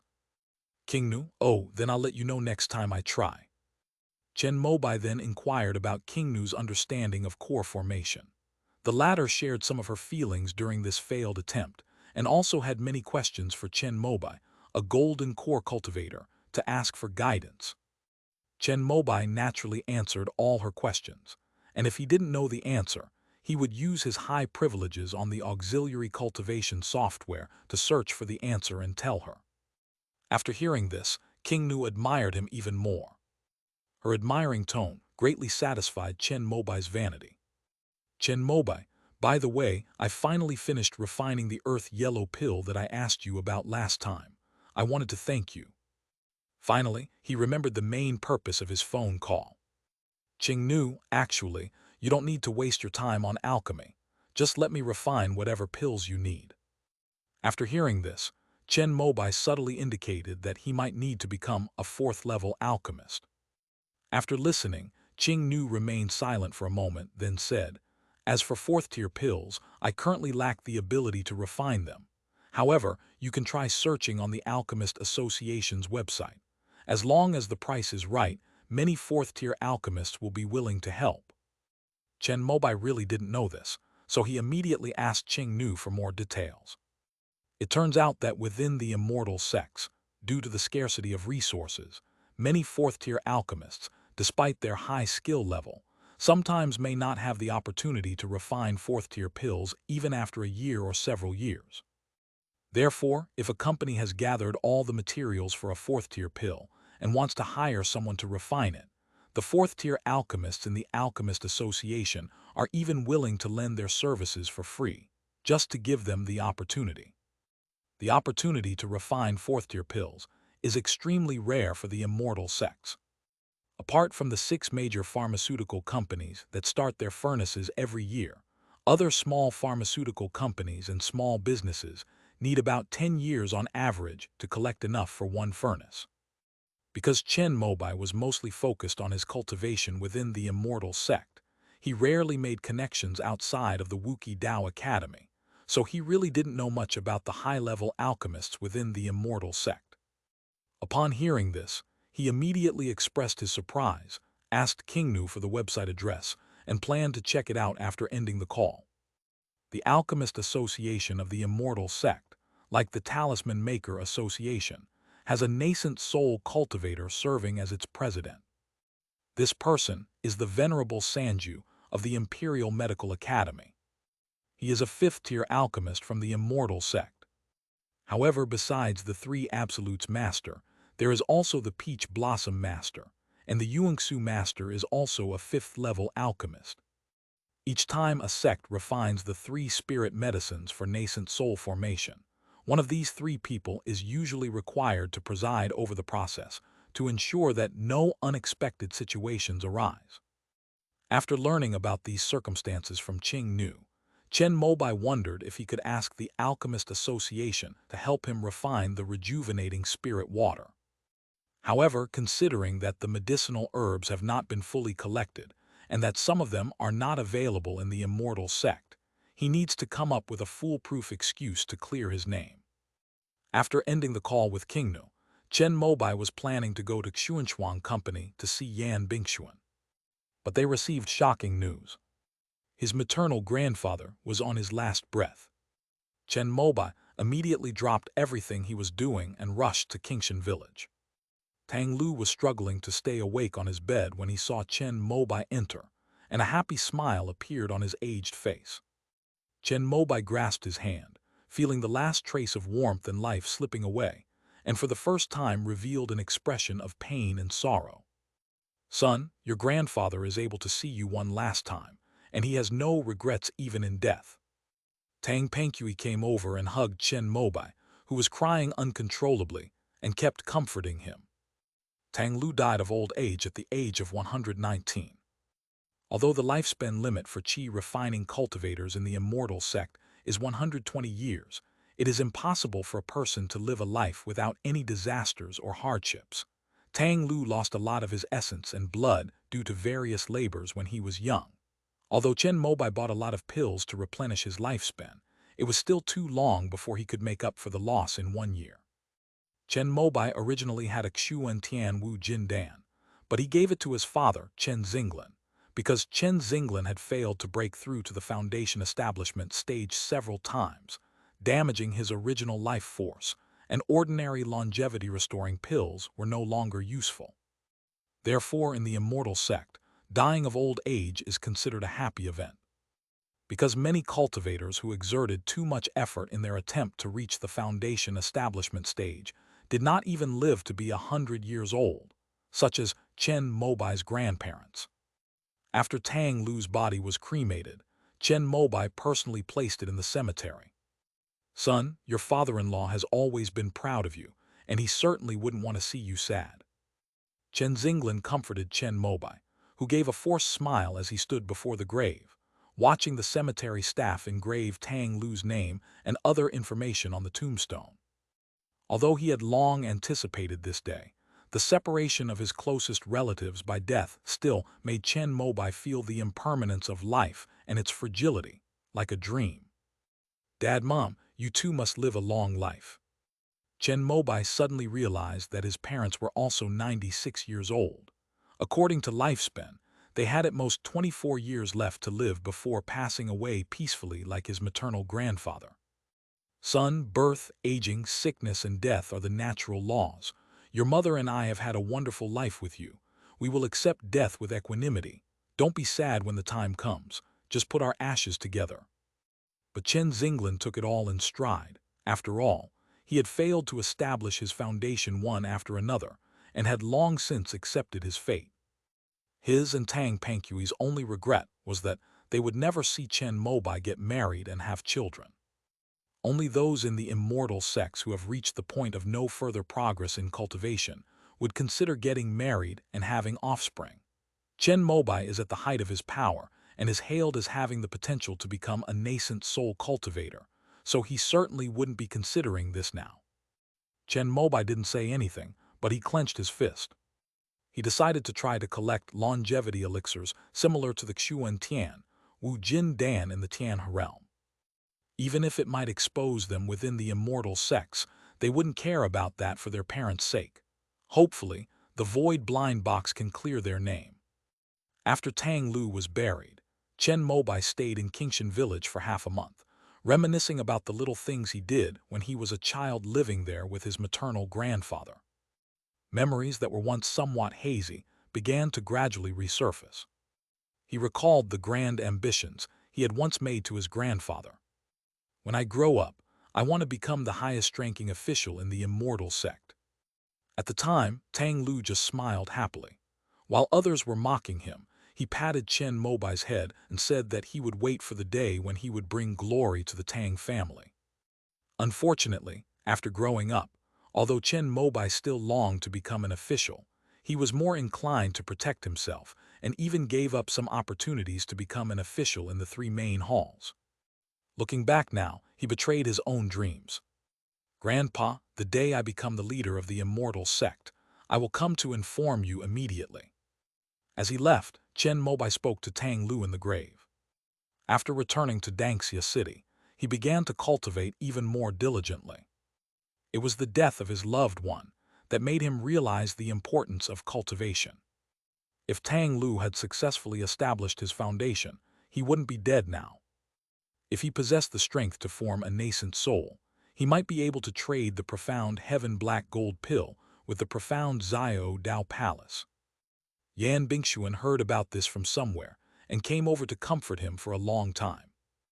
As my cultivation level increases, the separation of life and death will become the norm. 5 years ago, my grandparents also passed away one after the other. Yan Bingxuan shared her feelings, saying that she was also very sad at that time, and it was the first time she had seen her great aunt Yan Qiangji shed tears, because they were her last biological brother and sister-in-law. But time heals all wounds. Bingxuan, I hope that there will never be a day when we are separated by life and death. Chen Mobai spoke up, saying something he had said before, and Yan Bingxuan nodded firmly after hearing it. I will definitely achieve the golden core stage, and I won't let you be alone in your old age. Upon hearing this, Chen Mobai managed a forced smile, a rare sight for him. But there was one thing neither of them said. Given Chen Mobai's current talent, he will most likely have a place among the future nascent soul cultivators of the immortal sects.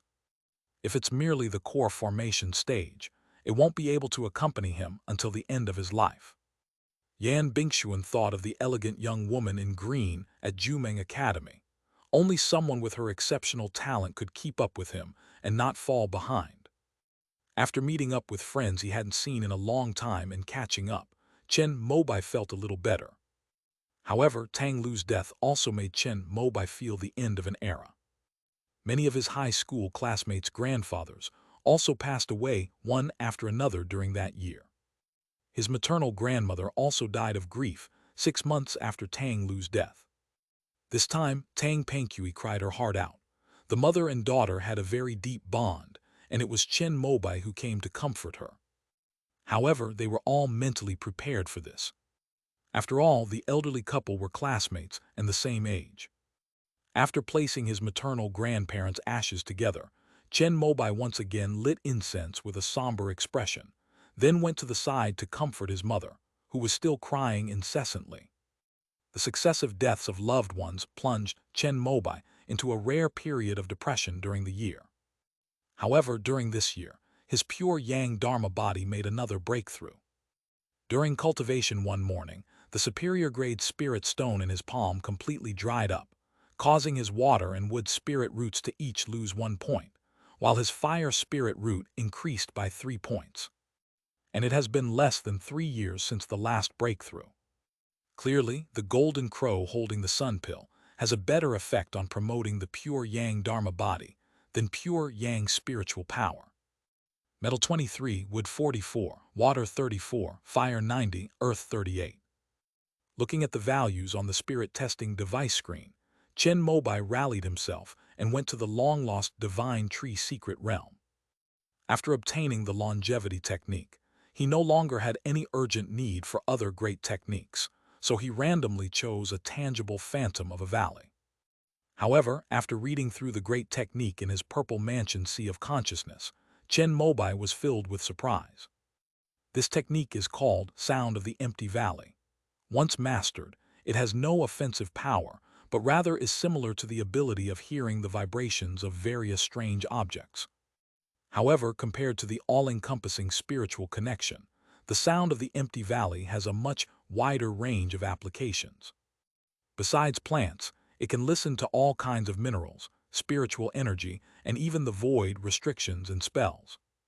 Chen Mobai didn't quite understand the purpose of this great technique, but he directly used his Holy Sun privileges to receive the empowerment and cultivate to the third level in front of the great Tao tree. After reaching the third level, Chen Mobai couldn't help but listen intently within the divine tree's secret realm. But soon, a cacophony of loud, chattering, and chaotic sounds, amplified thousands of times, flooded his ears, catching him completely off guard and causing him to experience tinnitus and deafness. Even though he stopped the great technique in time, drops of blood still seeped from his ears. His ears are essentially ruined. However, Chen Mobai's longevity body, which he had cultivated for many years, came into play at this moment, and his ears were quickly restored to their original, undamaged state. Having learned from this experience, Chen Mobai reduced the power of this great technique to 1,000th of its original strength, then took out a spirit stone and began to listen. Gradually, he seemed to hear the steady yet surging sound of the sea within the spirit stone. It seemed that this seawater was spiritual energy, but under mysterious constraints, it became calm, waiting to be absorbed and extracted little by little. Chen Mobai heard the spiritual energy whispering among itself, seemingly possessing simple spirituality. Some of it yearned for the outside world, wanting to be absorbed, while others were mixed with impurities from the earth, bloated and settled deep within. Within that tiny piece of spirit stone lay a discordant musical score, which captivated Chen Mobai more and more, as if he had discovered a new world. After listening to the spirit stone, Chen Mobai became somewhat familiar with the sound of the empty valley, and he began to listen to the countless hundreds of crimson sun spirit trees nearby.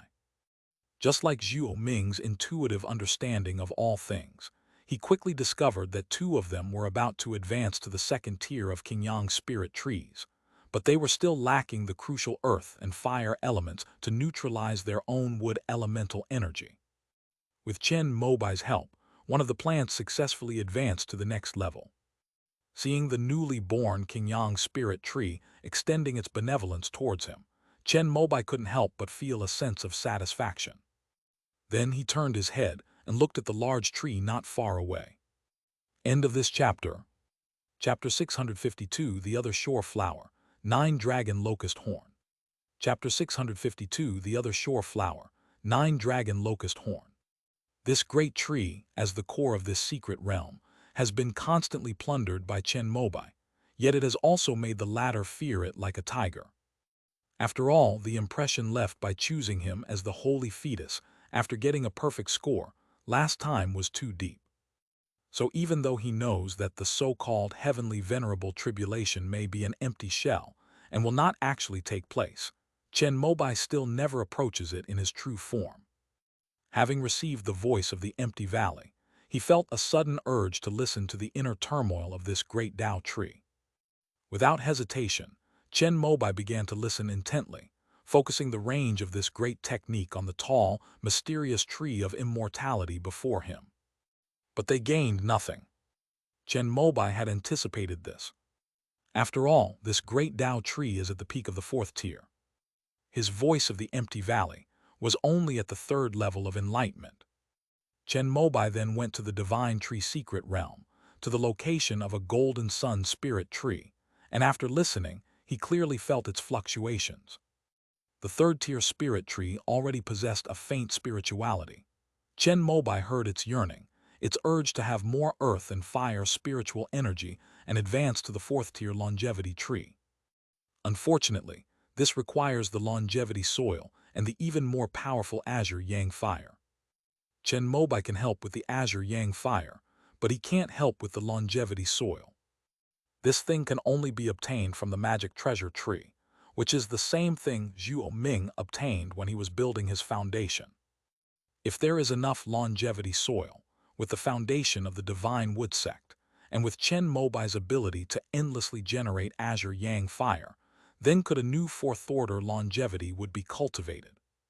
After all, according to Chen Mobai's knowledge, there are a total of 35 golden sun spirit trees in Giant Tree Ridge, 5 of which are at the peak of the 3rd tier.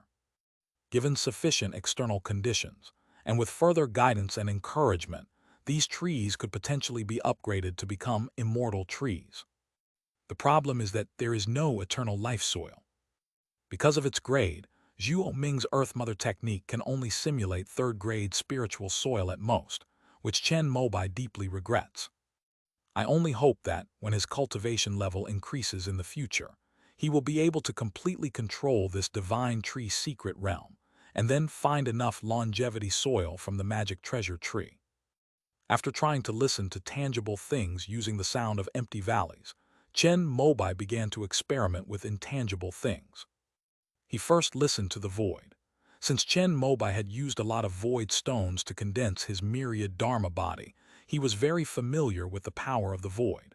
This time, he quickly heard the fluctuations of the void in the sound of the empty valley. Between heaven and earth, invisible to the naked eye, lies an endless, formless void. This void forms the foundation of the world, constantly fluctuating and flowing, bearing all things and phenomena in the world. Chen Mobai closed his eyes and slowly flew up, merging his entire being into the omnipresent void. He raised his right hand, then pointed his index finger lightly at his eyes.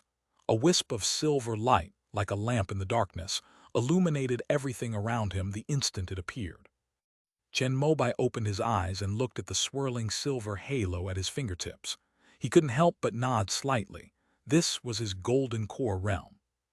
Then with a thought, silver specks of light appeared in the void, were absorbed by the silver halo, and gradually changed shape, condensing into sharp, slender, flat cones. It resembles a sword blade extending from the fingertip. Chen Mobai gently slashed at the 3rd-tier golden sun spirit tree below. With a flash of silver light, one of the thick branches was cut off, leaving a smooth cut.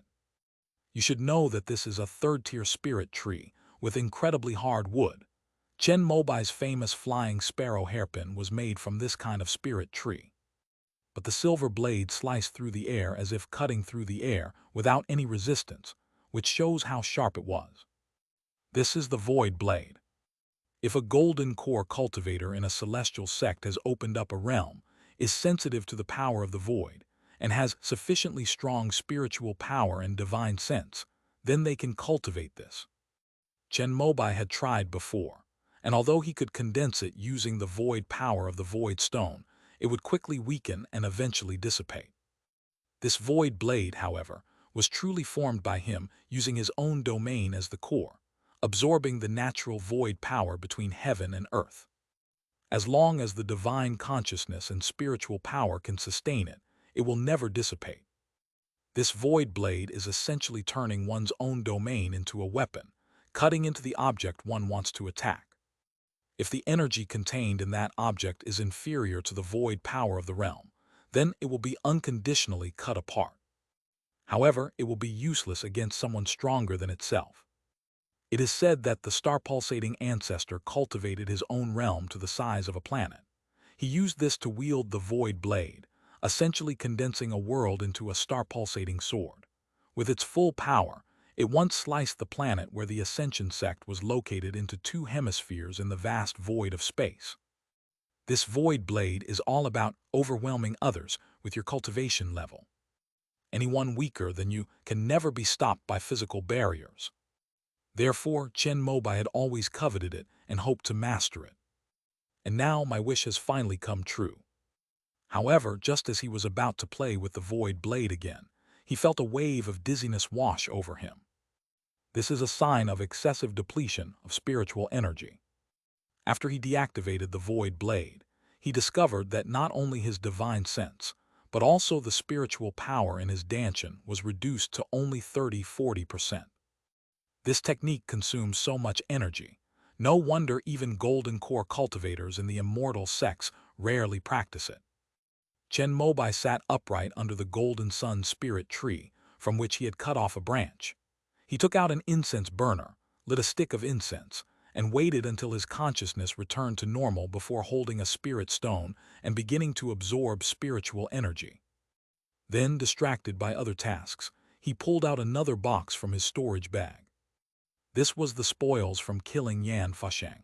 However, because a restriction was set up, Chen Mobai had kept it to avoid damaging the contents by force, thinking that he would consult with professionals from the immortal sects in the future to see if there was a way to deal with it. Now that we have obtained the sound of the empty valley, we can try to listen to it and see what is inside. The seal that sealed this black jade box was also a very powerful third-order restriction, but Chen Mobai's ethereal voice could hear those below the fourth order. Gradually, he learned the operating principle of this restriction and realized that it could be broken if he wanted to. However, he was currently recovering while holding the spirit stone and did not want to interrupt the recovery process, so he continued to use the sound of the empty valley to listen more deeply. After passing through the barrier, Chen Mobai heard the fluctuations inside the black jade box. This was something he had never heard of before, seemingly formed from millennia-old ice, yet beneath its extreme cold, it faintly emitted a tremor similar to a dragon's roar. Suddenly, something popped into Chen Mobai's mind, and even with his current state of mind, he couldn't help but get excited. But he hadn't truly confirmed it yet. He suppressed his turbulent emotions and continued to urge the sound of the empty valley. Finally, he heard all the fluctuations of the contents inside the black jade box. In his mind, a long, dark yellow fruit with whiskers, slightly concave in the middle and curved, appeared. The whiskers were like a dragon, yet they exuded a sinister aura. Although he had never seen it in person, Chen Mobai recognized it at a glance. This is one of the main ingredients of the rejuvenating elixir, the 9 Dragons Locust Horn. The locust tree is known as the ghost tree. If planted in the underworld, it can be transformed into a dragon claw locust tree under the nourishment of the yin energy of the yellow springs. The fruit it produces is called the 9 Dragon Locust Horn. Since this black jade box contains such a miraculous medicine, then the other black jade box must be. Upon realizing this, Chen Mobai could no longer restrain himself and immediately took it out of his storage bag to confirm. Beneath the echoing sound of the empty valley, he heard what was inside, and it was indeed the other shore flower. He should have realized this long ago. Yan Fasheng has a method, is a ghost cultivator, and has fifth-order soul-nourishing wood. All he needs is the yang-returning spirit water to cultivate his dharma body and nascent soul. Anyone in that situation would try to collect the relevant medicinal materials, and even if there were no alchemists, they would still make preparations in advance. Overwhelmed with excitement, Chen Mobai stopped absorbing spirit stones to replenish his spiritual power. He held the 2 black jade boxes in his palms, intending to use the patterns of the restrictions he had gleaned from the echoes of the empty valley to break them and retrieve the contents. But suddenly, Chen Mobai stopped what he was doing. Even if he opened the box and obtained the 2 main ingredients, he still wouldn't be able to refine the rejuvenating spirit water. Since it concerns Zhou Shenking's dharma body and nascent soul, Yan Shaoyan is absolutely not to be trusted. Even if Chen Mobai is confident that he can persuade him with more pill formulas, it is estimated that the refining will most likely fail. After all, this time the Yangling water is a 4th-grade high-quality pill formula. Near the eastern wilderness, the only one capable of refining this pill formula is the Golden Wind ancestor of the Xuanxiao Dao Palace. There's no need to even hope for that. So after much thought, the only option left was to rely on the power of the immortal sects. Chen Mobai put the golden sunwood branch that he had cut off with his void blade into his storage bag, and then immediately returned to Dangxia Mountain and opened the website of the Alchemist Association that Qing Nu had told him about. On the pages of the association members, I saw many avatars that were lit up. This means that when they are available, major pharmaceutical companies and enterprises can book them to refine elixirs. Among them, the portrait of the 3 Absolutes Master is darkened, presumably because he went to oversee the important matter of refining the infant nourishing pill. As for the remaining Peach Blossom Master and Yuangsu Master, Chen Mobai naturally dared not hope for them. He could only look down and find that the portraits of 13 fourth-level alchemists were lit up. Chen Mobai didn't recognize any of these people. However, on one of the Golden Core Cultivators profile pages, it said that he graduated from the Dance Weapon Academy and his name was Qiu Chuanhua. Chen Mobai wondered if he could ask Qi Yucheng to help him get to know him. But he wasn't in a hurry, since the Divine Wood sect hadn't yet collected all the other auxiliary ingredients for the rejuvenating spirit water.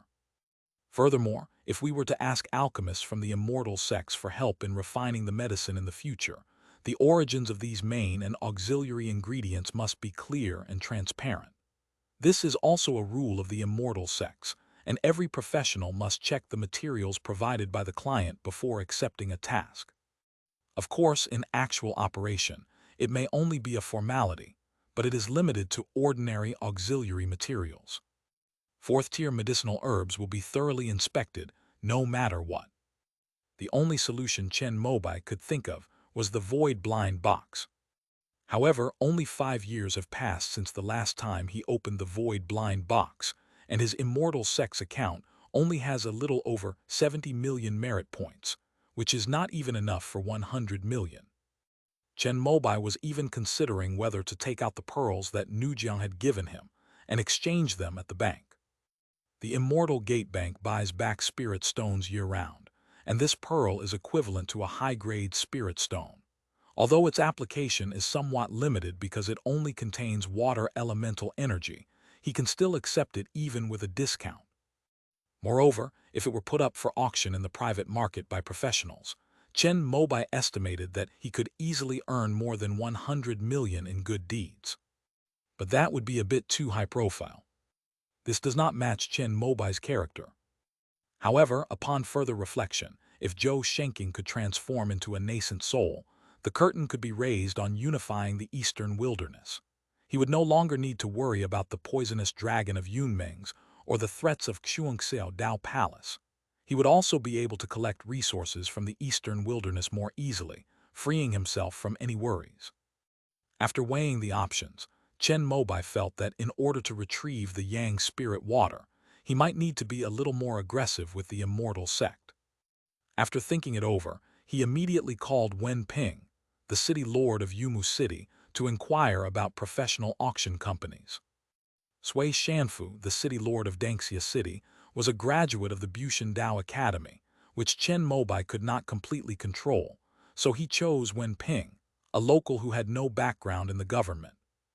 Although Wen Ping didn't know why Chen Mobai was asking these questions, she wisely didn't pry. She said that there was a semi-private company in Yumu City that was in charge of auctioning spirit wood and had cooperative relationships with the major auction houses in those grotto heavens. If Counselor Chen needed it, he could have the legal representative of the company come to Dangxia Mountain to answer his questions. If it weren't for the fact that as the city lord of Yumu City, Wen Ping needed to report to his superiors and keep records when leaving his jurisdiction, he would have wanted to bring his people over personally. Although his superior was Chen Mobai declined the offer to keep a low profile. It just so happens that he hasn't been back to Yumu City for more than 2 years, and as another district under his command, it's time for him to take a look around. As soon as Chen Mobai made his move, Sui Shanfu, the city lord of Dangxia City, received the news. Although he was quite surprised by his superior's sudden visit to Yumu City, who usually disliked getting involved, he didn't think too much about it and simply recorded it as usual. After returning to Yumu City, Chen Mobai, under Wen Ping's arrangement, met with people from the Immortal Gate Bank and the auction house. Under a confidentiality agreement, the bank's personnel authenticated the pearl he obtained from the void blind box, and based on the exchange rate table that the immortal sect had maintained for 2,000 years, offered a buyback price of 96% of the original value. Chen Mobai thought about the number of pearls he had left and felt more confident. If one is not afraid of being high profile, exchanging all the money for the bank would instantly amount to nearly 7 billion in good deeds. He can save some for retirement, and the rest can be used to open 50 void blind boxes, laying the most far-reaching foundation for his future resources to cleanse the White River realm. After having the people at Xianmen Bank appraise the item, Chen Mobai met with the legal representative of the auction house, a man named Bao Zhiyang, a middle-aged man with a composed appearance. However, when Chen Mobai took out the pearl and handed it to him, he trembled all over and didn't dare to reach out to take it. Because this thing was so precious, he was afraid his hands would tremble. Even a minor scratch would be enough to compensate for the damage, even if he sold his company. End of this chapter.